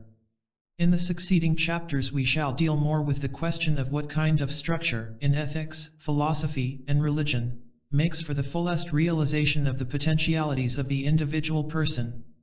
Choosing oneself. Freedom does not come automatically, it is achieved. And it is not gained at a single bound, it must be achieved each day. As Goethe forcefully expresses the ultimate lesson learned by Faust. Yes, to this thought I hold with firm persistence, the last result of wisdom stamps it true. He only earns his freedom and existence who daily conquers them anew. The basic step in achieving inward freedom is choosing oneself. This strange-sounding phrase of Kierkegaard's means to affirm one's responsibility for oneself and one's existence. It is the attitude which is opposite to blind momentum or routine existence. It is an attitude of aliveness and decisiveness. It means that one recognizes that he exists in his particular spot in the universe, and he accepts the responsibility for this existence. This is what Nietzsche meant by the will to live, not simply the instinct for self-preservation, but the will to accept the fact that one is oneself, and to accept responsibility for fulfilling one's own destiny, which in turn implies accepting the fact that one must make his basic choices himself. We can see more clearly what choosing oneself and one's existence means by looking at the opposite, choosing not to exist, that is to commit suicide. The significance of suicide lies not in the fact that people actually kill themselves in any large numbers. It is indeed a very rare occurrence except among psychotics. But psychologically and spiritually the thought of suicide has a much wider meaning. There is such a thing as psychological suicide in which one does not take his own life by a given act, but dies because he has chosen, perhaps without being entirely aware of it, not to live. Not infrequently one hears of incidents like that in the disaster not long ago of a sinking fishing boat. A young man in his 20s clung in the choppy waters to a floating timber with an older man for an hour or so, and talked to the older man about how he felt too young to die. Finally, with the words, "I'm finished, goodbye, Pop," he let go of the timber and sank. Of course we do not know the inner psychological processes in the fact that a person, apparently with some strength left, seems to give up and die, but it is a fair guess that some inner tendency not to choose to live is in operation. Another illustration is in the lives of persons who have dedicated themselves to certain tasks, such as taking care of a sick loved one or finishing an important work. They keep going under difficult circumstances as though they had determined they had to live, and then when the task is completed, when success is attained, they proceed to die as though by some inner decision. Kierkegaard wrote 20 books in 14 years, completed them at the early age of 42, and then, we almost say in conclusion, he took to his bed and died. These ways of choosing not to live show how crucial it can be to choose to live. It is doubtful whether anyone really begins to live, that is, to affirm and choose his own existence, until he has frankly confronted the terrifying fact that he could wipe out his existence but chooses not to. Since one is free to die, he is free also to live. The mass patterns of routine are broken, he no longer exists as an accidental result of his parents having conceived him, of his growing up and living as an infinitesimal item on the treadmill of cause and effect, marrying, begetting new children, growing old, and dying. Since he could have chosen to die but chose not to, every act thereafter has to some extent been made possible because of that choice. Every act then has its special element of freedom. People often actually go through the experience of committing psychological suicide in some sector of their lives. We shall present two illustrations which we hope will make the basic point clear. A woman believes she cannot live unless a certain man loves her. When he marries someone else, she contemplates suicide. In the course of her meditating on the idea for some days, she fantasies, well, assume I did do it. But then she suddenly thinks, after I've done it, it would still be good to be alive in other ways. The sun still shines, water is still cool to the body, one can still make things, and the suggestion creeps in that there may still be other people to love. So she decides to live. Assuming the decision is made for positive reasons rather than just the fear of dying or inertia, the conflict may actually have given her some new freedom. It is as though the part of her which clung to the man did commit suicide, and as a result she can begin life anew. This is the increased aliveness Edna St. Vincent Millay describes in Renaissance.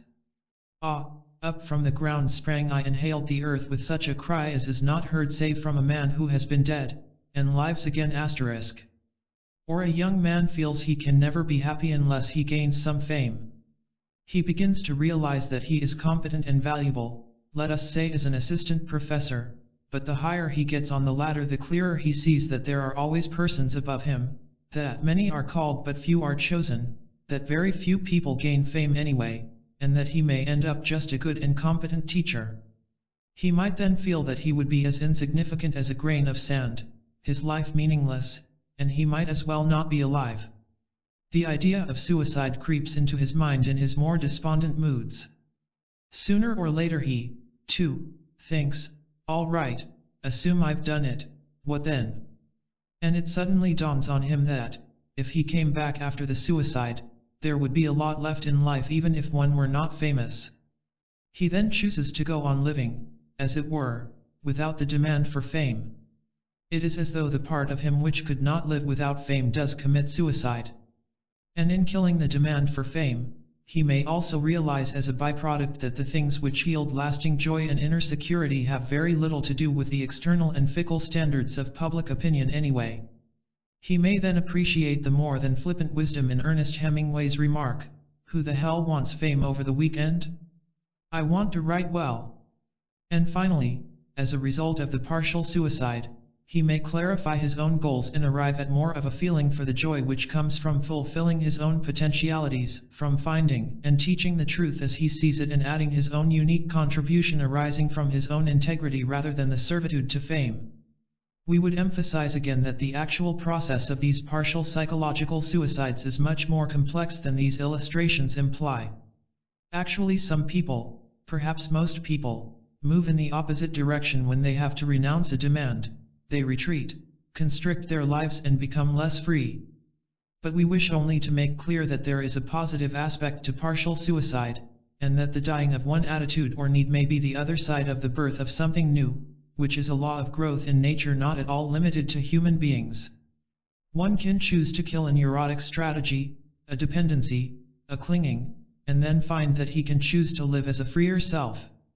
The woman in our example would no doubt find with clearer insight that her so-called love for the man for whom she would have committed suicide was really not love at all, but clinging parasitism balanced by desire to have power over the man. A dying to part of oneself is often followed by a heightened awareness of life, a heightened sense of possibility. When one has consciously chosen to live, two other things happen. First, his responsibility for himself takes on a new meaning. He accepts responsibility for his own life not as something with which he has been saddled, a burden forced upon him, but as a something he has chosen himself. For this person, himself, now exists as a result of a decision he himself has made. To be sure, any thinking person realizes in theory that freedom and responsibility go together. If one is not free, one is an automaton and there is obviously no such thing as responsibility. And if one cannot be responsible for himself, he can't be trusted with freedom. But when one has chosen himself, this partnership of freedom and responsibility becomes more than a nice idea. He experiences it on his own pulse. In his choosing himself, he becomes aware that he has chosen personal freedom and responsibility for himself in the same breath. The other thing which happens is that discipline from the outside is changed into self-discipline. He accepts discipline not because it is commanded, for who can command someone who has been free to take his own life, but because he has chosen with greater freedom what he wants to do with his own life, and discipline is necessary for the sake of the values he wishes to achieve. This self-discipline can be given fancy names. Nietzsche called it loving one's fate and Spinoza spoke of obedience to the laws of life. But whether bedecked by fancy terms or not, it is, I believe, a lesson everyone progressively learns in his struggle toward maturity. 6. The creative conscience. Man is the ethical animal, ethical in potentiality even if, unfortunately, not in actuality. His capacity for ethical judgment, like freedom, reason, and the other unique characteristics of the human being, is based upon his consciousness of himself. A few years ago Dr. Hobart Mower conducted a notable little experiment in the psychological laboratory at Harvard. The purpose was to test the ethical sense of rats. Could rats balance the long-term good and bad consequences of their behavior, and act accordingly? Pellets of food were dropped in a trough in front of the hungry animals, but the plan was that they should learn a kind of rat etiquette, to wait 3 seconds before seizing the food. If the rat didn't wait, he received a punishment in the form of an electric shock through the floor of the cage. When the punishment occurred right after the rats had too hastily grabbed the food, they soon learned to wait politely, and then to take their food and enjoy it in peace. That is, they could integrate their behavior around the fact, wait a moment or you'll wish you had. But when the punishment was postponed, say for 9 or 12 seconds after the rats had broken the rule of etiquette, they had a very difficult time of it. Most rats could not then learn from the punishment. They became delinquent, that is, they grabbed the food willy-nilly, regardless of the punishment to come. Or they became neurotic, they withdrew from the food altogether and went hungry and frustrated. The essential point is they could not balance a future bad consequence of an action against their present desire for the food. This little experiment highlights the difference between man and rats. Man can look before and after. He can transcend the immediate moment, can remember the past and plan for the future, and thus choose a good which is greater, but will not occur till some future moment in preference to a lesser, immediate one. By the same token he can feel himself into someone else's needs and desires, can imagine himself in the other's place, and so make his choices with a view to the good of his fellows as well as himself. This is the beginning of the capacity, however imperfect and rudimentary it may be in most people, to love thy neighbor and to be aware of the relation between their own acts and the welfare of the community. The human being not only can make such choices of values and goals, but he is the animal who must do so if he is to attain integration. For the value, the goal he moves toward, serves him as a psychological center, a kind of core of integration which draws together his powers as the core of a magnet draws the magnet's lines of force together. We pointed out in a previous chapter that knowing what one wants is essential for the beginnings of the child's and young person's capacity for self-direction. Knowing what one wants is simply the elemental form of what in the maturing person is the ability to choose one's own values. The mark of the mature man is that his living is integrated around self-chosen goals. He knows what he wants, no longer simply as the child wants ice cream but as the grown person plans and works toward a creative love relationship or toward business achievement or whatnot. He loves the members of his family not because he has been thrown together with them by the accident of birth but because he finds them lovable and chooses to love them, and he works not merely from automatic routine, but because he consciously believes in the value of what he is doing. We saw in an earlier chapter that man's anxiety, bewilderment, and emptiness, the chronic psychic diseases of modern man, occur mainly because his values are confused and contradictory, and he has no psychic core. We can now add that the degree of an individual's inner strength and integrity will depend on how much he himself believes in the values he lives by. In this chapter we inquire how a person can maturely and creatively choose and affirm such values. In the first place, your values, and mine, and our difficulty in affirming them, depend very much on the age we live in. It is always so, in an age of transition, when skepticism and doubt accompany every thought, the individual has a harder task. Goethe, who had no occasion to beat the drums for faith in the traditional sense, wrote, "All epochs that are ruled by faith, in whatever form, are glorious, elevating and fruitful in themselves and for prosperity. All epochs, on the other hand, in which skepticism in whatever form maintains a precarious triumph, even should they boast for a moment of borrowed splendor, lose their meaning because no one can take pleasure in wrestling with what is essentially sterile." If, in these somewhat grandiloquent words, Goethe means by faith the convictions permeating the society, giving it a center of meaning and giving to its members a sense of purpose, his statement is historically accurate. We have only to call to mind Periclean Greece, or the time of Isaiah, or Paris in the 13th century, or the Renaissance and 17th century to see how such shared convictions draw together the creative forces of the period. But in the transitional, or disintegrating, phase of a historical period, such as at the end of the Hellenistic times and in the twilight of medievalism, the faith tends to break up also. Then two things generally happen.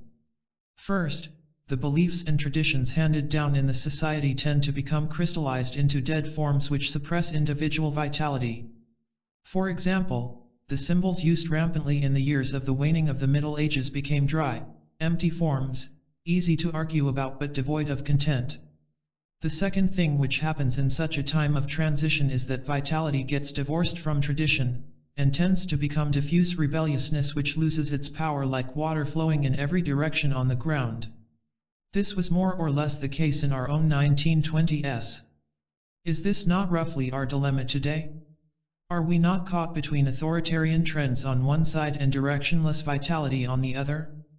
Whether all readers would cut the pie of history the same way I do, and certainly history can be interpreted from different angles, everyone would agree that in times of social upheaval, like our own, people suffer from feelings of rootlessness and tend to cling to authority and established institutions as a source of security in the storm. As Drive and Mrs. Lind point out in their study of the American town during the Depression, in Middletown in transition, most people are incapable of tolerating change and uncertainty in all sectors of life at once.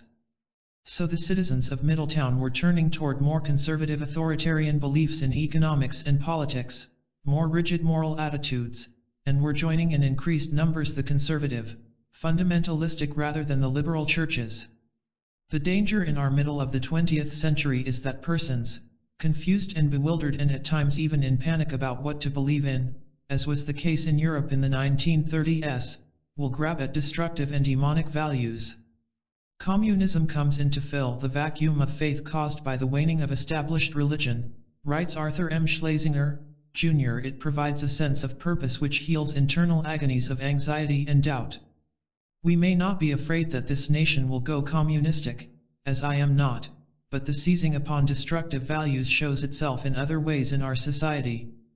There are clear signs that authoritarian, reactionary trends are growing in religion, in politics, in education, in philosophy, and in tendencies toward dogmatism in science. When people feel threatened and anxious, they become more rigid, and when in doubt they tend to become dogmatic, and then they lose their own vitality. They use the remnants of traditional values to build a protective encasement and then shrink behind it, or they make an outright panicky retreat into the past. But many are discovering that the flight to the past doesn't work. Fortunately, such books as Henry Link's Return to Religion are as short-lived in their influence as they are temporarily popular. Such efforts are basically self-defeating. One can never apply some center from the outside. A resurgence of religious interest occurring as in the upset Hellenistic times because of a failure of nerve, as Gilbert Murray put it, will do no good to the society or the persons themselves.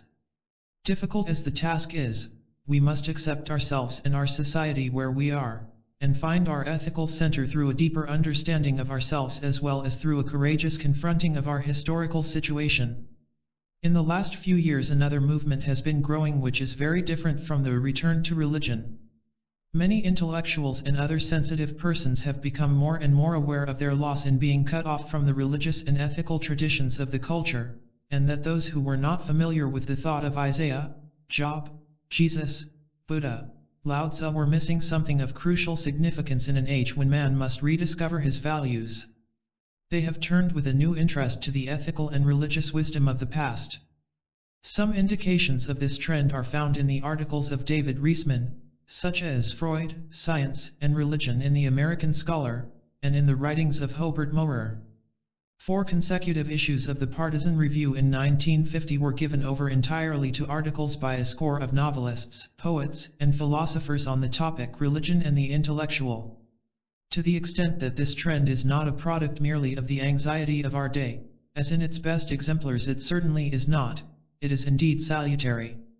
But the danger lies in the fact that some intellectuals, being newcomers to the field and therefore less able to differentiate at the moment, are apt to seize on the more obvious and vocal but less sound aspects of the religious tradition. If the interest of the intellectuals in religion chiefly contributes to the growth of authoritarianism and reaction, we are the more lost. The real problem, thus, is to distinguish what is healthy in ethics and religion, and yields a security which increases rather than decreases personal worth, responsibility, and freedom. Let us start, as we have in previous chapters, by asking how a healthy ethical awareness is born and develops in the human being. Adam and Prometheus. Man is the ethical animal, but his achievement of ethical awareness is not easy. He does not grow into ethical judgment as simply as the flower grows toward the sun. Indeed, like freedom and the other aspects of man's consciousness of self, ethical awareness is gained only at the price of inner conflict and anxiety. This conflict is portrayed in that fascinating myth of the first man, the biblical story of Adam. This ancient Babylonian tale, rewritten and carried over into the Old Testament about 850 BC, pictures how ethical insight and self-awareness are born at the same time. Like the story of Prometheus and other myths, this tale of Adam speaks a classic truth to generation after generation of people, not because it refers to a particular historical event, but because it portrays some deep inward experience shared by all men. Adam and Eve, so the story goes, live in the Garden of Eden where God had made all sorts of trees grow that were pleasant to the sight and good for food. In this delightful land they know neither toil nor want. Even more significantly, they have no anxiety and no guilt, they do not know they are naked. They have no struggle with the earth in resting their living, nor psychological conflict within themselves, nor spiritual conflict with God. But Adam had been commanded by God not to eat of the tree of the knowledge of good and evil and the tree of life in the garden, lest he become like God in knowing good and evil. When Adam and Eve did eat of the fruit of the first tree, their eyes were opened, and the first evidence of their knowing good and evil was in their experiencing anxiety and guilt.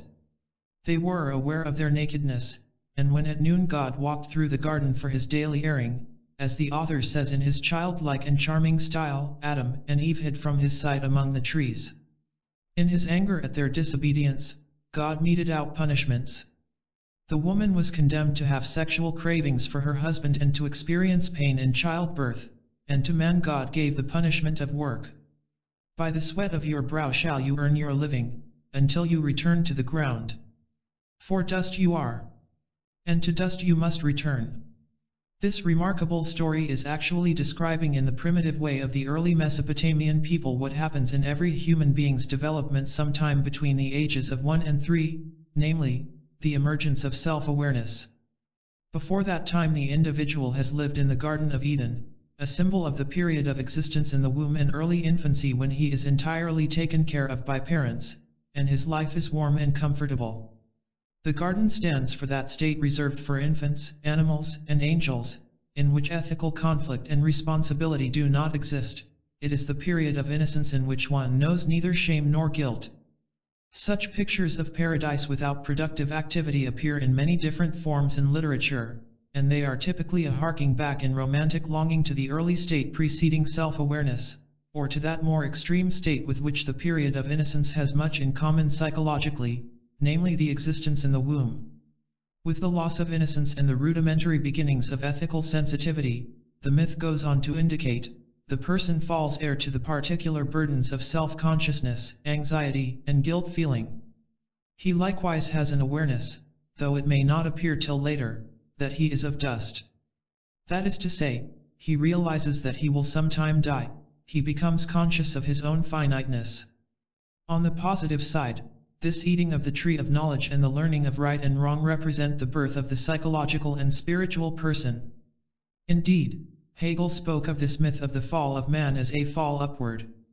The early Hebrew writers who put the myth into the book of Genesis might well have made it the occasion for celestial song and rejoicing, for this is the day, rather than at the creation of Adam, when man the human being was born. But what is amazing is that all this is pictured as happening against God's will and commandments. God is portrayed as being angry that man has become like one of us, in knowing good from evil, and now, suppose he were to reach out his hand and take the fruit of the tree of life also, and eating it, live forever. Are we to believe that this God did not wish man to have knowledge and ethical sensitivity, this God who, we are told just the chapter before in the book of Genesis, created man in his own image, which, if it means anything at all, means likeness to God in the respects of freedom, creativity, and ethical choice? Are we to suppose that God wished to keep man in the state of innocence and psychological and ethical blindness? These implications are so out of keeping with the astute psychological insight of the myth, that we must find some other explanations. To be sure, the myth, coming as it does out of that dim period of 3,000 to 1,000 years before Christ, represents the primitive viewpoint.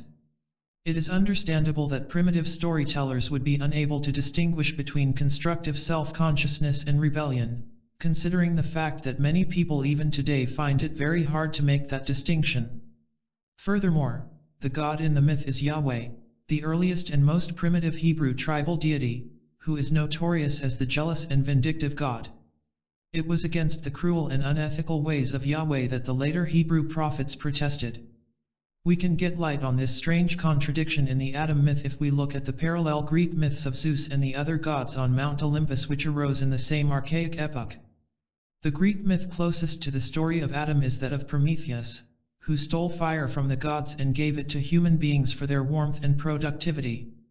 The enraged Zeus, noting one night from a glow on earth that the mortals had fire, seized Prometheus, bore him off to the Caucasus, and chained him to a mountain peak. The torture devised by Zeus' skillful imagination was to have a vulture feast by day on Prometheus' liver, and then, when the liver had grown back during the night, the vulture would tear at it again the next day, thus ensuring perpetual torment for the hapless Prometheus. So far as punishment goes, Zeus had an edge over Yahweh in cruelty. For the Greek god, smoldering in anger that man should now have fire, crammed all the diseases, sorrows and vices into a box in the form of moth-like creatures, and had Mercury take the box to the earthly paradise, very much like the Garden of Eden, in which Pandora and Epimetheus lived in untroubled happiness. When the curious woman opened it, out flew the creatures, and mankind was visited with these never-ending afflictions.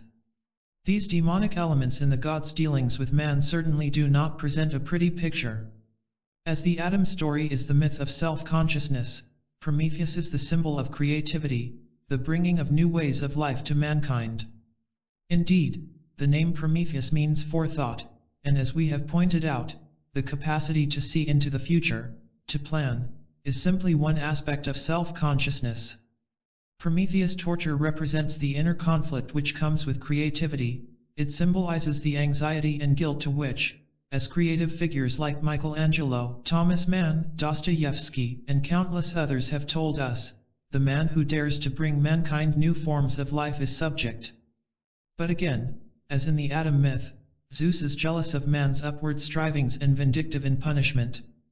So we are left with the same problem. What does it mean that the gods fight against man's creativity? To be sure, there is rebellion against the gods in the actions of both Adam and Prometheus. This is the angle from which the myths as they stand make sense.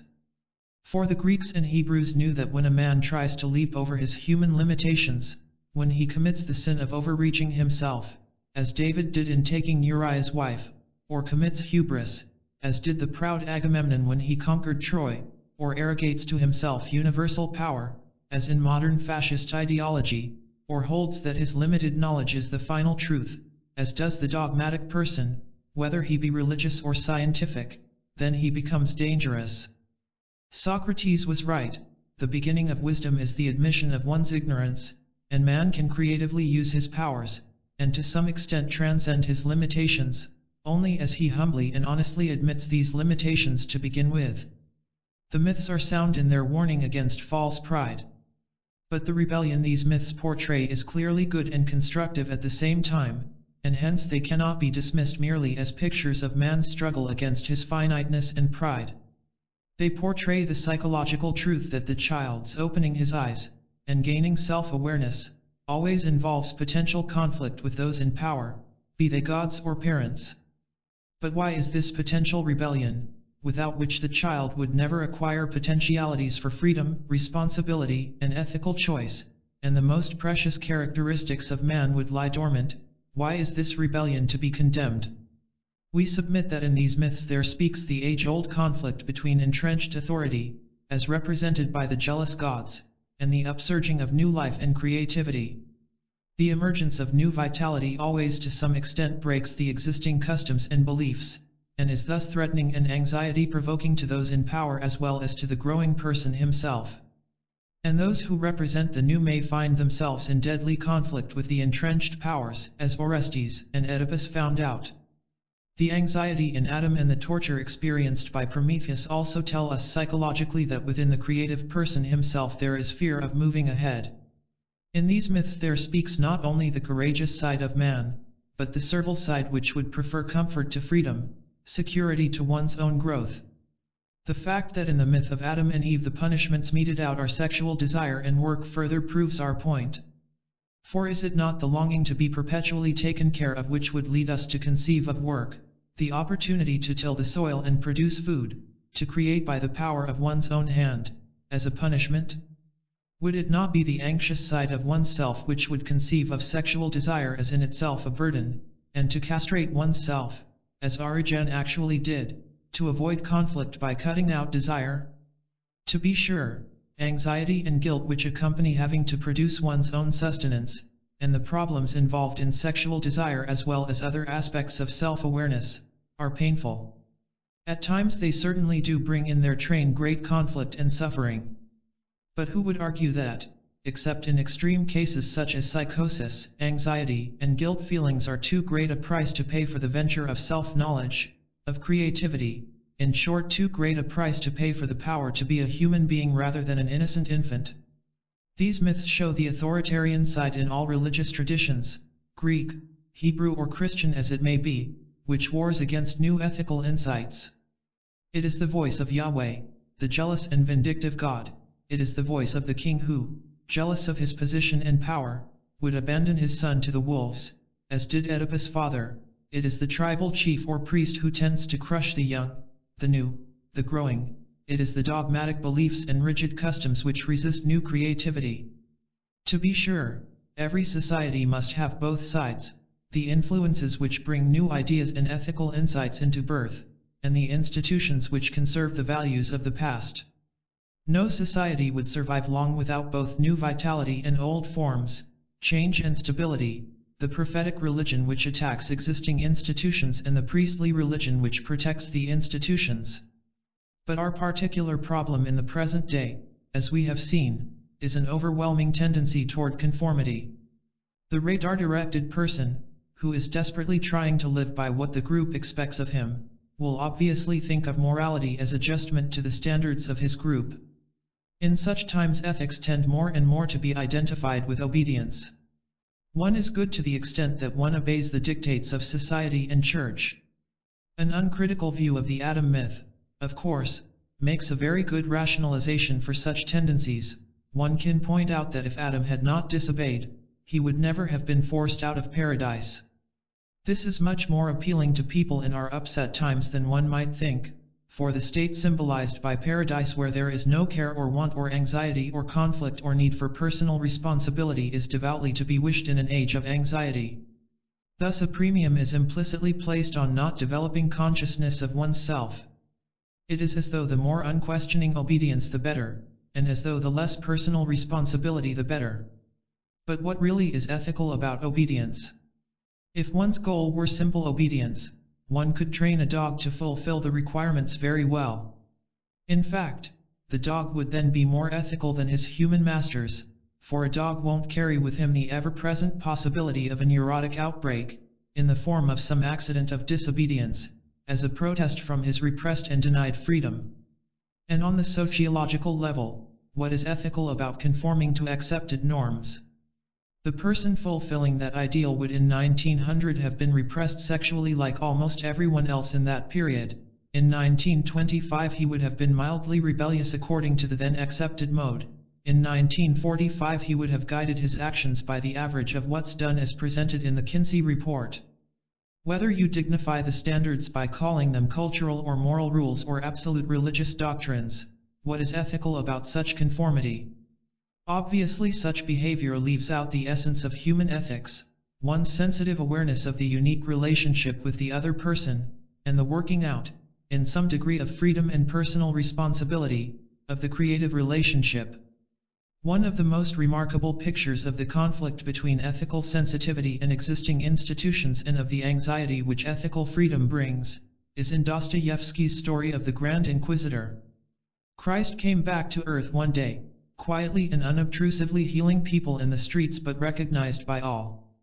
It happened to be during the Spanish Inquisition, and the old cardinal, the Grand Inquisitor, met Christ on the street and had him taken to prison. In the dead of night the Inquisitor comes to explain to the silent Christ why he never should have returned to earth. For 15 centuries the Church has been struggling to correct Christ's original mistake in giving man freedom, and they will not allow him to undo their work.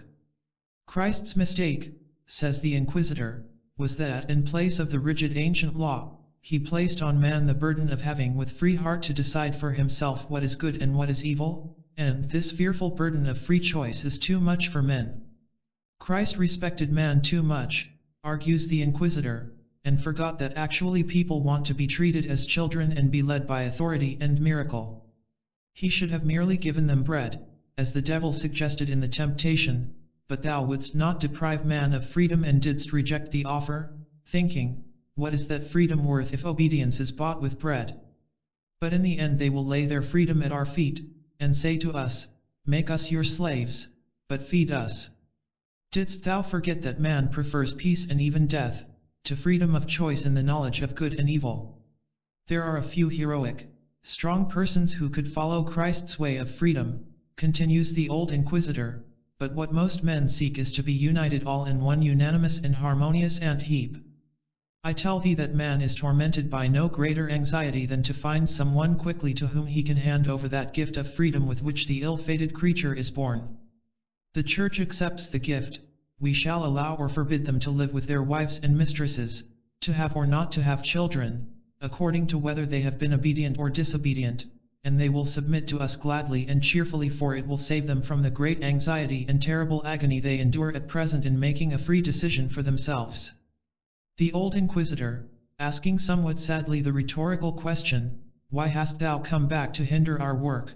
states as he takes his leave that tomorrow Christ will be burned. Dostoevsky does not mean, of course, that the inquisitor speaks for all religion, either Catholic or Protestant. He means, rather, to portray the life-thwarting side of religion which seeks the unanimous ant heap, the element in religion which enslaves the person and would tempt him to surrender, like Esau for a mess of pottage, his most precious possessions, his freedom and responsibility. The person in our day, therefore, who seeks values around which he can integrate his living, needs to face the fact that there is no easy and simple way out. He cannot merely return to religion any more than he can healthily return to his parents when the freedom and responsibility of choice becomes too great a burden. For there is a double relation between ethics and religion, the same double relation we find between parents and offspring. On one hand, the ethical prophets throughout history are born and nourished in the religious tradition. One has only to call to mind Amos, Isaiah, Jesus, Saint Francis, Lao Tzu, Socrates, Spinoza and countless others. But on the other hand, a bitter warfare exists between ethically sensitive people and religious institutions. Ethical insights are born in attacks upon conformity to existing mores. In the Sermon on the Mount, Jesus precedes each new ethical insight he offers with the refrain, "It was said unto you of old, but I say unto you." This is the constant refrain of the man of ethical sensitivity. New wine cannot be put into old bottles, else the bottles burst and the wine is spilt. Thus it is always. The ethically creative persons, like Socrates, Kierkegaard, and Spinoza, are engaged in finding new ethical spirit as opposed to the formalized law of the traditional system.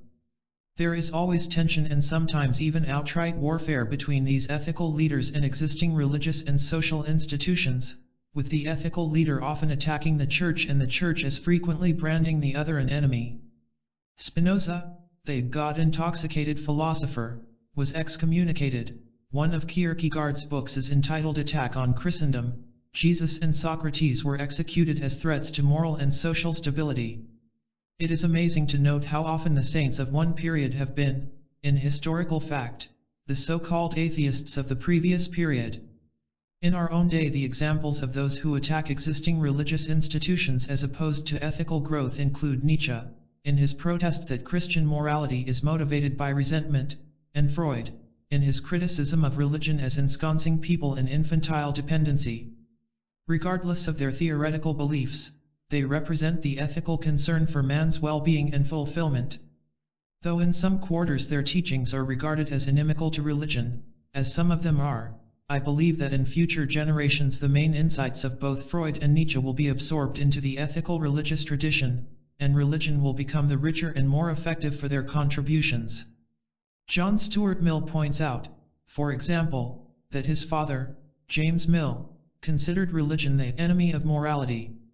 The elder Mill had been educated in a Presbyterian theological seminary in Scotland, but had later withdrawn from the church because he refused to believe that God could have created hell with the knowledge, as implied in predestination, that people were going there without their own choice. He held that religion radically vitiated the standard of morals, making it consist of doing the will of a being, on whom it lavishes indeed all the phrases of adulation, but whom in sober truth it depicts as eminently hateful.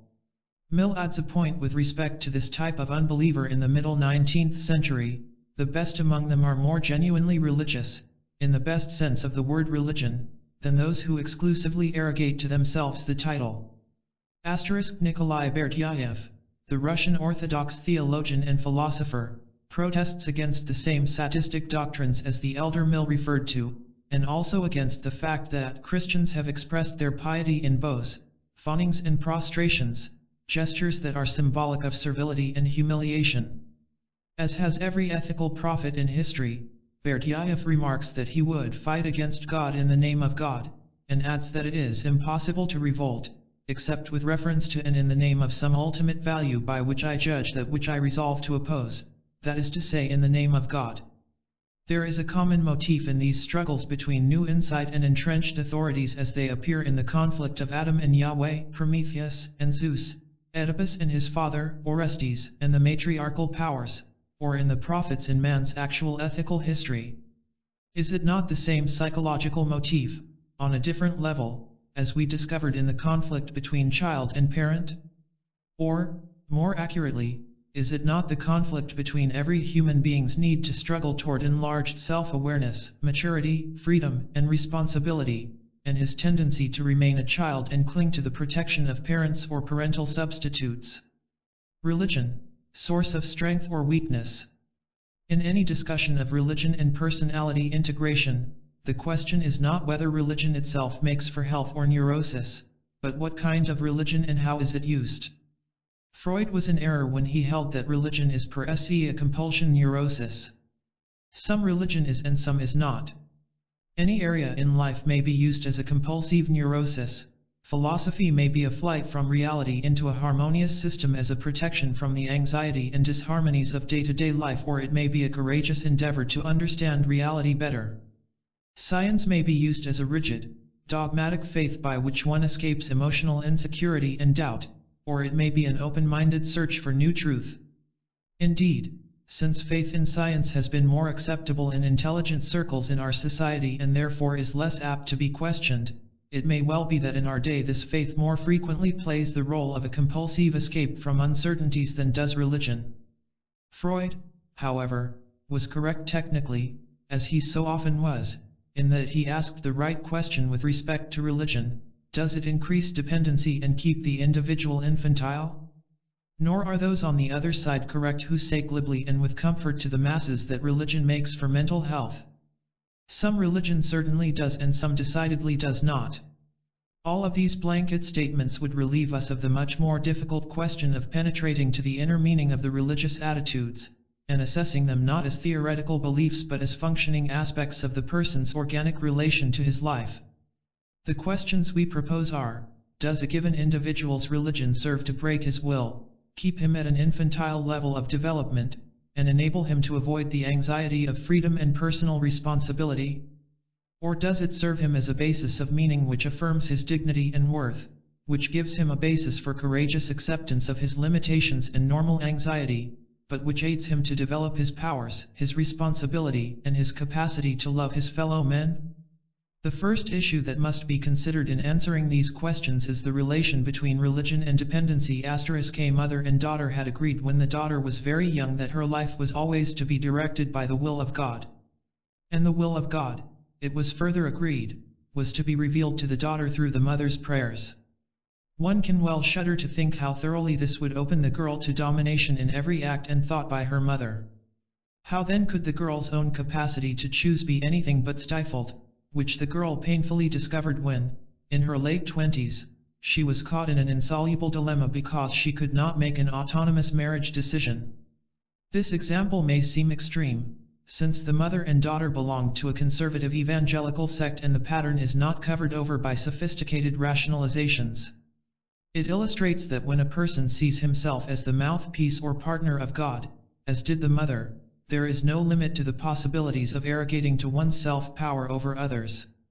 This use of religion comes out frequently and vividly when a person in therapeutic sessions is struggling to establish some freedom from parental control.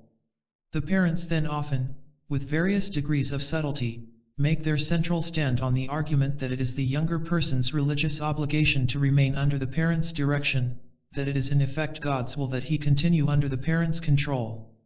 In letters which persons in therapy often receive from parents at such times, the parent of course quotes such biblical passages as "Honor thy father and thy mother," rather than the later ethic of Jesus as shown in the New Testament passage we quoted above: "A man's foes shall be those of his own household." Most parents would insist verbally, of course, that they wish only to have the child fulfill his own potentialities. They are often quite unaware of unconscious needs to hang on to the younger person. But the fact that they so often behave as though the son's or daughter's fulfillment were to be achieved only by remaining under their control reveals something quite different from their conscious intentions. The son's or daughter's becoming free often stirs up some deep anxiety in the parent, an anxiety which shows how difficult it is for parents in our society really to believe in the indigenous potentialities of the child, perhaps because it is so hard for them to believe in their own potentialities, and how strong is the tendency of all entrenched authority to keep its power even at the price of breaking the other person into submission. The conflicts are made more complex because the younger person struggling for autonomy has often been inculcated with a deep sense of doom if he does not obey parental precept. And he is already generally fighting considerable anxiety and guilt feelings within himself over his effort to be free. Often at this stage persons have dreams in which they are guilty yet not guilty, guilty like Orestes, yet having to go ahead. One such person dreamed that he was being cited as guilty by Senator McCarthy in the Senate, though he knew within himself that he really was not guilty. The problem of being prey to someone else's power is reinforced, of course, by one's own infantile desires to be taken care of. Thus there are tendencies within oneself to give oneself over to the dominating person. About half my own psychotherapeutic work over the past 10 years has been with persons from specifically religious backgrounds and in the religious professions, and about half with persons of no specific religious background or interest. I have received some impressions which, while they should be taken very tentatively, may nonetheless be helpful in illuminating some psychological effects of religious training in our society. I cite these impressions for two reasons. First, they may be useful to readers in the religious tradition who are concerned with avoiding the sight of religion, as of any other part of the culture, which leads to neurotic pitfalls. Second, these impressions may be helpful to readers who are not part of any specifically religious tradition but who, like an increasing number of sensitive persons in our day, are concerned with distinguishing what aspects of religion aid in the discovery of one's personal values and what aspects do not. These impressions are that people from religious backgrounds are apt, first, to have a more than average zest in wanting to do something with themselves and their lives. But, secondly, they are apt to have a particular attitude which I would call the divine right to be taken care of. These two attitudes of course are contradictory.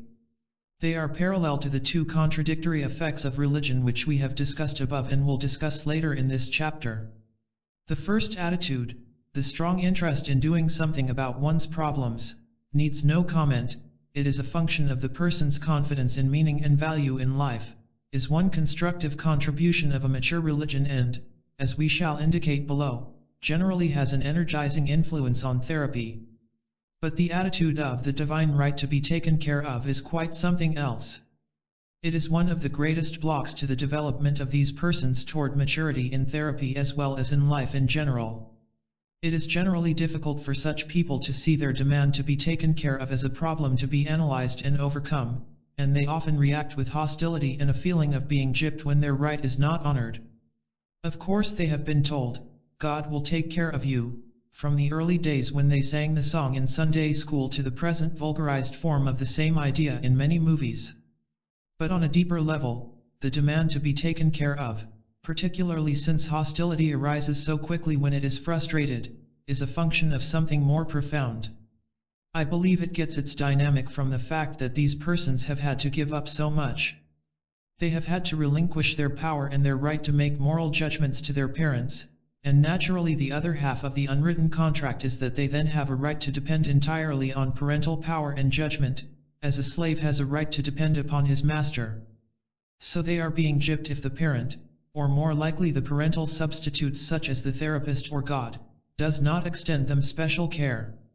They have been taught that happiness and success would follow their being good, the latter generally interpreted as being obedient. But being merely obedient, as we have shown above, undermines the development of an individual's ethical awareness and inner strength. By being obedient to external requirements over a long period of time, he loses his real powers of ethical, responsible choice. Strange as it sounds, then, the powers of these people to achieve goodness and the joy which goes with it are diminished. And since happiness is not the reward of virtue, as Spinoza remarked, but virtue itself, the person who surrenders his ethical autonomy has relinquished to the same degree his power to attain virtue and happiness. No wonder he feels resentful. We can see more concretely what these people have had to give up when we look at how the obedience morality, the emphasis on being good by subordinating oneself, got its power in modern culture.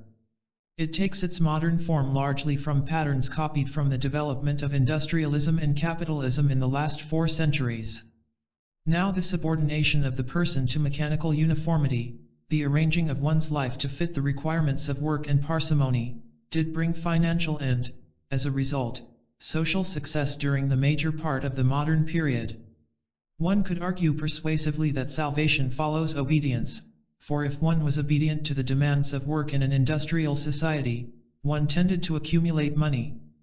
Anyone who has read of the business acumen of the early Quakers and Puritans, for example, knows how well these economic and moral attitudes worked together. The Quaker dollar was a concrete solace for the great resentment engendered in the middle classes because of the emotional privations they suffered in this obedience system. But times change, as we have indicated in earlier chapters, and in our day early to bed and early to rise may make a man healthy, but there is no guarantee that it will make him wealthy and wise. Ben Franklin's precepts, tithing and daily fidelity to routine work, no longer ensure success. The religious person, furthermore, particularly if he is a minister or otherwise engaged in professional religious work, has had to give up a realistic attitude toward money. He is not supposed to require that he be paid such and such a salary. In many religious circles it is considered undignified to talk about money, as if being paid, like toilet activities, is a necessary part of life, but the ideal is to act as though it doesn't really occur. Labor groups, adapting to the changing economic times of mass industry, have recognized that God does not send the paycheck by raven's mouth as food was sent to Elijah of old, and they have learned through their unions to bring pressure to bear to get adequate wages. But people in religious professions cannot strike for higher wages. Instead, the church is supposed to take care of the minister financially and otherwise. He is given discounts on the railroad and in department stores. Tuition in seminaries is lower than in other graduate schools, all of which is not calculated to increase the minister's self-respect or others' respect for him in our particular society. The fact that the religious person is not supposed to take active steps to ensure his financial security is another evidence of the underlying assumption in our society that material security will somehow come automatically if one is good, an assumption closely connected with the belief that God will take care of you. Thus it is easy to see why the person in our society who is taught to be good by subordinating himself, and only discovers sooner or later that he does not even get economic rewards for doing so, let alone happiness, should have so much resentment and anger. It is this varied resentment which gives the dynamic to the demand to be taken care of. It is as though the person were silently saying, I was promised I would be taken care of if I was obedient. Look how obedient I have been, so why am I not taken care of?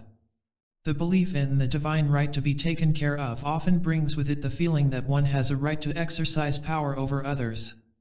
That is to say, if one believes that persons should be under the power of others, he will not only submit himself to some more powerful person for the purpose of getting care, but he will feel it his duty to take care of, and to exercise power over, some person below him on the scale. This tendency is illustrated in its more sadistic form in the statement of one man, when questioned about his practice of controlling the younger man with whom he lived even to the extent of taking the latter's paycheck every Saturday and putting him on an allowance. Am I not my brother's keeper? We shall not endeavor to explain the reasons for the fact that dominating and submissive tendencies go hand in hand, and that masochism is always the reverse side of sadism. Erich Fromm has classically discussed these points in his book Escape from Freedom. We wish only to point out that the person who demands to be taken care of is generally endeavoring in a variety of subtle ways to get power over others at the same time. Goethe well expresses this psychological truth. For each, incompetent to rule his own internal self, is all too fain to sway his neighbor's will, even as his haughty mind inclines. Another tendency which is nourished by religious dependency is that of getting one's feeling of worth, prestige and power through identifying with someone else. This generally takes the form of identifying with an idealized figure of minister, priest, rabbi, bishop, or whoever above one in the hierarchy has prestige and power. Again, this tendency is not confined to religion, it is present in business, politics, and other aspects of community life. It is a regular phenomenon in psychotherapy called transference, and shows itself, among other ways, in the patients needing to build the therapist up and to get prestige from the fact that the therapist is well known. But in therapy it is regarded as a problem to be eventually worked through so that the individual will come to see his therapist as the real person he is, and obtain his own feeling of worth and prestige from his own activities rather than the therapist's. This tendency in religion seems to rest on a deeper level than in some other areas of social living. It of course receives reinforcement from deteriorated interpretations of vicarious suffering and atonement. It is as though everyone were trying to live vicariously through someone else, until no one knows where he himself is. It is amazing how easily the Christian teaching of love can deteriorate into everyone's agreeing, if you take responsibility for me, I will for you. The neurotic uses of religion have one thing in common: they are devices by which the individual avoids having to face his loneliness and anxiety. God is made into a cosmic papa, in Auden's phrase. Religion in this form is a rationalization for covering up the realization, a realization which contains a good deal of terror for those who take it seriously, that the human being is in the depths of himself basically alone, and that there is no recourse from the necessity of making one's choices ultimately alone. It is utter terror and loneliness that drive a man to address the void as thou. Thus speaks a character in Edna St. Vincent Millay's Conversation at Midnight. But if the need to escape terror and loneliness are the main motives for turning to God, one's religion will not help him toward maturity or strength, and it will not even give him security in the long run. Paul Tillich, writing from the theological view, makes the point that despair and anxiety can never be worked through until one confronts them in their stark and full reality. This truth is obviously just as valid psychologically. Maturity and eventual overcoming of loneliness are possible only as one courageously accepts his aloneness to begin with. It often occurs to me that the reason Freud was able to work with such courage and unswerving purpose throughout the last 40 years of his life was that he won the battle of being able to grow and work alone in that first solitary 10 years, when, after he had separated from Breuer, he pursued his explorations into psychoanalysis with neither colleague nor coworker. It seems to me, further, that this is the battle the creative ethical figures like Jesus win in the wilderness, that the real meaning of the temptations with which Jesus wrestled was not in the desire for bread or power, but in the temptation, as put in the words of the devil in the story, to throw himself down from the mountain to prove that God was protecting him. He will give his angels charge of you, they will bear you on their hands, lest you strike your foot against a stone. When one has been able to say no to the need that he be borne up, when, in other words, he is able not to demand he be taken care of, when he has the courage to stand alone, he can then speak as one with authority.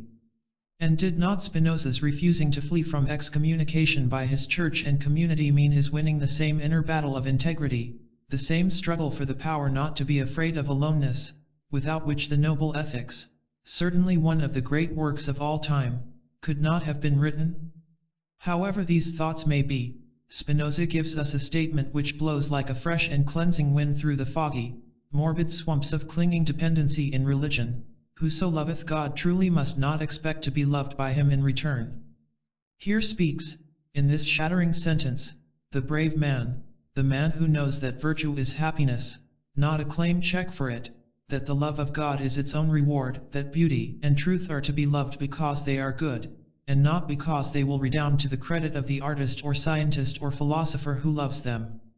Spinoza of course does not at all mean to imply the martyr-like, sacrificial, masochistic attitude for which his sentence might be mistaken. He rather is stating in its most unequivocal form the basic characteristic of the objective, mature, creative person, in his words the blessed and joyful person, namely the capacity to love something for its own sake, not for the sake of being taken care of or gaining a bootlegged feeling of prestige and power. Certainly loneliness and anxiety can be constructively met.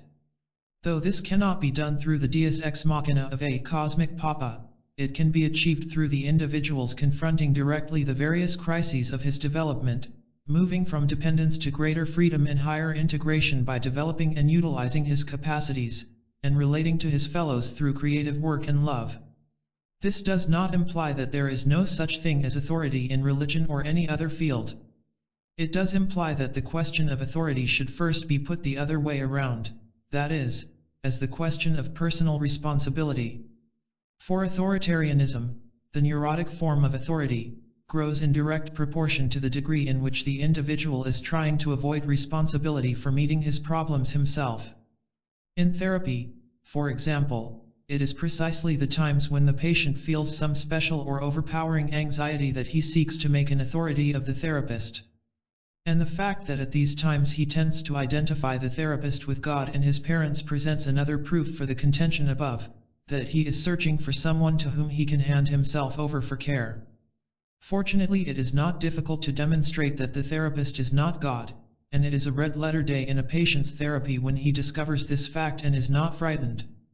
Instead of trying to argue with oneself or others on the merits of various authorities, therefore, it is better initially to confront oneself, in self-scrutiny, with the question, what anxiety makes me now wish to run to the wings of an authority, and what problem of my own am I trying to evade?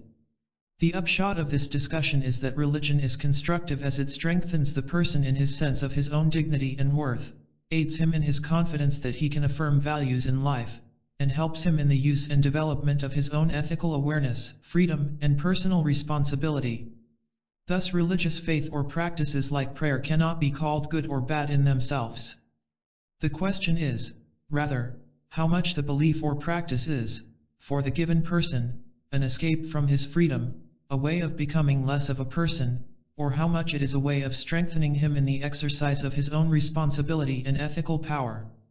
The person praised in Jesus' parable in Matthew was not the one who was afraid and buried his talent, but the persons who courageously used their talents, and these, the good and faithful persons, were given more power. The creative use of the past. In the final paragraph of his last book, the Venerable Freud quotes this verse from Goethe. What thou hast inherited from thy fathers, acquire it to make it thine. We now consider how a person can acquire the inheritance from his fathers in the ethical and religious tradition. We have placed this section after the one above, for it makes no sense to talk about tradition until the problem of dependency is clarified. To the extent that an adult person has achieved some freedom and identity as a self, he has a base from which to acquire the wisdom in the past traditions of his society and to make it his. But if this freedom is missing, traditions block rather than enrich. They may become an internalized set of traffic rules, but they will have little or no fructifying influence on one's inward development as a person. As we saw in Chapter 2, part of the malady of our day is that we have lost much of our creative relationship to the wisdom of the past. Henry Ford's statement in the 1920s, "History is bunk," received wide publicity and occasioned a good deal of debate. The mere fact that such an issue could ever be accepted for discussion indicates the rebelliousness toward tradition which was fairly prevalent then. But history is our social, communal body, in it we live, move, and have our being, and to cut oneself off from it, to hold it as inconsequential, is about as sensible as to say, my physical body is bunk. To be proud of having no interest in the religious traditions of one's society falls in the same category. In the 1920s and even later to an extent, it has often been the attitude among sophisticated people that to have no concern with religious tradition was a sign of emancipation. Indeed, educated people who would be ashamed to admit knowing nothing about economics or literature have been proud of illiteracy in the field of religion. Or proud of the fact that they have learned no more than the odd assortment of fiction and catechism they got in early years in Sunday school. The attitudes of dependency which we discussed in the previous section and these sophisticated attitudes both have the same result: they shut the person off from a creative relationship to an important segment of the wisdom of thy fathers. This situation is unfortunate not only for the society but also for the person himself. For it robs him of an important part of his historical body, and thus contributes much to the diffuse perplexity and feelings of rootlessness of individuals in our day. It is important, therefore, whether we are intellectuals or sophisticates or merely alert human beings seeking bearings in a confused and perplexed time, to ask, How can one relate to the inherited traditions so that one's own freedom and personal responsibility are not sacrificed in the process? One principle, to start with, is clear: the greater a person's awareness of himself, the more he can acquire the wisdom of his fathers to make it his. It is the persons who are weak in the sense of their own personal identity who are overcome by the power of tradition, who cannot stand in its presence, and who therefore either capitulate to it, cut themselves off from it, or rebel against it. This is graphically illustrated by some modern artists who are afraid to look at Renaissance pictures for fear they might be influenced. One of the distinguishing marks of strength as a self is the capacity to immerse oneself in tradition and at the same time be one's own unique self. This is what the classics, in literature, or ethics or any other field, should do for one. For the essence of a classic is that it arises from such profound depths in human experience that, like the works of Isaiah, or Oedipus, or the Way of Lao Tzu, it speaks to us who live centuries later in vastly different cultures as the voice of our own experience, helping us to understand ourselves better and enriching us by releasing echoes within ourselves which we may not have known were there. Deep calleth unto deep, as the psalmist puts it. One need not go along literally with Jung's concept of archetypes or the collective unconscious to agree that the deeper one goes into one's own experience, let us say in confronting death, or experiencing love, or in the elemental relations in the family, the more one's experience has in common with similar experiences of other men in other ages and cultures. This is why the dramas of Sophocles, the dialogues of Plato, and the paintings of reindeer and bison on the cave walls in southern France by anonymous Cro-Magnon men some 20,000 years ago may speak more powerfully and elicit greater response in us than the bulk of the writings or pictures of 5 years ago. But the more profoundly one delves into his own experience, the more original are his reactions and productions. Here is the seeming paradox, which no doubt everyone knows to be true in his own experience, that the more profoundly he can confront and experience the accumulated wealth in historical tradition, the more uniquely he can at the same time know and be himself. The battle, therefore, is not between individual freedom and tradition as such. The issue, again, is how the tradition is used. If a person asks, what does the tradition, be it a tradition in ethics like the Ten Commandments or the Sermon on the Mount or a tradition in art like Impressionism, require of me, he is turning tradition to authoritarian uses. Tradition will then not only quench his own vitality and creative insight, but it will also serve as a convenient way for him to avoid responsibility for his own choices. But if he asks, what does the tradition have to teach me about human life, in my particular time and with my problems, he is using the wealth of wisdom accumulated through historical tradition for his own enrichment and guidance as a free person. One of the first things necessary for a creative relationship to the inherited wisdom in the religious traditions is to remove religious discussion from such deteriorated forms as the debates over the belief in the existence of God. The tendency to make that issue central, as though God were an object alongside other objects, whose existence can be proved or disproved as we prove or disprove a mathematical proposition or a scientific fact, shows our modern tendency to split up reality. And then, following the dichotomy which Descartes bequeathed to us, we tend to assume that everything must be proven by the methods which properly fit mechanics and physical science. To make God an entity, a being over against other beings, located in space heaven only knows where, is a carryover of a primitive view, full of contradictions and easily refutable. Paul Tillich, in a recently published book which scholars are already referring to as probably the most important theological work so far in the 20th century, points out that to argue for the existence of God implies as much atheism as to argue against it. It is as atheistic to affirm the existence of God as to deny it. God is being itself, not a being. We define religion as the assumption that life has meaning.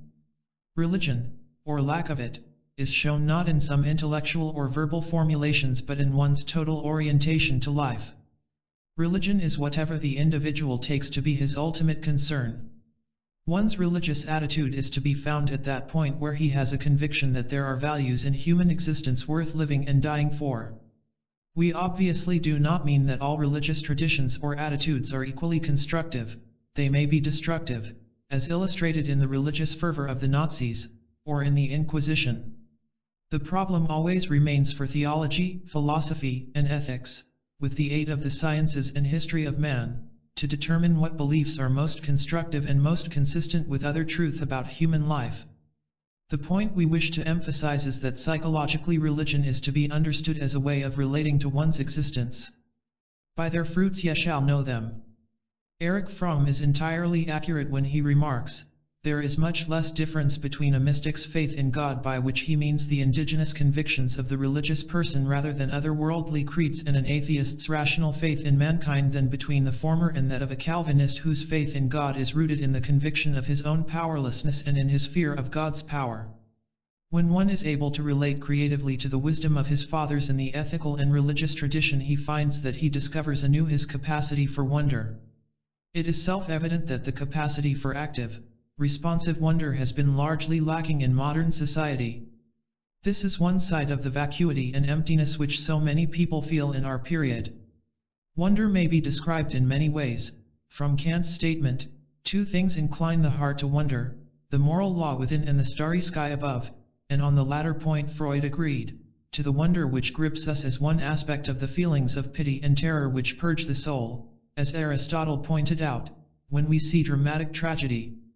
Though certainly not the exclusive province of religion, wonder is traditionally associated with it, and I would consider wonder, when it appears, as is so often the case in scientists or artists, as the religious aspect of these other vocations.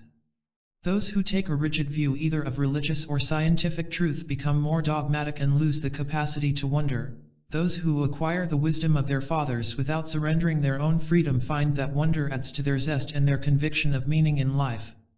The importance of wonder underlies Jesus' high regard for the attitudes of children. Except ye become as a little child, ye cannot enter the kingdom of heaven. This statement has nothing whatever to do with childishness or infantilism. It refers to the child's capacity for wonder, a capacity found likewise in the most mature and creative adults, whether they are scientists like Einstein or artists like Matisse. Wonder is the opposite to cynicism and boredom. It indicates that a person has a heightened aliveness, is interested, expectant, responsive.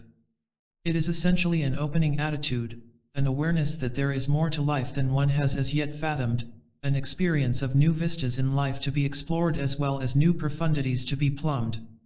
Nor is it an easy attitude to hold. The faculty of wonder tires easily, writes Joseph Wood Crouch. Life would seem a great deal fuller than it does if it were not for the fact that the human being is, by nature, a creature to whom altitudo is much less natural than so what. Wonder is a function of what one holds to be of ultimate meaning and value in life. Though it may be cued off by a tragic drama, it is not a negative experience, since it is essentially an enlarging of life. The overall emotion which accompanies wonder is joy. The highest to which man can attain is wonder, remarked Goethe, and if the prime phenomenon makes him wonder, let him be content, nothing higher can it give him. Wonder also goes with humility, not the pseudo-humility of submission, which generally is the reverse side of arrogance, but the humility of the generous-minded person who can accept the given just as he, in his own creative efforts, is able to give. The historical term grace has a rich meaning at this point, despite the fact that for many people the word has been so much identified with deteriorated forms of the grace of God that it is useless. One speaks of the graceful flight of a bird, the grace of a child's movements, the graciousness of the generous person. Grace is something given, a new harmony which emerges, and it always inclines the heart to wonder. We must emphasize that in every use of these terms, wonder, humility, grace, the connotation is not that of the person being passive and acted upon, as in some traditional religious attitudes. There is a very common misconception in our society that one gives oneself over to creative ecstasy, or to the loved one, or to religious belief. It is as though one falls in love by way of gravitation, or is seized by the hounds of heaven, or writes music or paints in a state of being carried away. It is amazing both how prevalent these passive ways of thinking are in our culture, and how false they are. Any artist or writer or musician, those who are supposedly carried away, will tell you that in the creative experience there is a greatly heightened consciousness and very intense activity on his own part. To use the sexual relationship as a simile, it is as though one were to think of having intercourse by giving himself over, without erection, without motion, and thus without interrelatedness with the other. Such passivity is equally ineffective in sexual relationships as in other creative activities. Even responsiveness implies aliveness. The music of a Chrysler makes no difference to one who is drunk or shut off in his own pride, or in other ways atrophied. And certainly the grace, or given quality of any experience is in direct proportion to how much one participates in it. A patient in therapy expressed it simply but beautifully: the grace of God is the capacity to change. The approach we are here recommending as the creative use of tradition makes possible a new attitude toward conscience. As everyone knows, conscience is generally conceived of as the negative voice of tradition speaking within one, the thou shalt nots echoing down from Moses on Mount Sinai, the voice of the prohibitions which the society has taught its members for centuries. Conscience is then the constrictor of one's activities. This tendency to think of conscience as that which tells the individual not to do things, is so strong that it seems to operate almost automatically. When I was discussing this point with a class of students in a college, one student volunteered that it is quite possible to use one's conscience positively. When I agreed and asked him for examples, he offered, "When you don't want to go to class, your conscience tells you to." I pointed out that this actually was a negative sentence. He then searched his mind and came up with a second example: "When you don't want to study, your conscience makes you." He was at first entirely unaware that this example too was negative. Conscience in each case was seen as acting against what one supposedly wants to do. It was the taskmaster, the whip. The significant point is that the young man said nothing about conscience in his examples as a guide to help him get the most value from the class, or conscience as the voice of his own deepest purposes and goals in the enterprise of studying and learning. Conscience is not a set of handed-down prohibitions to constrict the self, to stifle its vitality and impulses. Nor is conscience to be thought of as divorced from tradition, as in the liberalistic period when it was implied that one decided every act de novo. Conscience, rather, is one's capacity to tap one's own deeper levels of insight, ethical sensitivity, and awareness, in which tradition and immediate experience are not opposed to each other but interrelated. The etymology of the term reveals this point. Composed of the two Latin words meaning to know, scire, and with cum, conscience is very close to the term consciousness. In fact, in some countries, such as Brazil, the same word, consciência, is used both for conscience and consciousness. When Fromm speaks of conscience as man's recall to himself, the recall is not opposed to historical tradition as such, but only to the authoritarian uses of tradition. For there is a level on which the individual participates in the tradition, and on that level tradition aids man in finding his own most meaningful experience. We wish thus to emphasize the positive aspects of conscience, conscience as the individual's method of tapping wisdom and insight within himself, conscience as an opening up, a guide to enlarged experience. This is what Nietzsche was referring to in his paean on the theme Beyond Good and Evil, and what Tillich means in his concept of the transmoral conscience. With this view it will no longer be true that conscience doth make cowards of us all. Conscience, rather, will be the taproot of courage. The person's power to do the valuing. Some readers may have been thinking, during our discussion of the loss of the center of values in our society, that what is necessary is simply to work out a new set of values. And others may have the thought, there's nothing wrong with the values of the past, such as love, equality, and human brotherhood. We need simply to bring these values back again. Both of these points miss the central problem, namely, that modern man has to a great extent lost the power to affirm and believe in any value. No matter how important the content of the values may be, or how suitable this or that value may be on paper, what the individual needs is a prior capacity, namely, the power to do the valuing. The triumph of barbarism in such movements as Hitlerian fascism did not occur because people forgot the ethical traditions of our society as one might misplace a code. The humanistic values of liberty and the greatest good for the greatest number, the Hebrew Christian values of community and love for the stranger, were still in the textbooks, were still taught in Sunday school, and no archaeological expedition was needed to unearth them. People rather have lost, for the reasons we discussed in Chapter 2, the inner capacity to affirm, to experience values and goals as real and powerful for themselves. There is, furthermore, something artificial about setting out to find a center of value, as though one were shopping for a new coat. The endeavors to discover values outside oneself generally slide the individual directly into the question of what the group expects of him. What is the style these days, in values as in coats? And this, as we have seen, has been part and parcel of the trends toward emptiness in our society. There is even something wrong in the phrase discussion of values. One never receives his convictions about values through intellectual debates. The things in a person's life which he actually does value, his children, and his love for them and theirs for him, the pleasure he has in drama or listening to music or playing golf, the pride he has in his work, all these he accepts as realities. He would regard any theoretical discussion of the value of his loving his children, or his pleasure in music, for example, as irrelevant if not impertinent. If you pushed him, he would say, I value the love of my children because I actually experience it, and if you pressed far enough to irritate him, he might well say, if you haven't experienced it yourself, I can't explain it to you. In actual life, the real value is something we experience as connected with the reality of our activity, and any verbal discussion is on a quite secondary level. We do not mean to psychologize values, or to imply that anything toward which one is inclined at the moment is good and true.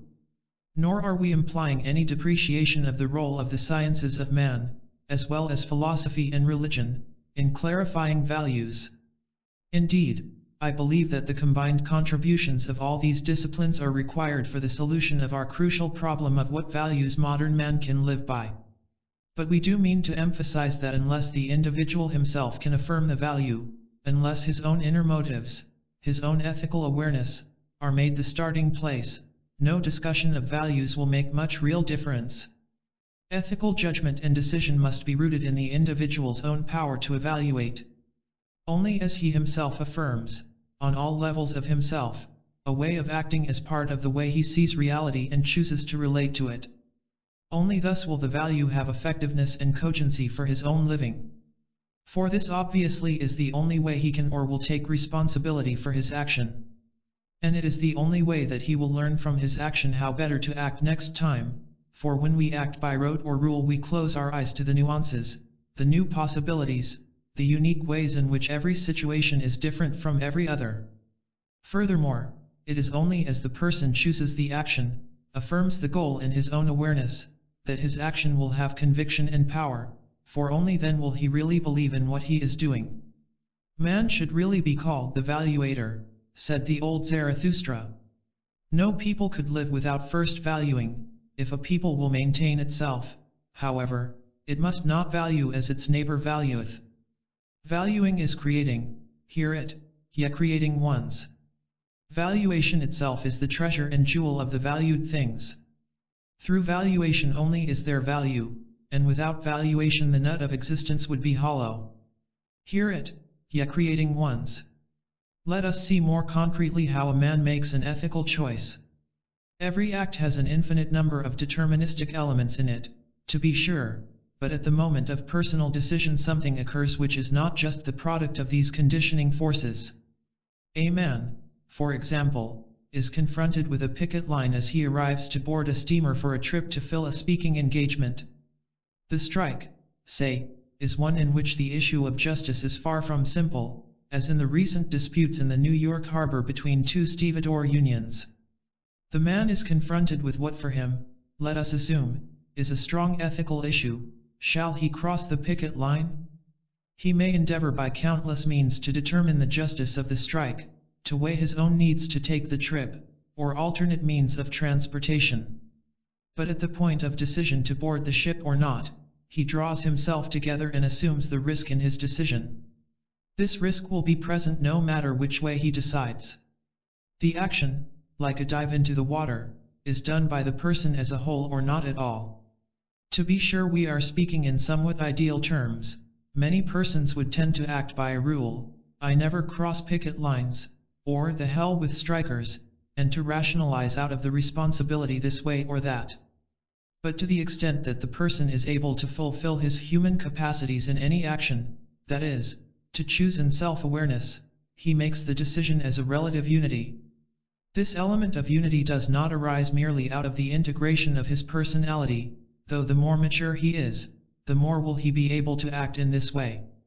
Rather, it arises from the fact that any action chosen in self-awareness is a placing of oneself on the line, as it were. It involves a commitment, to a greater or lesser extent a leap. It is as though one were saying, to the best of my lights at the moment this is what I choose to do, even though I may know more and choose differently tomorrow. The person's act of choosing itself throws a new element into the picture.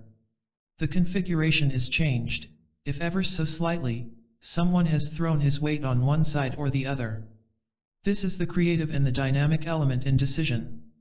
As everyone knows, a person is influenced in a multitude of ways by unconscious forces. But it is often overlooked that conscious decisions, if they are soundly and not precipitately or defiantly made, can change the direction in which unconscious forces push. This is illustrated most fascinatingly in dreams and therapeutic sessions when a person has been struggling for months to make the decision, let us say, to leave home and get a job on his own. During these months his dreams have been roughly equally on the pro and con side of the issue, some dreams warning him to stay home, others saying it is better to go. He finally makes the decision to leave, and his dreams suddenly become strongly on the positive side, as if the conscious decision releases some unconscious power. Likewise, it seems that there are potentialities within us for health which are not released until we make a conscious decision. Allegorically, the individual's decision is like that of the Israelites in their battle against the army of Sisera. The stars in their courses fought against Sisera, but not until the Israelites decided to fight, too. An ethical act, then, must be an action chosen and affirmed by the person doing it, an act which is an expression of his inward motives and attitudes. It is honest and genuine in that it would be affirmed in his dreams as well as his waking thoughts. Thus an ethical man does not act on the conscious level as though he loves someone when on unconscious levels he hates him. To be sure, no integrity is perfect, all human actions have some ambivalence, and no motives are entirely pure. An ethical action does not mean one must act as a completely unified person, with no doubts at all, or one would never act. One will always have struggle, doubt, conflict. It means only that one has endeavored to act as nearly as possible from the center of himself, that he admits and is aware of the fact that his motives are not completely clear and assumes responsibility for making them clearer as he learns in the future. In this emphasis on inner motives in ethical acts, the findings of modern psychotherapy and the ethical teachings of Jesus have their clearest parallel. For the essential point in Jesus' ethics was his shifting the emphasis from the external rules of the Ten Commandments to inward motives. Out of the heart are the issues of life. The ethical issues of life, he held, are not simply thou shalt not kill, but rather are inward attitudes toward other persons, anger, resentment, exploitative lust in the heart, railings, jealousies, and so on. The wholeness of the man whose external actions are at one with his inner motives is what is meant by the expression in the Beatitudes, the pure in heart. Thus Kierkegaard entitles one of his little books Purity of Heart is to will one thing, a discussion of a biblical quotation which he translates, purify your hearts, ye double-minded. Some persons will be frightened by the freedom in such an ethics of inwardness, and made anxious by the responsibility which this places on each man's decisions. They may yearn for the rules, the absolutes, the rigid ancient law, as the Inquisitor put it, which relieves us of this fearful burden of free choice. And in the longing for a rule, one might protest, your ethics of inward motives and personal decision lead to anarchy, everyone can then act as he wishes.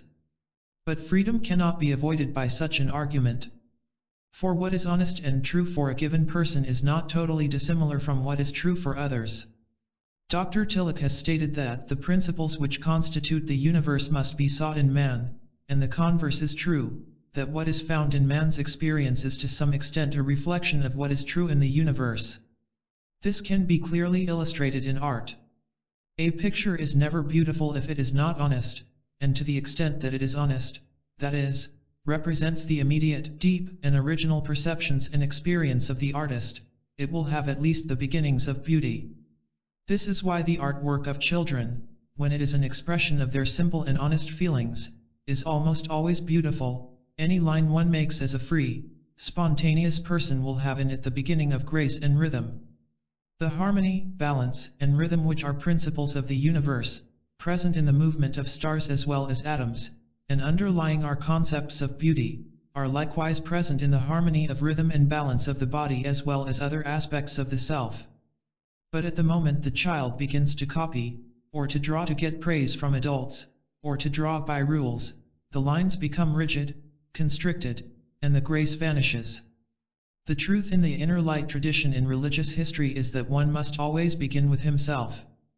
No one has known God, said Meister Eckhart, who has not known himself. Fly to the soul, the secret place of the Most High. Relating this truth to Socrates, Kierkegaard writes, in the Socratic view each individual is his own center, and the entire world centers in him, because his self-knowledge is a knowledge of God. This is not the whole story of ethics and the good life, but certainly if we do not start there we will get no place. 7. Courage, the virtue of maturity. In any age courage is the simple virtue needed for a human being to traverse the rocky road from infancy to maturity of personality. But in an age of anxiety, an age of herd morality and personal isolation, courage is a sine qua non. In periods when the mores of the society were more consistent guides, the individual was more firmly cushioned in his crises of development, but in times of transition like ours, the individual is thrown on his own at an earlier age and for a longer period. It may seem curious to devote a chapter to courage, since our tendency in the past decades was generally to relegate courage to the shelf of the old-fashioned virtues of knighthood, or at most to admit it as necessary for adolescents in sport or for soldiers in war. But we could bypass courage only because we oversimplified life, we suppressed our awareness of death, told ourselves that happiness and freedom would come automatically and assumed that loneliness, anxiety, and fear were always neurotic and could be overcome by better adjustment.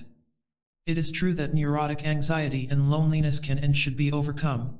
The chief courage needed in dealing with them is in taking steps to get professional help. But there still remain the experiences of normal anxiety which confront any developing person, and it is in confronting rather than fleeing these that courage is essential. Courage is the basic virtue for everyone so long as he continues to grow, to move ahead. It is, as Ellen Glasgow remarks, the only lasting virtue. We do not refer chiefly to the courage needed to face external threats, such as war and the H-bomb. We refer rather to courage as an inward quality, a way of relating to oneself and one's possibilities. As this courage in dealing with oneself is achieved, one can with much greater equanimity meet the threats of the external situation. Courage to be oneself. Courage is the capacity to meet the anxiety which arises as one achieves freedom. It is the willingness to differentiate, to move from the protecting realms of parental dependence to new levels of freedom and integration.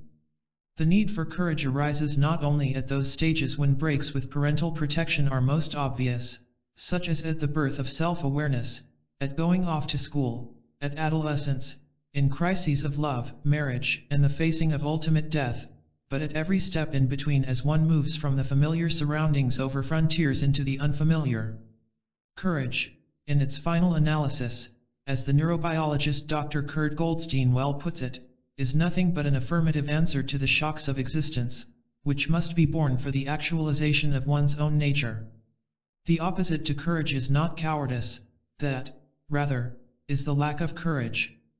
To say a person is a coward has no more meaning than to say he is lazy, it simply tells us that some vital potentiality is unrealized or blocked. The opposite to courage, as one endeavors to understand the problem in our particular age, is automaton conformity. The courage to be oneself is scarcely admired as the top virtue these days. One trouble is that many people still associate that kind of courage with the stuffy attitudes of the self-made men of the late 19th century, or with the somewhat ridiculous "no matter how sincere I am the master of my fate" theme in such a poem as Invictus. With what qualified favor many people today view standing on one's own convictions is revealed in such phrases as sticking one's neck out. The central suggestion in this defenseless posture is that any passerby could swing at the exposed neck and cut off the head. Or people describe moving ahead in one's beliefs as going out on a limb. Again, what a picture. The only things one can do out on a limb are to crawl back again, saw the limb off and come down, dramatic as Icarus in a martyr-like and probably useless crash, or remain out on the limb, vegetating like a Hindu tree-sitter and exposed to the ridicule of a populace which does not think highly of tree-sitting, till the limb breaks off of its own dead weight. Both of these expressions highlight the fact that what is most dreaded is getting out of the group, protruding, not fitting in.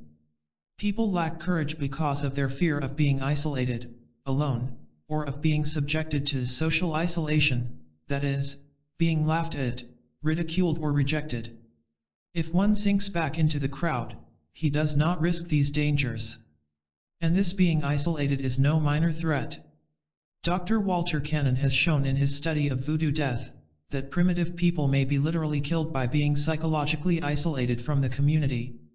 There have been observed cases of natives who, when socially ostracized and treated by their tribes as though they did not exist, have actually withered away and died.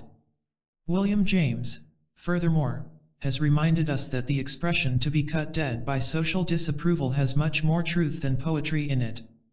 It is thus no figment of the neurotic imagination that people are deathly afraid of standing on their own convictions at the risk of being renounced by the group. What we lack in our day is an understanding of the friendly, warm, personal, original, constructive courage of a Socrates or a Spinoza. We need to recover an understanding of the positive aspects of courage, courage as the inner side of growth, courage as a constructive way of that becoming of oneself which is prior to the power to give oneself. Thus, when in this chapter we emphasize standing on one's own belief, we do not at all imply living in a vacuum of separateness. Actually, courage is the basis of any creative relationship. To take an illustration from the sexual aspect of love, we have seen that many of the problems of disturbed potency among men are due to a fear of women by way of fear of their mother, a focus of anxiety which may be symbolically expressed by their fear of the penis being absorbed and taken away during invagination, fear of the woman's domination, or of becoming dependent on her, and so on. In therapy, the origins of these problems have to be worked through quite specifically. But when this is accomplished, and the neurotic anxiety is overcome, courage then must go along with the capacity to relate, and this courage, to continue our sexual example, is literally as well as symbolically shown in the capacity for erection and the assertion necessary for active intercourse. The sexual analogy holds true for other relations of life. It takes courage not only to assert oneself but to give oneself. From the time of the ancient story of Prometheus onward, it has been recognized that to create requires courage. Balzac, who well knew this truth from his own experience, has so vividly described this kind of courage that we let his words speak for us. The quality that above all deserves the greatest glory in art, and by that word we must include all creations of the mind, is courage. Courage of a kind of which common minds have no conception, and which is perhaps described here for the first time. To plan, dream, and imagine fine works is a pleasant occupation to be sure. But to produce, to bring to birth, to bring up the infant work with labor, to put it to bed full fed with milk, to take it up again every morning with inexhaustible maternal love, to lick it clean, to dress it 100 times in lovely garments that it tears up again and again, never to be discouraged by the convulsions of this mad life, and to make of it a living masterpiece that speaks to all eyes in sculpture, or to all minds in literature, to all memories in painting, to all hearts in music. That is the task of execution. The hand must be ready at every moment to obey the mind. And the creative moments of the mind do not come to order. And work is a weary struggle at once dreaded and loved by those fine and powerful natures who are often broken under the strain of it. If the artist does not throw himself into his work like a soldier into the breach, unreflectingly, and if, in that crater, he does not dig like a miner buried under a fall of rock, the work will never be completed. It will perish in the studio, where production becomes impossible, and the artist looks on at the suicide of his own talent. And it is for that reason that the same reward, the same triumph, the same laurels, are accorded to great poets as to great generals. We now know through psychoanalytic studies, as Balzac did not, that one of the reasons creative activity takes so much courage is that to create stands for becoming free from the ties to the infantile past, breaking the old in order that the new can be born. For creating external works, in art, business, or whatnot, and creating oneself, that is, developing one's capacities, becoming freer and more responsible, are two aspects of the same process. Every act of genuine creativity means achieving a higher level of self-awareness and personal freedom, and that, as we have seen in the Promethean and Adam myths, may involve considerable inner conflict. A landscape painter, whose main problem was freeing himself from ties to a possessive mother, had for years wanted to paint portraits but had never dared. Finally, pulling his courage together, he dove in and painted several portraits in the course of 3 days. They turned out to be excellent. But, strangely enough, he felt not only considerable joy but strong anxiety as well. The night of the 3rd day he had a dream in which his mother told him he must commit suicide, and he was calling up his friends to say goodbye with a terrifying and overwhelming sense of loneliness. The dream was saying in effect, if you create, you will leave the familiar, and you will be lonely and die, better to stay with the familiar and not create. It is highly significant, when we see the nature of this powerful unconscious threat, that he could paint no more portraits for a month, until, that is, he had overcome the counterattack of the anxiety which had appeared in the dream. In Balzac's beautiful statement there is one point with which we would disagree, that is, common minds have no conception of this courage. This is the error which comes from identifying courage with obviously spectacular acts like the soldier's charge or Michelangelo's struggles in completing the paintings on the ceiling of the Sistine Chapel. With our present knowledge of the unconscious working of the mind, we know that struggles requiring courage equal to that of the soldier's charge take place in almost anyone's dreams and deeper conflicts in times of difficult decision. To reserve courage for heroes and artists only shows how little one knows of the profundity of almost any alive human being's inner development. Courage is necessary in every step in a person's movement from the mass, symbolically the womb, to becoming a person in his own right. It is at each step as though one suffers the pangs of his own birth. Courage, whether the soldier's courage in risking death or the child's in going off to school, means the power to let go of the familiar and the secure. Courage is required not only in a person's occasional crucial decision for his own freedom, but in the little hour-to-hour decisions which place the bricks in the structure of his building of himself into a person who acts with freedom and responsibility. Thus we are not talking about heroes. Indeed, obvious heroism, such as rashness, is often the product of something quite different from courage. In the last war, the hot pilots in the Air Force who appeared to be very brave in taking risks were often the ones who were unable to overcome their anxiety inwardly and had to compensate for it by courting danger in external rash deeds. Courage must be judged as an inner state, otherwise external actions can be very misleading. Galileo compromised externally with the Inquisition and agreed to recant his view that the earth moves round the sun. But what is significant is that he remained inwardly free. As is shown in his aside, according to legend, it still does move round the Sunday.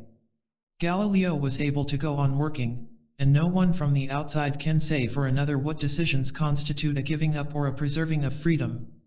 We could imagine that the temptation to escape from freedom might have been present in a voice within Galileo, just refuse to agree, meet a martyr's death, and think of the relief from having to continue to make these new scientific discoveries. For it requires greater courage to preserve inner freedom, to move on in one's inward journey into new realms, than to stand defiantly for outer freedom. It is often easier to play the martyr, as it is to be rash in battle. Strange as it sounds, steady, patient growth in freedom is probably the most difficult task of all, requiring the greatest courage. Thus, if the term hero is used in this discussion at all, it must refer not to the special acts of outstanding persons, but to the heroic element potentially in every man. Is not all courage basically moral courage? What is generally called physical courage, meaning the capacity to risk physical pain, may be simply a difference in physical sensitivity. Whether children or adolescents have the courage to fight depends only minorly on the pain involved. It depends rather on whether the child dares risk parental disapproval, or whether he can bear the added isolation of having enemies, or whether the role he has unconsciously assumed for himself as a way of getting his security is standing up for himself or endeavoring to be liked by being compliant and playing weak. Persons who have been able to fight wholeheartedly and without inner conflict report that generally the physical pain is overcome by the zest of the conflict. And is not the so-called physical courage of risking death really a moral courage, the courage to commit oneself to a value greater than one's existence as such, and thus the courage to let go of one's life if need be? In my clinical experience, the greatest block to a person's development of courage is his having to take on a way of life which is not rooted in his own powers. We can see this point in the case of a young man who came for therapy because of homosexual tendencies, great feelings of anxiety and isolation, and rebellious tendencies which regularly disrupted his work. As a child he had been regarded as a sissy and could never fight despite being attacked by schoolmates almost daily. He had been the youngest child of 6, there being 4 older brothers and, directly above him, a sister. The sister died in early childhood, and the mother, who had passionately wanted a girl after the 4 sons, was inconsolable. She then became very close to this youngest boy and began to treat and dress him like a girl. For him to develop feminine interests, not to learn sports with other boys, not to fight even though he was offered financial rewards by his elder brothers if he would do so, were quite logical developments. He must not risk his position with his mother. For it was clear that acceptance and approval could be gained if he accepted the proffered role of a girl, but where would he be as a 5th son? His mother already unconsciously rejected him because he was not in fact a girl. If he acted like a boy, he would be hated by her as a symbol that she had no girl and as a reminder that the little girl had died. These requirements, obviously contrary to his innate male tendencies, led to great resentment, hatred, and later rebellion, none of which he could dare express toward his mother. The basis for his development of courage as a male had been taken out from under him. As an adult he now showed great courage in socially rebellious acts. If a revolt against male authority was called for, he leapt into the fray. But he was terrified when any issue arose of his standing against any older woman, that is, any mother substitute, his actual mother having by this time died. What could not be risked was the final disapproval by an isolation from the mother image in his own mind. Thus a person is unable to know what he believes, let alone stand up for it, or what his own powers are, if he has had all along to live up to some role of himself in his parents' eyes, an image he carries on and perpetuates within himself. His courage is a vacuum before he ever begins to act, since it has no real basis within himself. Normally a child can take each step in differentiation from his parents, each step in becoming himself, without unbearable anxiety. Just as he learns to climb the steps despite the pain and frustration of falling back time and again, and eventually succeeds with a laugh of joy, so he normally feels out his own psychological independence step by step. Aware of his parents' love, and aware of a security present in proportion to his degree of immaturity, he can take the occasional crises with parents and such crises as going to school, and his growing courage is not overwhelmed. He is not required to stand alone to a greater degree than he is prepared to do. But if the parents need, like the mother above, to force the child into a role or dominate or overprotect the child out of their own anxiety, his task is made that much more difficult. Parents who have inner, often unconscious, doubts about their own strength tend to demand that their children be especially courageous, independent, and aggressive. They may buy the son boxing gloves, push him into competitive groups at an early age, and in other ways insist that the child be the man they inwardly feel they are not. Generally parents who push the child, like those who overprotect him, are showing in actions which speak louder than words their own lack of confidence in him. But just as no child will develop courage by being overprotected, so no child will develop it by being pushed. He may develop obstinacy or bullying tendencies, but his courage grows only as an outcome of his confidence, generally unverbalized, in his own powers and his indigenous qualities as a human being. This confidence gets its base from his parents' love for him and their belief in his potentialities. What he needs is neither overprotection nor pushing, but help to utilize and develop his own power, and most of all to feel that his parents see him as a person in his own right and love him for his own particular capacities and values. Only rarely, of course, do parents require that the child assume the role of the opposite sex. Much more often their requirements are that the child fulfill the social amenities of the parent's social group, get good grades and be elected to societies in college, be normal in every respect so he never will be talked about, marry a suitable mate or go on in father's business. And when the son or daughter conforms to these requirements, even though, let us say, they do not believe in them, they generally rationalize their actions by saying they need to keep parental support, financial and otherwise. But on a deeper level there is usually another motive which is even more relevant to the problem of courage. That is, living up to parental expectations is the way to gain admiration and praise from the parents, and to continue as the apple of the parental eye. Thus vanity and narcissism are the enemies of courage. We define vanity and narcissism as the compulsive need to be praised, to be liked. For this people give up their courage. The vain and narcissistic person seems on the surface to overprotect himself, not to take any risks and in other ways to act as a coward because he thinks too highly of himself. Actually, however, just the opposite is the case. He has to preserve himself as a commodity by which he can buy the praise and favor he needs, precisely because without mother's or father's praise he would feel himself to be worthless. Courage arises from one's sense of dignity and self-esteem, and one is uncourageous because he thinks too poorly of himself. The persons who require that others continually say, "He is so nice," or "so intelligent or good," or "she is so beautiful," are persons who take care of themselves not for the reason that they love themselves, but because the beautiful face or the clever mind or the gentlemanly behavior is a means of purchasing the parental pat on the head. This leads to a contempt for oneself, and thus many gifted persons whose qualities have made them lauded in the public eye will confess in the confidence of therapy that they feel like fakers. Vanity and narcissism, the compulsive needs to be admired and praised, undermine one's courage, for one then fights on someone else's conviction rather than one's own. In the Japanese movie Rashomon, the husband and robber fight with complete abandon when they themselves have chosen to fight. But in another scene, when the wife screams taunts at them, and they fight because of their compulsion to live up to her requirement of their masculine prowess, they fight with only half their strength, they strike the same blows, but it is as though an invisible rope held back their arms. When one acts to gain someone else's praise, furthermore, the act itself is a living reminder of the feeling of weakness and worthlessness, otherwise there would be no need to prostitute one's attitudes. This often leads to the cowardly feeling which is the most bitter humiliation of all, the humiliation of having cooperated knowingly in one's own vanquishment. It is not so bad to be defeated because the enemy is stronger, or even to be defeated because one didn't fight, but to know one was a coward because one chose to sell out his strength to get along with the victor. This betrayal of oneself is the bitterest pill of all. There are also specific reasons in our culture why acting to please others undermines courage.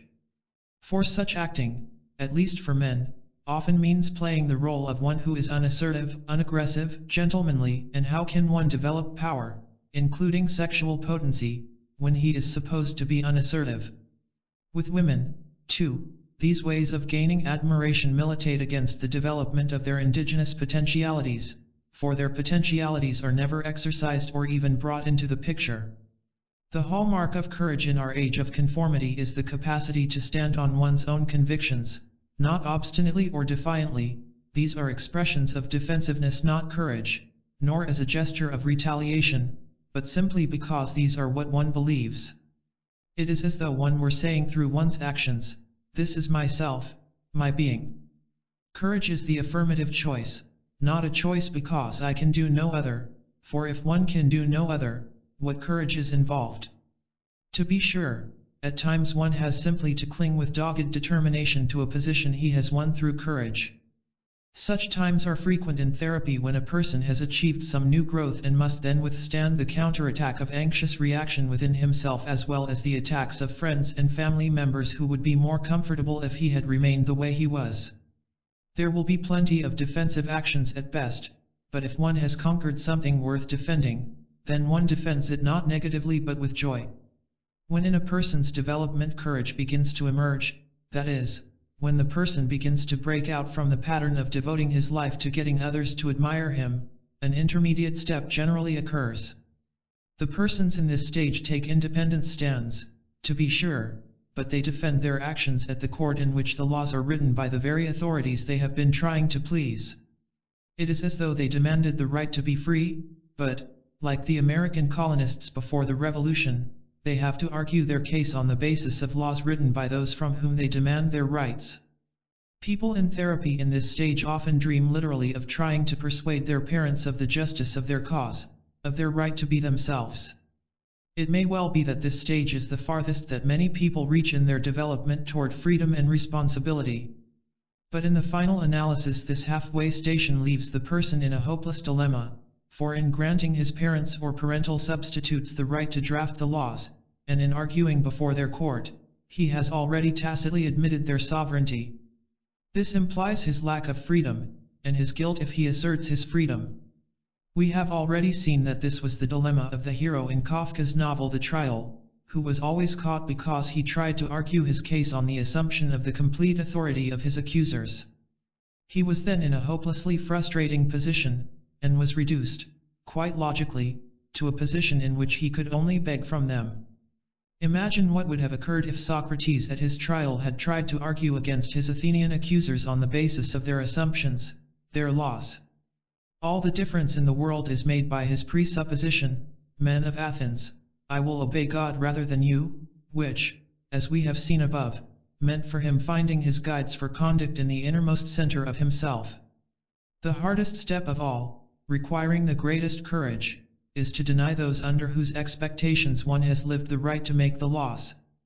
And this is the most frightening step. It means accepting responsibility for one's own standards and judgments, even though one knows how limited and imperfect they are. This is what Paul Tillich means by the courage to accept one's finiteness, which, he holds, is the basic courage every man must have. It is the courage to be and trust oneself despite the fact that one is finite. It means acting, loving, thinking, creating, even though one knows he does not have the final answers, and he may well be wrong. But it is only from a courageous acceptance of finitude, and a responsible acting thereon, that one develops the powers that one does possess, far from absolute though they be.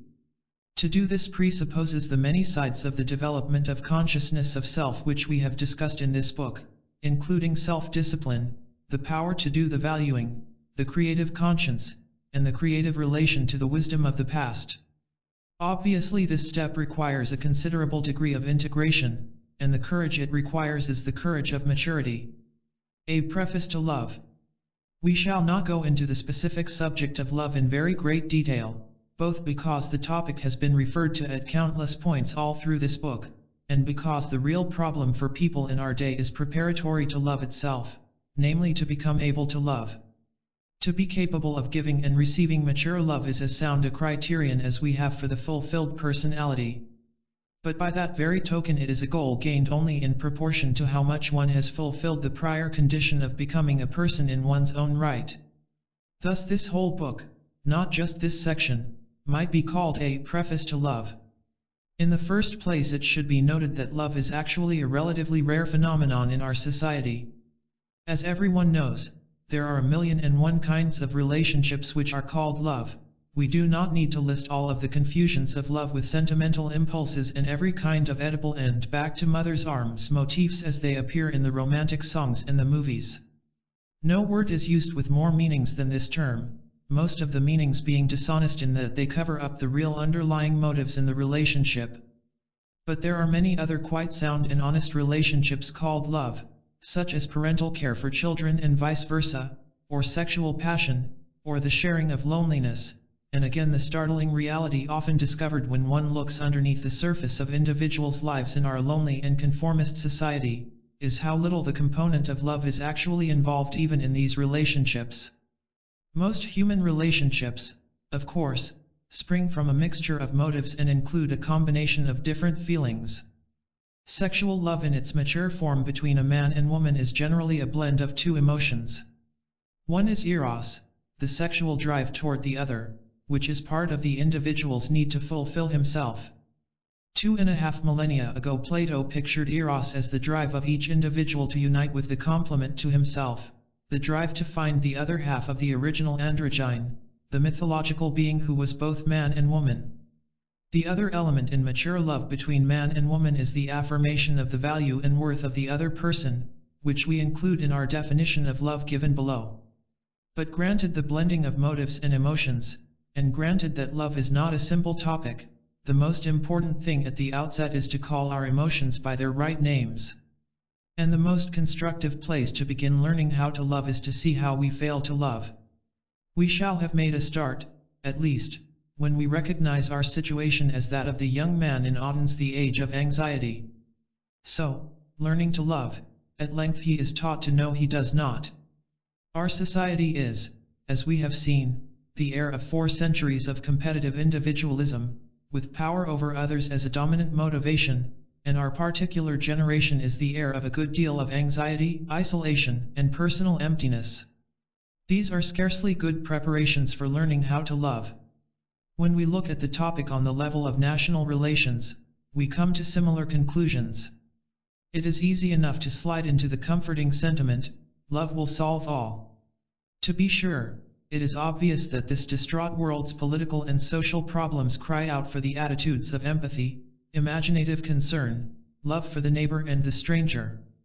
Elsewhere I have pointed out that what our society lacks is the experience of community, based on socially valuable work and love, and lacking community we fall into its neurotic substitute, the neurosis of collectivism. But it is not helpful to tell people, ipso facto, that they should love. This only promotes hypocrisy and sham, of which we have a good deal too much in the area of love already. Sham and hypocrisy are greater deterrents to learning to love than is outright hostility, for at least the latter may be honest and can then be worked with. Simply the proclaiming of the point that the world's hostilities and hatreds would be overcome if only people could love invites more hypocrisy, and furthermore, we have learned in our dealings with Russia how crucial it is to lead from strength, and to meet authoritarian sadism directly and realistically. Certainly every new act in international relations which affirms the values and needs of other nations and groups, as did the Marshall Plan, should be welcomed with rejoicing. At least we are learning at long last that we must affirm other nations' existence for our own sheer survival. But though such lessons are great gains, we cannot thereby conclude that occasional actions of this kind are a proof that we have learned, on the political level, to love. So, again, we shall make our most useful contribution to a world in dire need of concern for the neighbor and stranger if we begin by trying to make ourselves as individuals able to love. Lewis Mumford has remarked, as with peace, those who call for love loudest often express it least. To make ourselves capable of loving, and ready to receive love, is the paramount problem of integration, indeed the key to salvation. So great is the confusion about love in our day that it is even difficult to find agreed upon definitions of what love is. We define love as a delight in the presence of the other person and an affirming of his value and development as much as one's own. Thus there are always 2 elements to love, that of the worth and good of the other person, and that of one's own joy and happiness in the relation with him.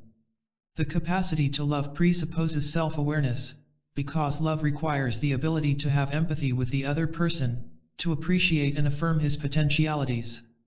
Love also presupposes freedom. Certainly love which is not freely given is not love. To love someone because you are not free to love someone else, or because you happen by the accident of birth to be in some family relation to him, is not to love. Furthermore, if one loves because one cannot do without the other, love is not given by choice, for one could not choose not to love.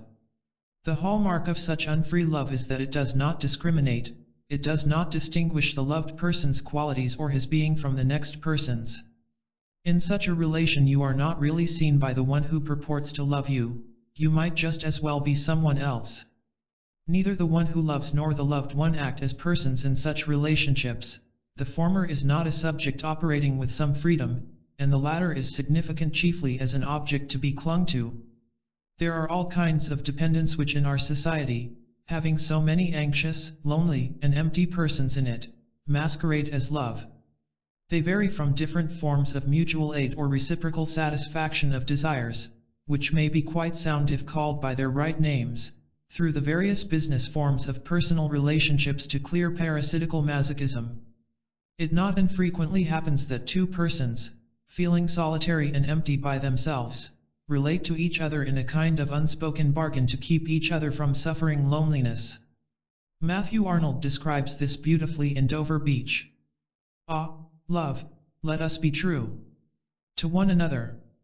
For the world, which seems to lie before us like a land of dreams, so various, so beautiful, so new, hath really neither joy, nor love, nor light, nor certitude, nor peace, nor help for pain, and we are here as on a darkling plain. But when love is engaged in for the purpose of vanquishing loneliness, it accomplishes its purpose only at the price of increased emptiness for both persons. Love, as we have said, is generally confused with dependence, but in point of fact, you can love only in proportion to your capacity for independence. Harry Stack Sullivan has made the startling statement that a child cannot learn to love anybody before he is pre-adolescent. You can get him to sound like it, to act so you can believe it. But there is no real basis, and if you stress it you get queer results, many of which become neuroses. That is to say, until this age the capacity for awareness and affirmation of other persons has not matured enough for love. As an infant and child he is quite normally dependent on his parents, and he may in fact be very fond of them, like to be with them, and so forth. Let parents and children frankly enjoy the happiness such a relationship makes possible. But it is very healthy and relieving for parents, in the respect of reducing their need to play God and their tendency to arrogate to themselves complete importance in nature's scheme for the child's life, to note how much more spontaneous warmth and care the child shows in dealing with his teddy bear or doll or, later on, his real dog than he shows in his relations with human beings. The bear or doll make no demands on him, he can project into them all he likes, and he does not have to force himself beyond his degree of maturity to empathize with their needs. The live dog is an intermediate step between the inanimate objects and human beings.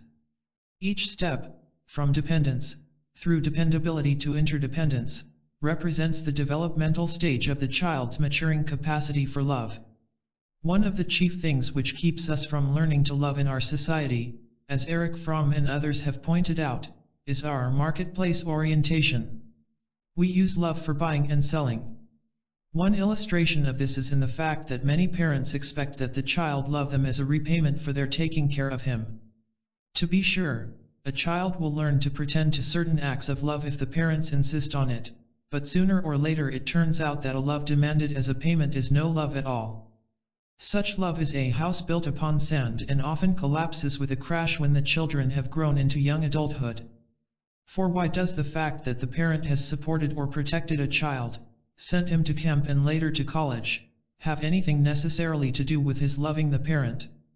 It could as logically be expected that the son should love the city traffic policeman on the corner who protects him from trucks or the army mess sergeant who gets him his food when he is in the army. A deeper form of this demand is that the child should love the parent because the parent has sacrificed for him. But sacrifice may be simply another form of bargaining and may have nothing to do in motivation with an affirmation of the other's values and development. We receive love, from our children as well as others, not in proportion to our demands or sacrifices or needs, but roughly in proportion to our own capacity to love. And our capacity to love depends, in turn, upon our prior capacity to be persons in our own right. To love means, essentially, to give, and to give requires a maturity of self-feeling.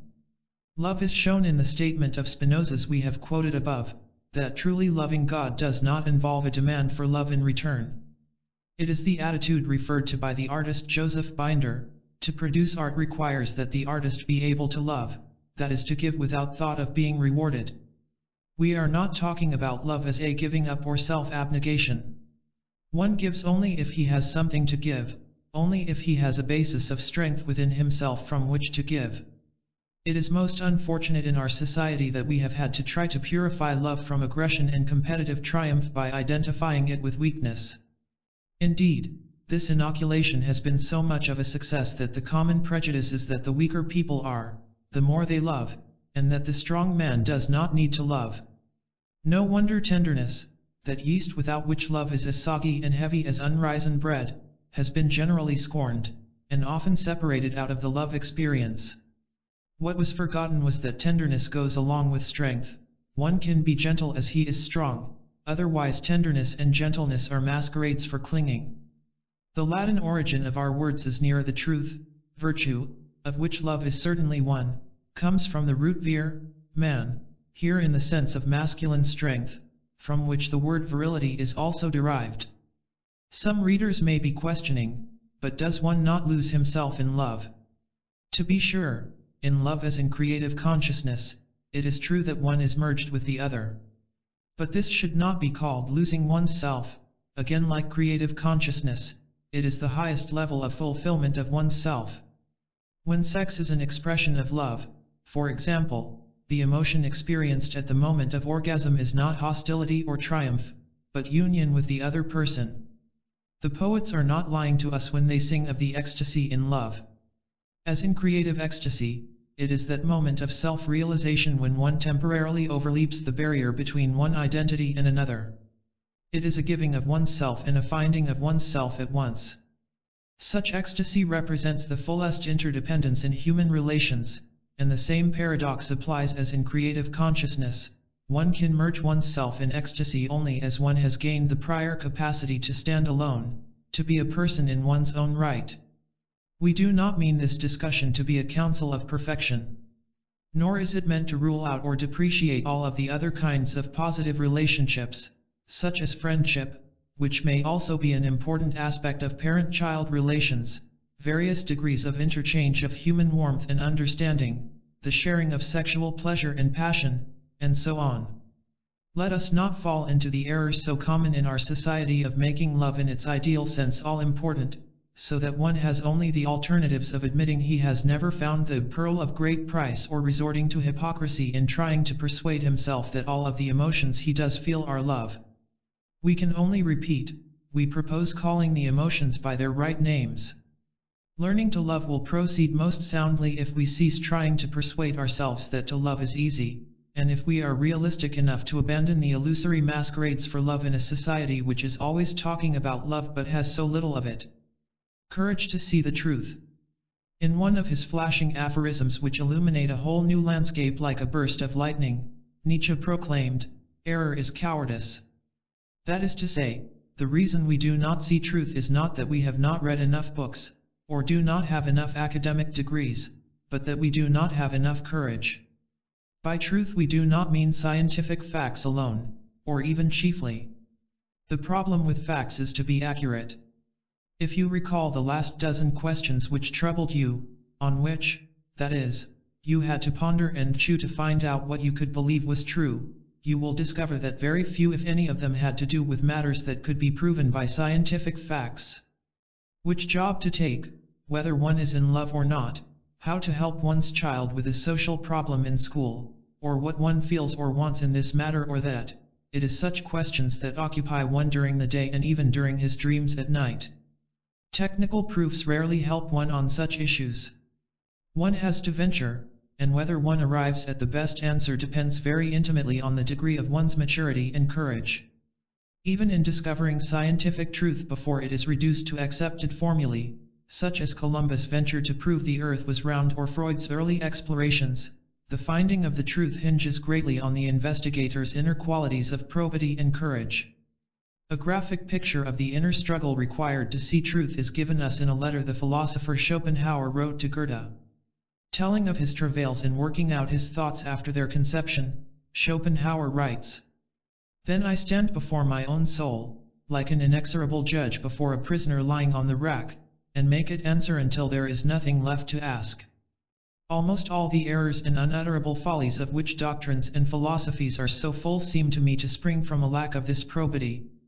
The truth was not found, not because it was unsought, but because the intention always was to find again instead some preconceived opinion or other, or at least not to wound some favorite idea, and with this aim in view subterfuges had to be employed against both other people and the thinker himself. It is the courage of making a clean breast of it in the face of every question that makes the philosopher. He must be like Sophocles' Oedipus, who, seeking enlightenment concerning his terrible fate, pursues his indefatigable inquiry even when he divines that appalling horror awaits him in the answer. But most of us carry in our hearts the Jocasta, who begs Oedipus for God's sake not to inquire further, and we give way to her, and that is the reason why philosophy stands where it does. The philosopher must interrogate himself without mercy. This philosophical courage, however, does not arise from reflection, cannot be wrung from resolutions, but is an inborn trend of the mind. We agree with Schopenhauer, as does the psychoanalyst Ferenczi when he quotes this letter, that such probity is necessary if one is to see truth, and that it does not come from the intellect as such but is a part of the inborn capacity for self-awareness. We do not agree, however, that it is an inborn trend in the respect that one can do nothing about it. Such probity is an ethical attitude, involving courage and other aspects of one's relation to oneself. It not only can be developed to an extent but must be developed if a person is to fulfill himself as a human being. Schopenhauer well refers to King Oedipus as his illustration of the tremendous courage necessary to see truth, and the statements of Jocasta, the wife and mother, as the temptations to avoid seeing truth. Oedipus, determined to clear up the terrible mystery that he suspects surrounds his birth, calls in the old shepherd who had many years before been ordered to kill him as a newborn baby. The shepherd is the one man who can solve the question as to whether Oedipus has really married his mother. In the words in Sophocles' drama, Jocasta tries to dissuade Oedipus. Best take life easily, as a man may. Why ask who 'twas he spoke of? Nay, never mind, never remember it. When Oedipus persists she cries. Don't seek it. I am sick, and that's enough. Wretch, what thou art mightst thou never know. But Oedipus is not to be put off by her hysteria. I will not hearken, not to know the whole. Break out what will, I shall not hesitate, low though it be, to trace the source of me. When the shepherd cries, oh, I am at the horror, now, to speak. Oedipus rejoins, and I to hear. But I must hear, no less. When Oedipus learns the horrible truth that he has killed his father and married Jocasta, his mother, he puts his eyes out. This is a very important symbolic act. Self-blinding is literally what people do when they have profound inner conflicts. They blind themselves so that they are closed off in greater or less degree from the reality around them. Since Oedipus does this after learning how he has been living a delusion, we may take it as an act symbolizing the tragic difficulty, the finiteness and blindness of man in seeing the truth about himself and his origin.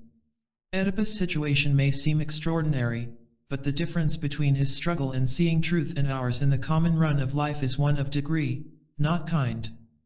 The drama gives us an age-old but ever-new picture of the inner pain and conflict in finding out truths about ourselves. It is this aspect of the drama, rather than the fact that Oedipus slept with his mother, which makes Freud's selection of the myth a stroke of genius. For to seek truth is always to run the risk of discovering what one would hate to see.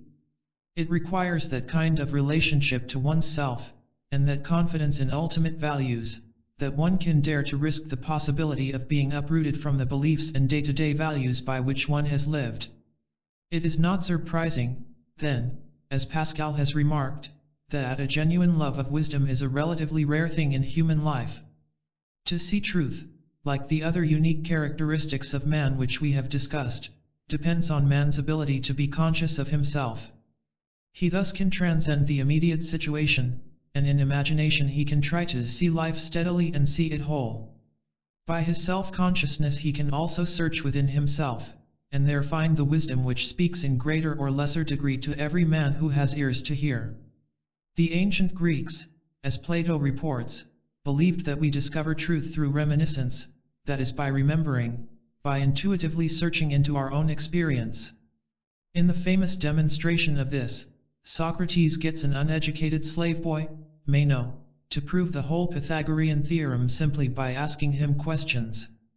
We do not need to accept Plato's mythological explanation, that each of us carries ideas implanted in the mind in a previous existence in heaven, and knowledge is a recollecting of these ideas, to agree that the phenomenon itself is a very common experience.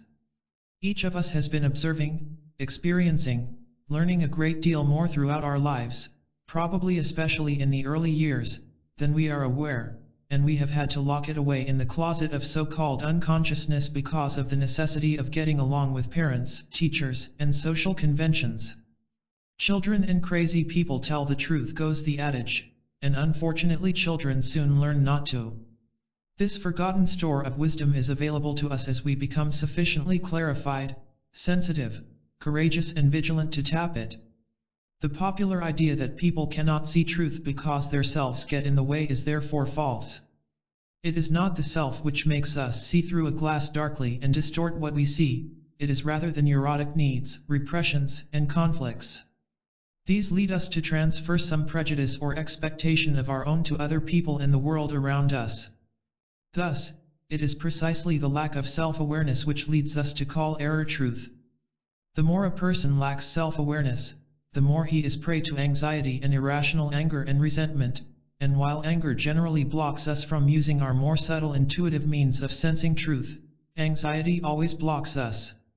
Also, if a person tries to rule out the self in seeing truth, that is, he pretends that he comes to his conclusions like a disembodied judge surveying everything from Mount Olympus, he is victim of greater delusion. Since he assumes his truth is absolute and uninfluenced by his personal interests rather than simply his most honest approximation to truth, he may become a dangerous dogmatist. Only technical issues can be true in abstraction from the immediate needs, desires, and struggles of the human beings involved.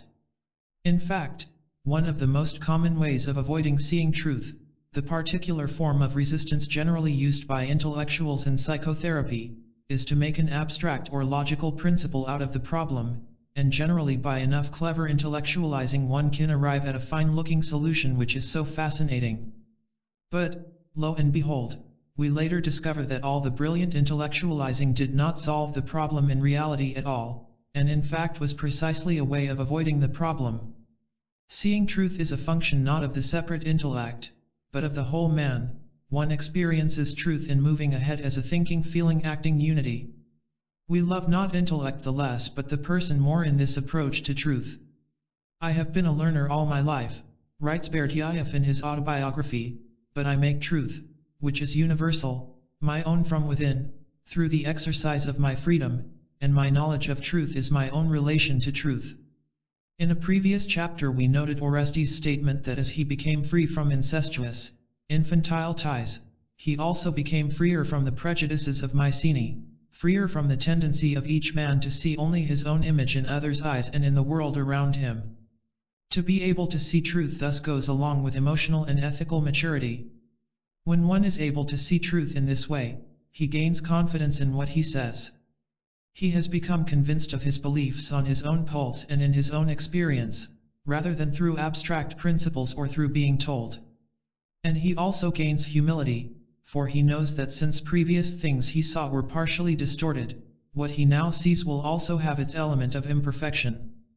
This kind of humility does not weaken the strength of one's stand for one's own beliefs, but keeps the door open for new learning and the discovery of new truth on the morrow.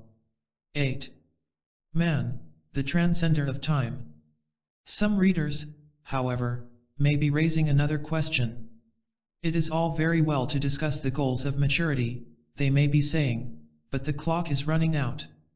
With the world in a semi-psychotic state, and the Third World War and catastrophe hovering around the corner, how can one talk about the long and steady development necessary for self-realization? Let us put this question concretely. Here is a young husband, for example, who was decorated as a lieutenant in the last war, and is now the editor of a newspaper. Thus he presumably has no less courage and energy than the next man. Just before going overseas he had married an attractive and talented woman. But he now painfully discovers that he and his wife have serious problems in their relationship, problems that it will take months, perhaps a couple of years, of emotional growth with the aid of psychotherapy to overcome. Is it worth the effort and struggle, he asks himself as well as the therapist, since I probably will be drafted again before long anyway, and after that, who knows? Maybe I should let the marriage crack up, and make out with whatever temporary relationships I happen upon for these next uncertain years. Or here, for another example, is a brilliant young instructor in a university. He has his heart set on plans to write a book which will take perhaps 5 years and promises to be a considerable scientific contribution to his field. He began therapy to get help in overcoming some blockages which kept him from producing his best work. But how can one write a book with any integrity, he wonders, if there is no assurance of the few years' time any good book takes? Possibly an atom bomb will fall on New York in the meantime, so is it worthwhile starting at all? The question of time, just how late is it, is thus the focus for the most pressing anxiety of many modern persons. To be sure, every individual's private problems and anxiety play into this concern about the clock running out in our world. As everyone knows, it is easy enough to use the insecurity of the age as an excuse for one's own neurosis. We can sigh, the times are out of joint, and then excuse ourselves from inquiring whether something may not well be severely out of joint within ourselves. But quite apart from the fact that our neurotic tendencies love to masquerade behind the imposing phrase, catastrophic world situation, there remains a wide margin in which the issue raised by the questioners is entirely realistic and sound. Our world will continue in its age of anxiety for some time to come, and everyone who does not choose to play ostrich must confront that fact and learn to live with insecurity. In sophisticated circles, say of artists and intellectuals, the same apprehension expressed by the two persons above is shown in conversations on the motif, "We were born in the wrong age." In the course of such discussions, sooner or later, someone avers that it would be better to have lived in the Renaissance or in classical Athens or in Paris in the height of the Middle Ages or in some other period. It does no good to avoid such questions by some stoical answer like, "We were born in this age and we'd better make the most of it." Let us, rather, inquire into man's relation to time, actually a very curious relation, to see whether we may gain insights which help us to make time our ally rather than our enemy. Man does not live by the clock alone. We have seen that one of the unique characteristics of man is that he can stand outside his present time and imagine himself ahead in the future or back in the past. A general, in planning a battle next week or next month, anticipates in fantasy how the enemy will react if attacked here or what will happen when the artillery opens up there, and thus he can prepare his army as nearly as possible for every danger by going through the battle in imagination days or weeks before it occurs. Or a speaker in preparing an important address can, and if he is sensible he does, call to mind other times when he has given a similar speech. He reviews how the audience reacted, what parts of the address were successful and which were not, what attitude on his part was most effective and so on. By reenacting the event in imagination, he learns from the past how better to meet the present. This power to look before and after is part of man's ability to be conscious of himself. Plants and animals live by quantitative time, an hour, a week, or a year past, and the tree has another ring on its trunk. But time is a quite different thing for human beings. Man is the time-surmounting mammal. In his works on semantics, Alfred Korzybski has insistently made the point that the characteristic which distinguishes man from all other living things is his time-binding capacity. By that, says Korzybski, I mean the capacity to use the fruits of past labors and experiences as intellectual or spiritual capital for developments in the present. I mean the capacity of human beings to conduct their lives in the ever-increasing light of inherited wisdom. I mean the capacity in virtue of which man is at once the heritor of the bygone ages and the trustee of posterity. Asterisk. Psychologically and spiritually, man does not live by the clock alone. His time, rather, depends on the significance of the event. Yesterday, let us say, a young man spent an hour traveling on the subway each way to his work, 8 hours on his relatively uninteresting job, 10 minutes after work talking to a girl he has recently fallen in love with and dreams of marrying, and 2 hours in the evening at an adult education class. Today he remembers nothing of the 2 hours on the subway. It was an entirely empty experience, and he, as is the practice of many people, had closed his eyes and tried to sleep, that is to suspend time until the trip was over. The 8 hours on the job made only a little impression on him. Of the evening class he can recall a little more. But the 10 minutes with the girl occupies him most of all. He had 4 dreams that night, 1 about his class, and 3 about the girl. That is to say, the 10 minutes with the girl takes up more room space than 20 hours in the rest of the day.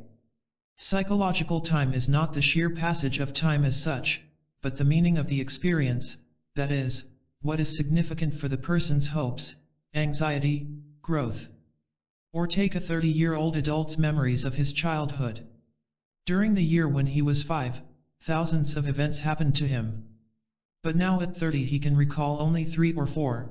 The day when he went to play with his friend and the friend ran off with an older child, or the instant that morning when he saw the new tricycle under the Christmas tree, or the night his father came home drunk and struck his mother, or the afternoon his dog got lost. This is all he can recall, but, interestingly enough, he remembers this handful of events which occurred 25 years ago more vividly than 99% of the events that occurred just yesterday. Memory is not just the imprint of the past time upon us, it is the keeper of what is meaningful for our deepest hopes and fears. As such, memory is another evidence that we have a flexible and creative relation to time, the guiding principle being not the clock but the qualitative significance of our experiences. This does not mean that quantitative time can be ignored. We have simply pointed out that we do not live by such time alone. Man is always part and parcel of the natural world, involved in nature at every point. We will rarely live over 70 or 80 years no matter what we think about it. We get old, or we get tired if we work too long at a stretch, and we cannot escape the necessity of being realistic about the clock and calendar. Man dies like every other form of life. But he is the animal who knows it and can foresee his death. By being aware of time, he can control and use it in certain ways. The more a person is able to direct his life consciously, the more he can use time for constructive benefits. The more, however, that he is conformist, unfree, undifferentiated, the more, that is, he works not by choice but by compulsion, the more he is then the object of quantitative time. He is the servant of the time clock or whistle. He teaches such and such number of classes per week or punches so many rivets per hour. He feels bad or good depending on whether it is Monday and the beginning of a work week or Friday and the end. He gauges his rewards or lack of them on the scale of how much time he puts in. The more conformist and unfree he is, the more time is the master. He serves time, as the amazingly accurate expression has it, for being in jail. The less alive a person is, alive here defined as having conscious direction of his life, the more is time for him the time of the clock. The more alive he is, the more he lives by qualitative time. A man who lives intensely really lives, as E. E. Cummings says, but a man who lives to be 120 doesn't necessarily live at all. You say I lived a whole lifetime in a moment, a cliché that's true, and, vice versa, one takes a long train ride and it's a stinking bore. You read detective stories to kill time. If time were any good, why kill it? Some of the anxiety on the time is running out theme in our day comes from something deeper than the threat of imminent war or of the H-bomb. For the passage of time in any age has the power to frighten the human being. A dog does not worry that another month or year has passed, but many people are caught up short when they think of it. They may feel that time is their archenemy, like that horrible picture of death as the Grim Reaper, or they sigh with relief when they say, time is on our side. The most obvious example of how people are frightened by time is their fear of growing older. But such fear is generally a symbol for the fact that their consciousness of time always confronts them with the question of whether they are alive, growing, or merely trying to ward off ultimate decay and extinction. I think it was C. G. Jung who said, accurately enough, that a person is afraid of growing old to the extent that he is not really living now. Hence it follows that the best way to meet the anxiety about growing old is to make sure one at the moment is fully alive. But, even more significantly, people are afraid of time because, like being alone, it raises the specter of emptiness, of the frightening void. On the everyday level this is shown in the fear of boredom. Man, as Erich Fromm has said, is the only animal who can be bored, and in that short sentence lies great import. Boredom is the occupational disease of being human. If a man's awareness of the passage of time tells him only that the day comes and goes and winter follows autumn and that nothing is happening in his life except hour succeeding hour, he must desensitize himself or else suffer painful boredom and emptiness. It is interesting that when we are bored, we tend to go to sleep, that is, to blot out consciousness, and become as nearly extinct as possible. Every human being experiences some boredom. A great deal of one's work, for example, must be gone through more or less by routine, but it becomes unendurable only when it has not been freely chosen or affirmed by oneself as necessary for the attainment of some greater goal. On a not-so-everyday level, the anticipation of empty time can be a horror for people because they feel that if they had nothing to do, no dates and no regular plans, they would go crazy with uncertainty.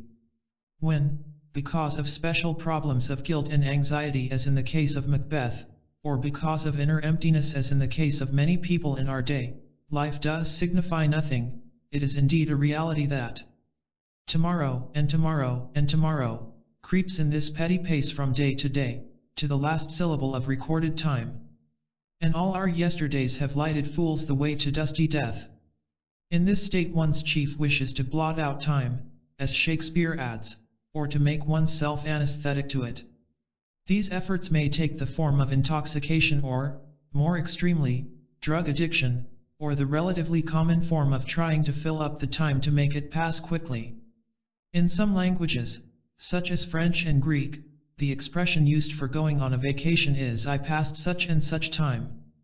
In this country we use a similarly quantitative term, "I spent such and such time." It is a curious commentary on people's fear of time that if much time passes without their being aware of it, they assume they had a good time. A good time is thus defined as escaping boredom. It is as though the goal were to be as little alive as possible, as though life, as Fred Allen so pungently put it, is an unprofitable episode that disturbs an otherwise blessed state of non-existence. One of the neurotic, unconstructive ways of using one's capacity to be aware of time is to postpone living. Man, unlike the tree and animal, is blessed with being able to stand outside the present and use the past or the future for escapes. The most frequently cited example of avoiding the present by living in the future is, of course, the deteriorated form of the belief that present wrongs will be righted in heaven, and that rewards and punishments will then be meted out. The tendencies in conservative religion, as in Tsarist Russia, to turn people's minds from their present social and economic injustices by promises of future rewards were rightly attacked by Marx. Religion is then in actual fact an opiate, a drug for desensitizing the people. On a more everyday level, many persons tend, when facing some problem in their present life, to remind themselves that things will be better when I am married, or when I graduate from college, or when I get a new job.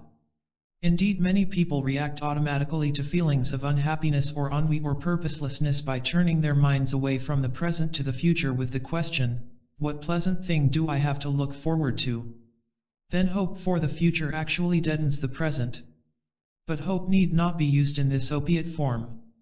Hope in its creative and healthy sense, whether it is hope for religious fulfillment or for a happy marriage or for achievement in one's profession, can and should be an energizing attitude, the bringing of part of the joy about some future event into the present so that by anticipation, we are more alive and more able to act in the present. Thinking of the past can, of course, have the same escape function as thinking of the future. Whenever a difficult problem appears in the present, one can say, at least things were better at such and such a time, and let his mind bask in that memory. Indeed, so strong and universal are the tendencies to find comfort in the distant past or future that there are recurrent myths in almost every culture picturing each pole, the Garden of Eden and its variants of the longing for the happier day in a state of childlike innocence, and the myths of paradise ahead in the form of heaven or the earthly utopia of those who believe in perpetual, automatic progress. As living in hopes for the future is said to be the usual escape of unsophisticated people, so living in the past may be the common escape of sophisticated persons. In therapy, this type knows that it is not a mode to flee into hopes of future rewards in heaven, but they have learned that it is entirely respectable to talk about the past, for do not one's basic problems have their roots in early childhood? This truth can then be used as a neat rationalization. For when a person comes to a session after a quarrel with his wife, he can then leap back into talking about what his mother did to him in his early childhood, or how he got on with his first girlfriend.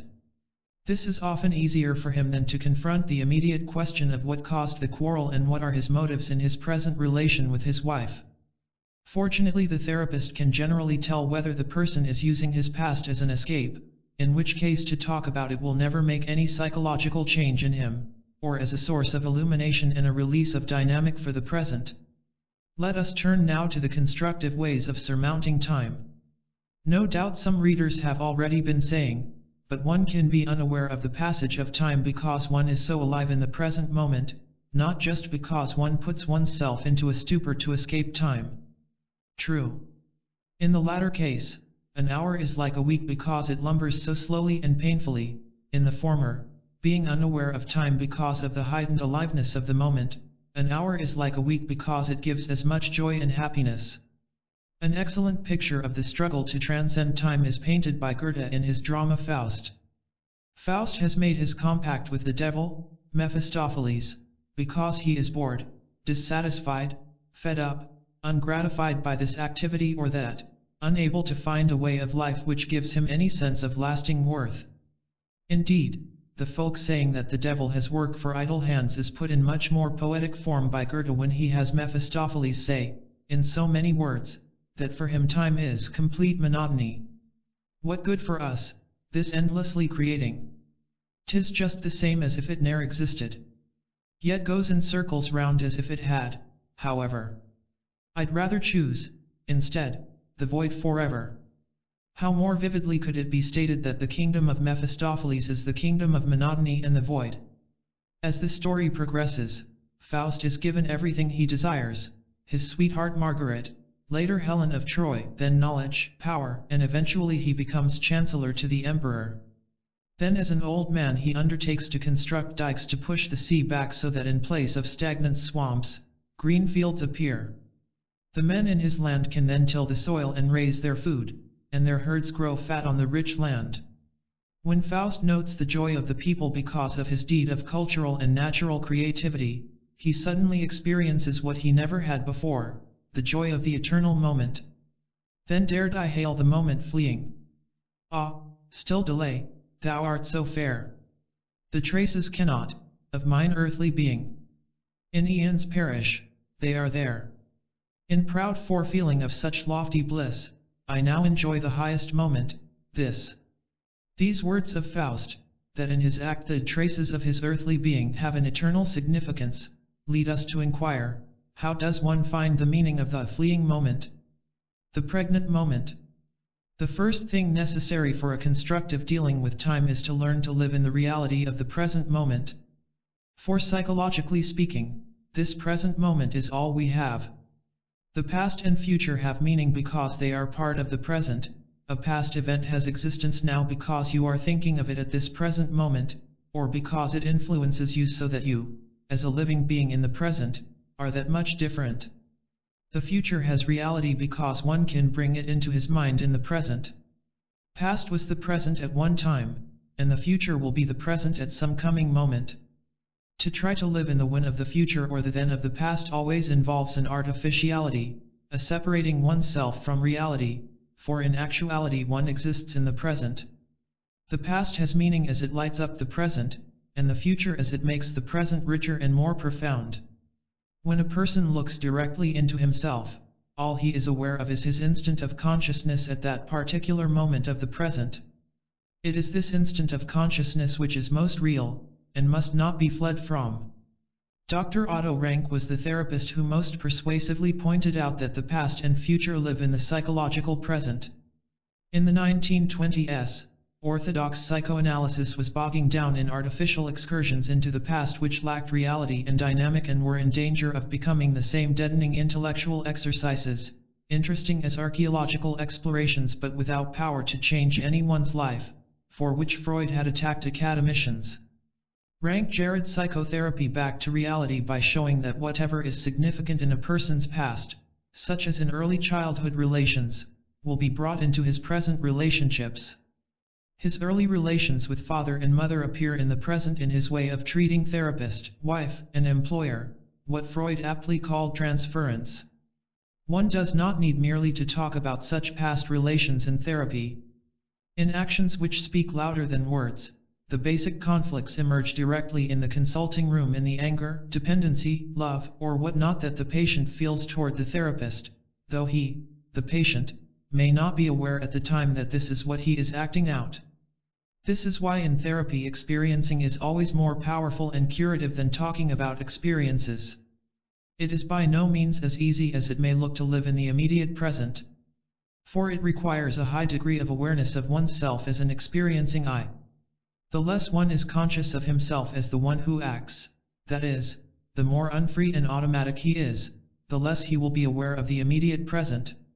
As one person who was trying to avoid boredom in a meaningless routine job described it, I work as though I were someone else, not myself.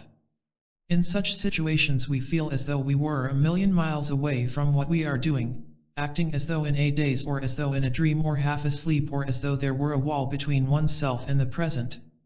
But the more awareness one has, that is, the more he experiences himself as the acting, directing agent in what he is doing, the more alive he will be and the more responsive to the present moment. Like self-awareness itself, this experiencing of the reality of the present can be cultivated. It is often useful to ask oneself, what do I experience at this very moment? Or where am I, what is most significant to me emotionally, at this given moment? To confront the reality of the present moment often produces anxiety. On the most basic level, this anxiety is a kind of vague experience of being naked. It is the feeling of being face to face with some important reality before which one cannot flinch and from which one cannot retreat or hide. It is like the feeling one might have in coming suddenly face to face with a person one loved and admired. One is confronted with an intense relationship one must react to, do something about. It is an intensity of experience, this immediate and direct confronting of the reality of the moment, similar to intense creative activity, and it carries with it the same nakedness and creative anxiety as well as the same joy. The more obvious reason why confronting the present produces anxiety is that it raises the question of decisions and responsibility. One can't do much about the past, and very little about the distant future. How pleasant, then, to dream about them. How free from bother, how relieved from troublesome thoughts about what one has to do with one's life. The man who has quarreled with his wife can talk of his mother with relief, but to consider the quarrel with his wife sooner or later entails the question of what he proposes to do about it. It is easier to dream of when I get married than to face the question, why don't I do something about my social life now?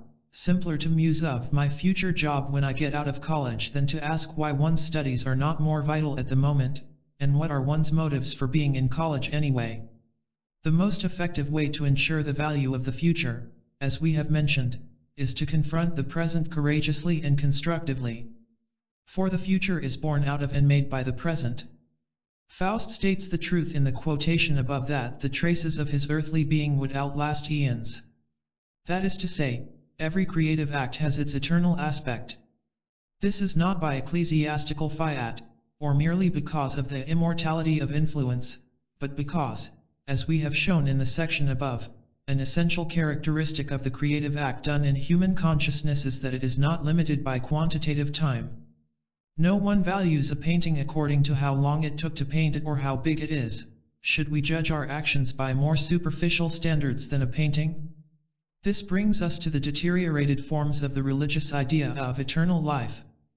The phrase eternal life is popularly used to imply endless time, as though eternity meant going on year after year limitlessly.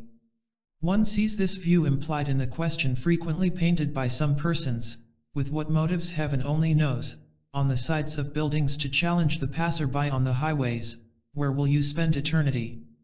This is an odd question when you think about it. Spend implies a given quantity. If you spend half your money, you have only half left, and could one spend half or two-thirds of eternity?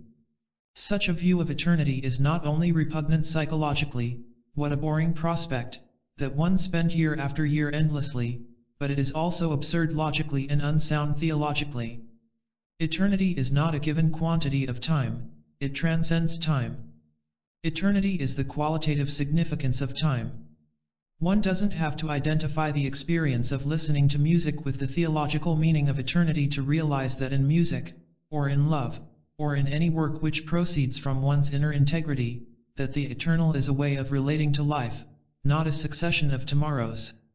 Hence Jesus proclaimed, "The kingdom of heaven is within you." That is to say, your experience of eternity will be found in how you relate to each given moment, or not at all. Goethe echoes the same truth in putting into Faust's mouth the phrase, "For feeling of such lofty bliss, eternity comes into the present moment as a quality of existence." The deteriorated uses of the term eternal have caused many intelligent people to avoid it. And that has been unfortunate, for it has meant omitting an important side of human experience, and constricting our views psychologically and philosophically.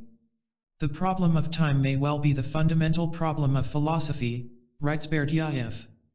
An instant in time, he adds, possesses value to the extent to which it is united to eternity and provides an issue out of the issuelessness of time, only in virtue of being an atom of eternity.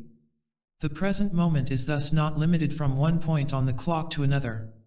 It is always pregnant, always ready to open, to give birth. One has only to try the experiment of looking deeply within himself, let us say, trailing almost any random idea, and he will find, so rich is a moment of consciousness in the human mind, that associations and new ideas beckon in every direction. Or take a dream. It occurred in just one flash of consciousness as the alarm went off, yet it might take many minutes for you to tell all it pictured. To be sure, one picks and chooses. One does not live out his dreams or fantasies, except temporarily, if he is composing music, or in a psychoanalytic session, or constructing some plan in fantasy for his work. And even then he keeps a clear awareness of the relation of the beckoning possibilities which are being uncovered to actual reality. Thus the moment always has its finite side, to use a philosophical term, which the mature person never forgets. But the moment also always has its infinite side, it always beckons with new possibilities. Time for the human being is not a corridor, it is a continual opening out. In the light of eternity, there are many experiences which jar us out of the quantitative, routine treadmill of time, but chief among them is the thought of dying. A modern English author describes how he endeavored for years to write by following conventional methods. "I thought I could write to formula," as he put it, and during those years he plodded along at a mediocre level. "But during the war," he continued, "I found out why I had not been published before. When we were all thinking we might die the next day, I decided to write what I wanted." When we point out, as actually happened, that his writing then became successful, some persons might interpret the illustration with a conventional success moral: if you wish to be successful, write what you want. But such a moral, of course, entirely misses the point. The author's previous need to write according to external standards and for ulterior purposes, success being the chief one in our day, was exactly what was blocking him in tapping his qualities and powers as a writer. And it was precisely this need that he gave up at the time of facing death. If one may die tomorrow, why knock oneself out trying to fit this standard or that formula? Assuming that success and rewards might be achieved by writing to formula, which is a toss-up in any case, one may not be around long enough anyway to enjoy the rewards, so why not treat oneself to the joy at the moment of writing according to one's own integrity?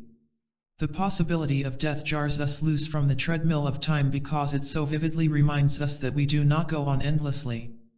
It shocks us into taking the present seriously. The Turkish proverb employed to rationalize procrastination, "Tomorrow also is a blessed day," no longer comforts and excuses.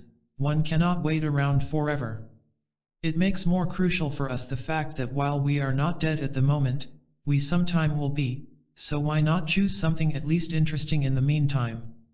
The so-called cynical poet of the Old Testament, Ecclesiastes, is in fact very realistic at this point. Amid his recurrent refrain, "All is vanity," he points out that the wise man will not wait around for future rewards and punishments. "Whatsoever thy hand findeth to do," Ecclesiastes continues, "do it with thy might, for there is no work, nor substance, nor knowledge, nor wisdom in the grave whither thou goest." Spinoza was fond of saying that a man should act sub specie aeternitatis, under the form of eternity. "For I understand eternity," he writes, "to be existence itself. For the existence of a thing, such as an eternal truth, cannot be explained by duration or time." He goes on to say that the existence of something depends on its essence, an idea which isn't as abstruse as it sounds at first glance. To apply it to oneself, a person acts under the form of eternity to the extent that his actions arise from his own essential center. In the example of the author above, such an act was his decision to write, not according to external changing fads, which rise and fall from week to week, but from the inward, unique, original character which makes him an individual. Living in the eternal moment does not mean mere intensity of living, though self-awareness always adds some intensity to one's experience, nor does it mean living by an absolute dogma, religious or otherwise, or by a moral rule. It means, rather, making one's decisions in freedom and responsibility, in self-awareness, and in accord with one's own unique character as a person, no matter what the age. Our discussion in this chapter leads us to the conclusion that, on the deepest level, the question of which age we live in is irrelevant. The basic question is how the individual, in his own awareness of himself and the period he lives in, is able through his decisions to attain inner freedom and to live according to his own inner integrity. Whether we live in the Renaissance, or in 13th century France, or at the time of the fall of Rome, we are part and parcel of our age in every respect: its wars, its economic conflicts, its anxiety, its achievement. But no well-integrated society can perform for the individual, or relieve him from, his task of achieving self-consciousness and the capacity for making his own choices responsibly. And no traumatic world situation can rob the individual of the privilege of making the final decision with regard to himself, even if it is only to affirm his own fate. It may have been superficially easier for a person to be adjusted in another age, those golden ages of Greece or the Renaissance that one might look back to longingly. But the wish that one lived in those times, except as an exercise in fantasy, is based on a false understanding of man's relation to time. In those days it might actually not have been any easier for the individual to find and choose to be himself. In our day there is greater need for one to come to terms with oneself. We are less able to rest in the mothering arms of our historical period. So could one not argue, if it were a matter for drawing room argument, that it is better for a person's learning to find himself to live in our day? On the superficial level there are assets or debits to living in any period. On the more profound level, each individual must come to his own consciousness of himself, and he does this on a level which transcends the particular age he lives in. The same holds true for one's chronological age. The important issue is not whether a person is 20 or 40 or 60, it rather is whether he fulfills his own capacity of self-conscious choice at his particular level of development. This is why a healthy child at 8, as everyone has observed, can be more of a person than a neurotic adult of 30. The child is not more mature in a chronological sense, nor can he do as much as the adult, nor take care of himself as well. But he is more mature when we judge maturity by honesty of emotion, originality, and capacity to make choices on matters adequate to his stage of development. The statement of the person of 20 who says, "I will begin to live when I am 35" is as falsely based as the one who, at 40 or 50, laments, "I cannot live because I have lost my youth." Interestingly enough, one generally finds on closer inspection that this is the same person, that the one who makes that lament at 50 was postponing living also at 20, which demonstrates our point even more incisively. This transcending of time is illustrated again in the drama of Orestes. In his tragic struggle to become free from the incestuous circle, as we observed it in Chapter 4, Orestes was able to some extent to overcome the tendency to see only himself in others' eyes, and thus to see truth to some degree objectively and to love outwardly. These are all ways of living sub specie eternitatis. They show the human being's capacity to transcend the given situation of the moment. They involve transcending Mycenae, or, as Orestes symbolically expresses it, walking out of the limits of the city, toward humanity. When Orestes has left the stage in the last sentences of Jeffers' version of the drama, the concluding words, referring to the young man's eventual death, express our point exactly. But young or old, few years or many, signified less than nothing to him who had climbed the tower beyond time, consciously. The task and possibility of the human being is to move from his original situation as an unthinking and unfree part of the mass, whether this mass is his actual early existence as a fetus or his being symbolically a part of the mass in a conformist, automaton society, to move from the womb, that is, through the incestuous circle, which is but one step removed from the womb, through the experience of the birth of self-awareness, the crises of growth, the struggles, choices and advances from the familiar to the unfamiliar, to ever-widening consciousness of himself and thus ever-widening freedom and responsibility, to higher levels of differentiation in which he progressively integrates himself with others in freely chosen love and creative work. Each step in this journey means that he lives less as a servant of automatic time and more as one who transcends time, that is, one who lives by meaning which he chooses. Thus the person who can die courageously at 30, who has attained a degree of freedom and differentiation that he can face courageously the necessity of giving up his life, is more mature than the person who on his deathbed at 80 cringes and begs still to be shielded from reality. The practical implication is that one's goal is to live each moment with freedom, honesty, and responsibility. One is then in each moment fulfilling so far as he can his own nature and his evolutionary task. In this way one experiences the joy and gratification that accompany fulfilling one's own nature. Whether the young instructor eventually completes his book or not is a secondary question. The primary issue is whether he, or anyone else, writes and thinks in the given sentence or paragraph what he believes will gain the praise of another, or what he himself believes is true and honest according to his lights at the moment. The young husband, to be sure, cannot be certain of his relation with his wife 5 years hence, but in the best of historical periods, could one ever have been certain that he would live out the week or month? Does not the uncertainty of our time teach us the most important lesson of all, that the ultimate criteria are the honesty, integrity, courage, and love of a given moment of relatedness? If we do not have that, we are not building for the future anyway. If we do have it, we can trust the future to itself. The qualities of freedom, responsibility, courage, love, and inner integrity are ideal qualities, never perfectly realized by anyone, but they are the psychological goals which give meaning to our movement toward integration. When Socrates was describing the ideal way of life and the ideal society, Glaucon countered, "Socrates, I do not believe that there is such a city of God anywhere on earth."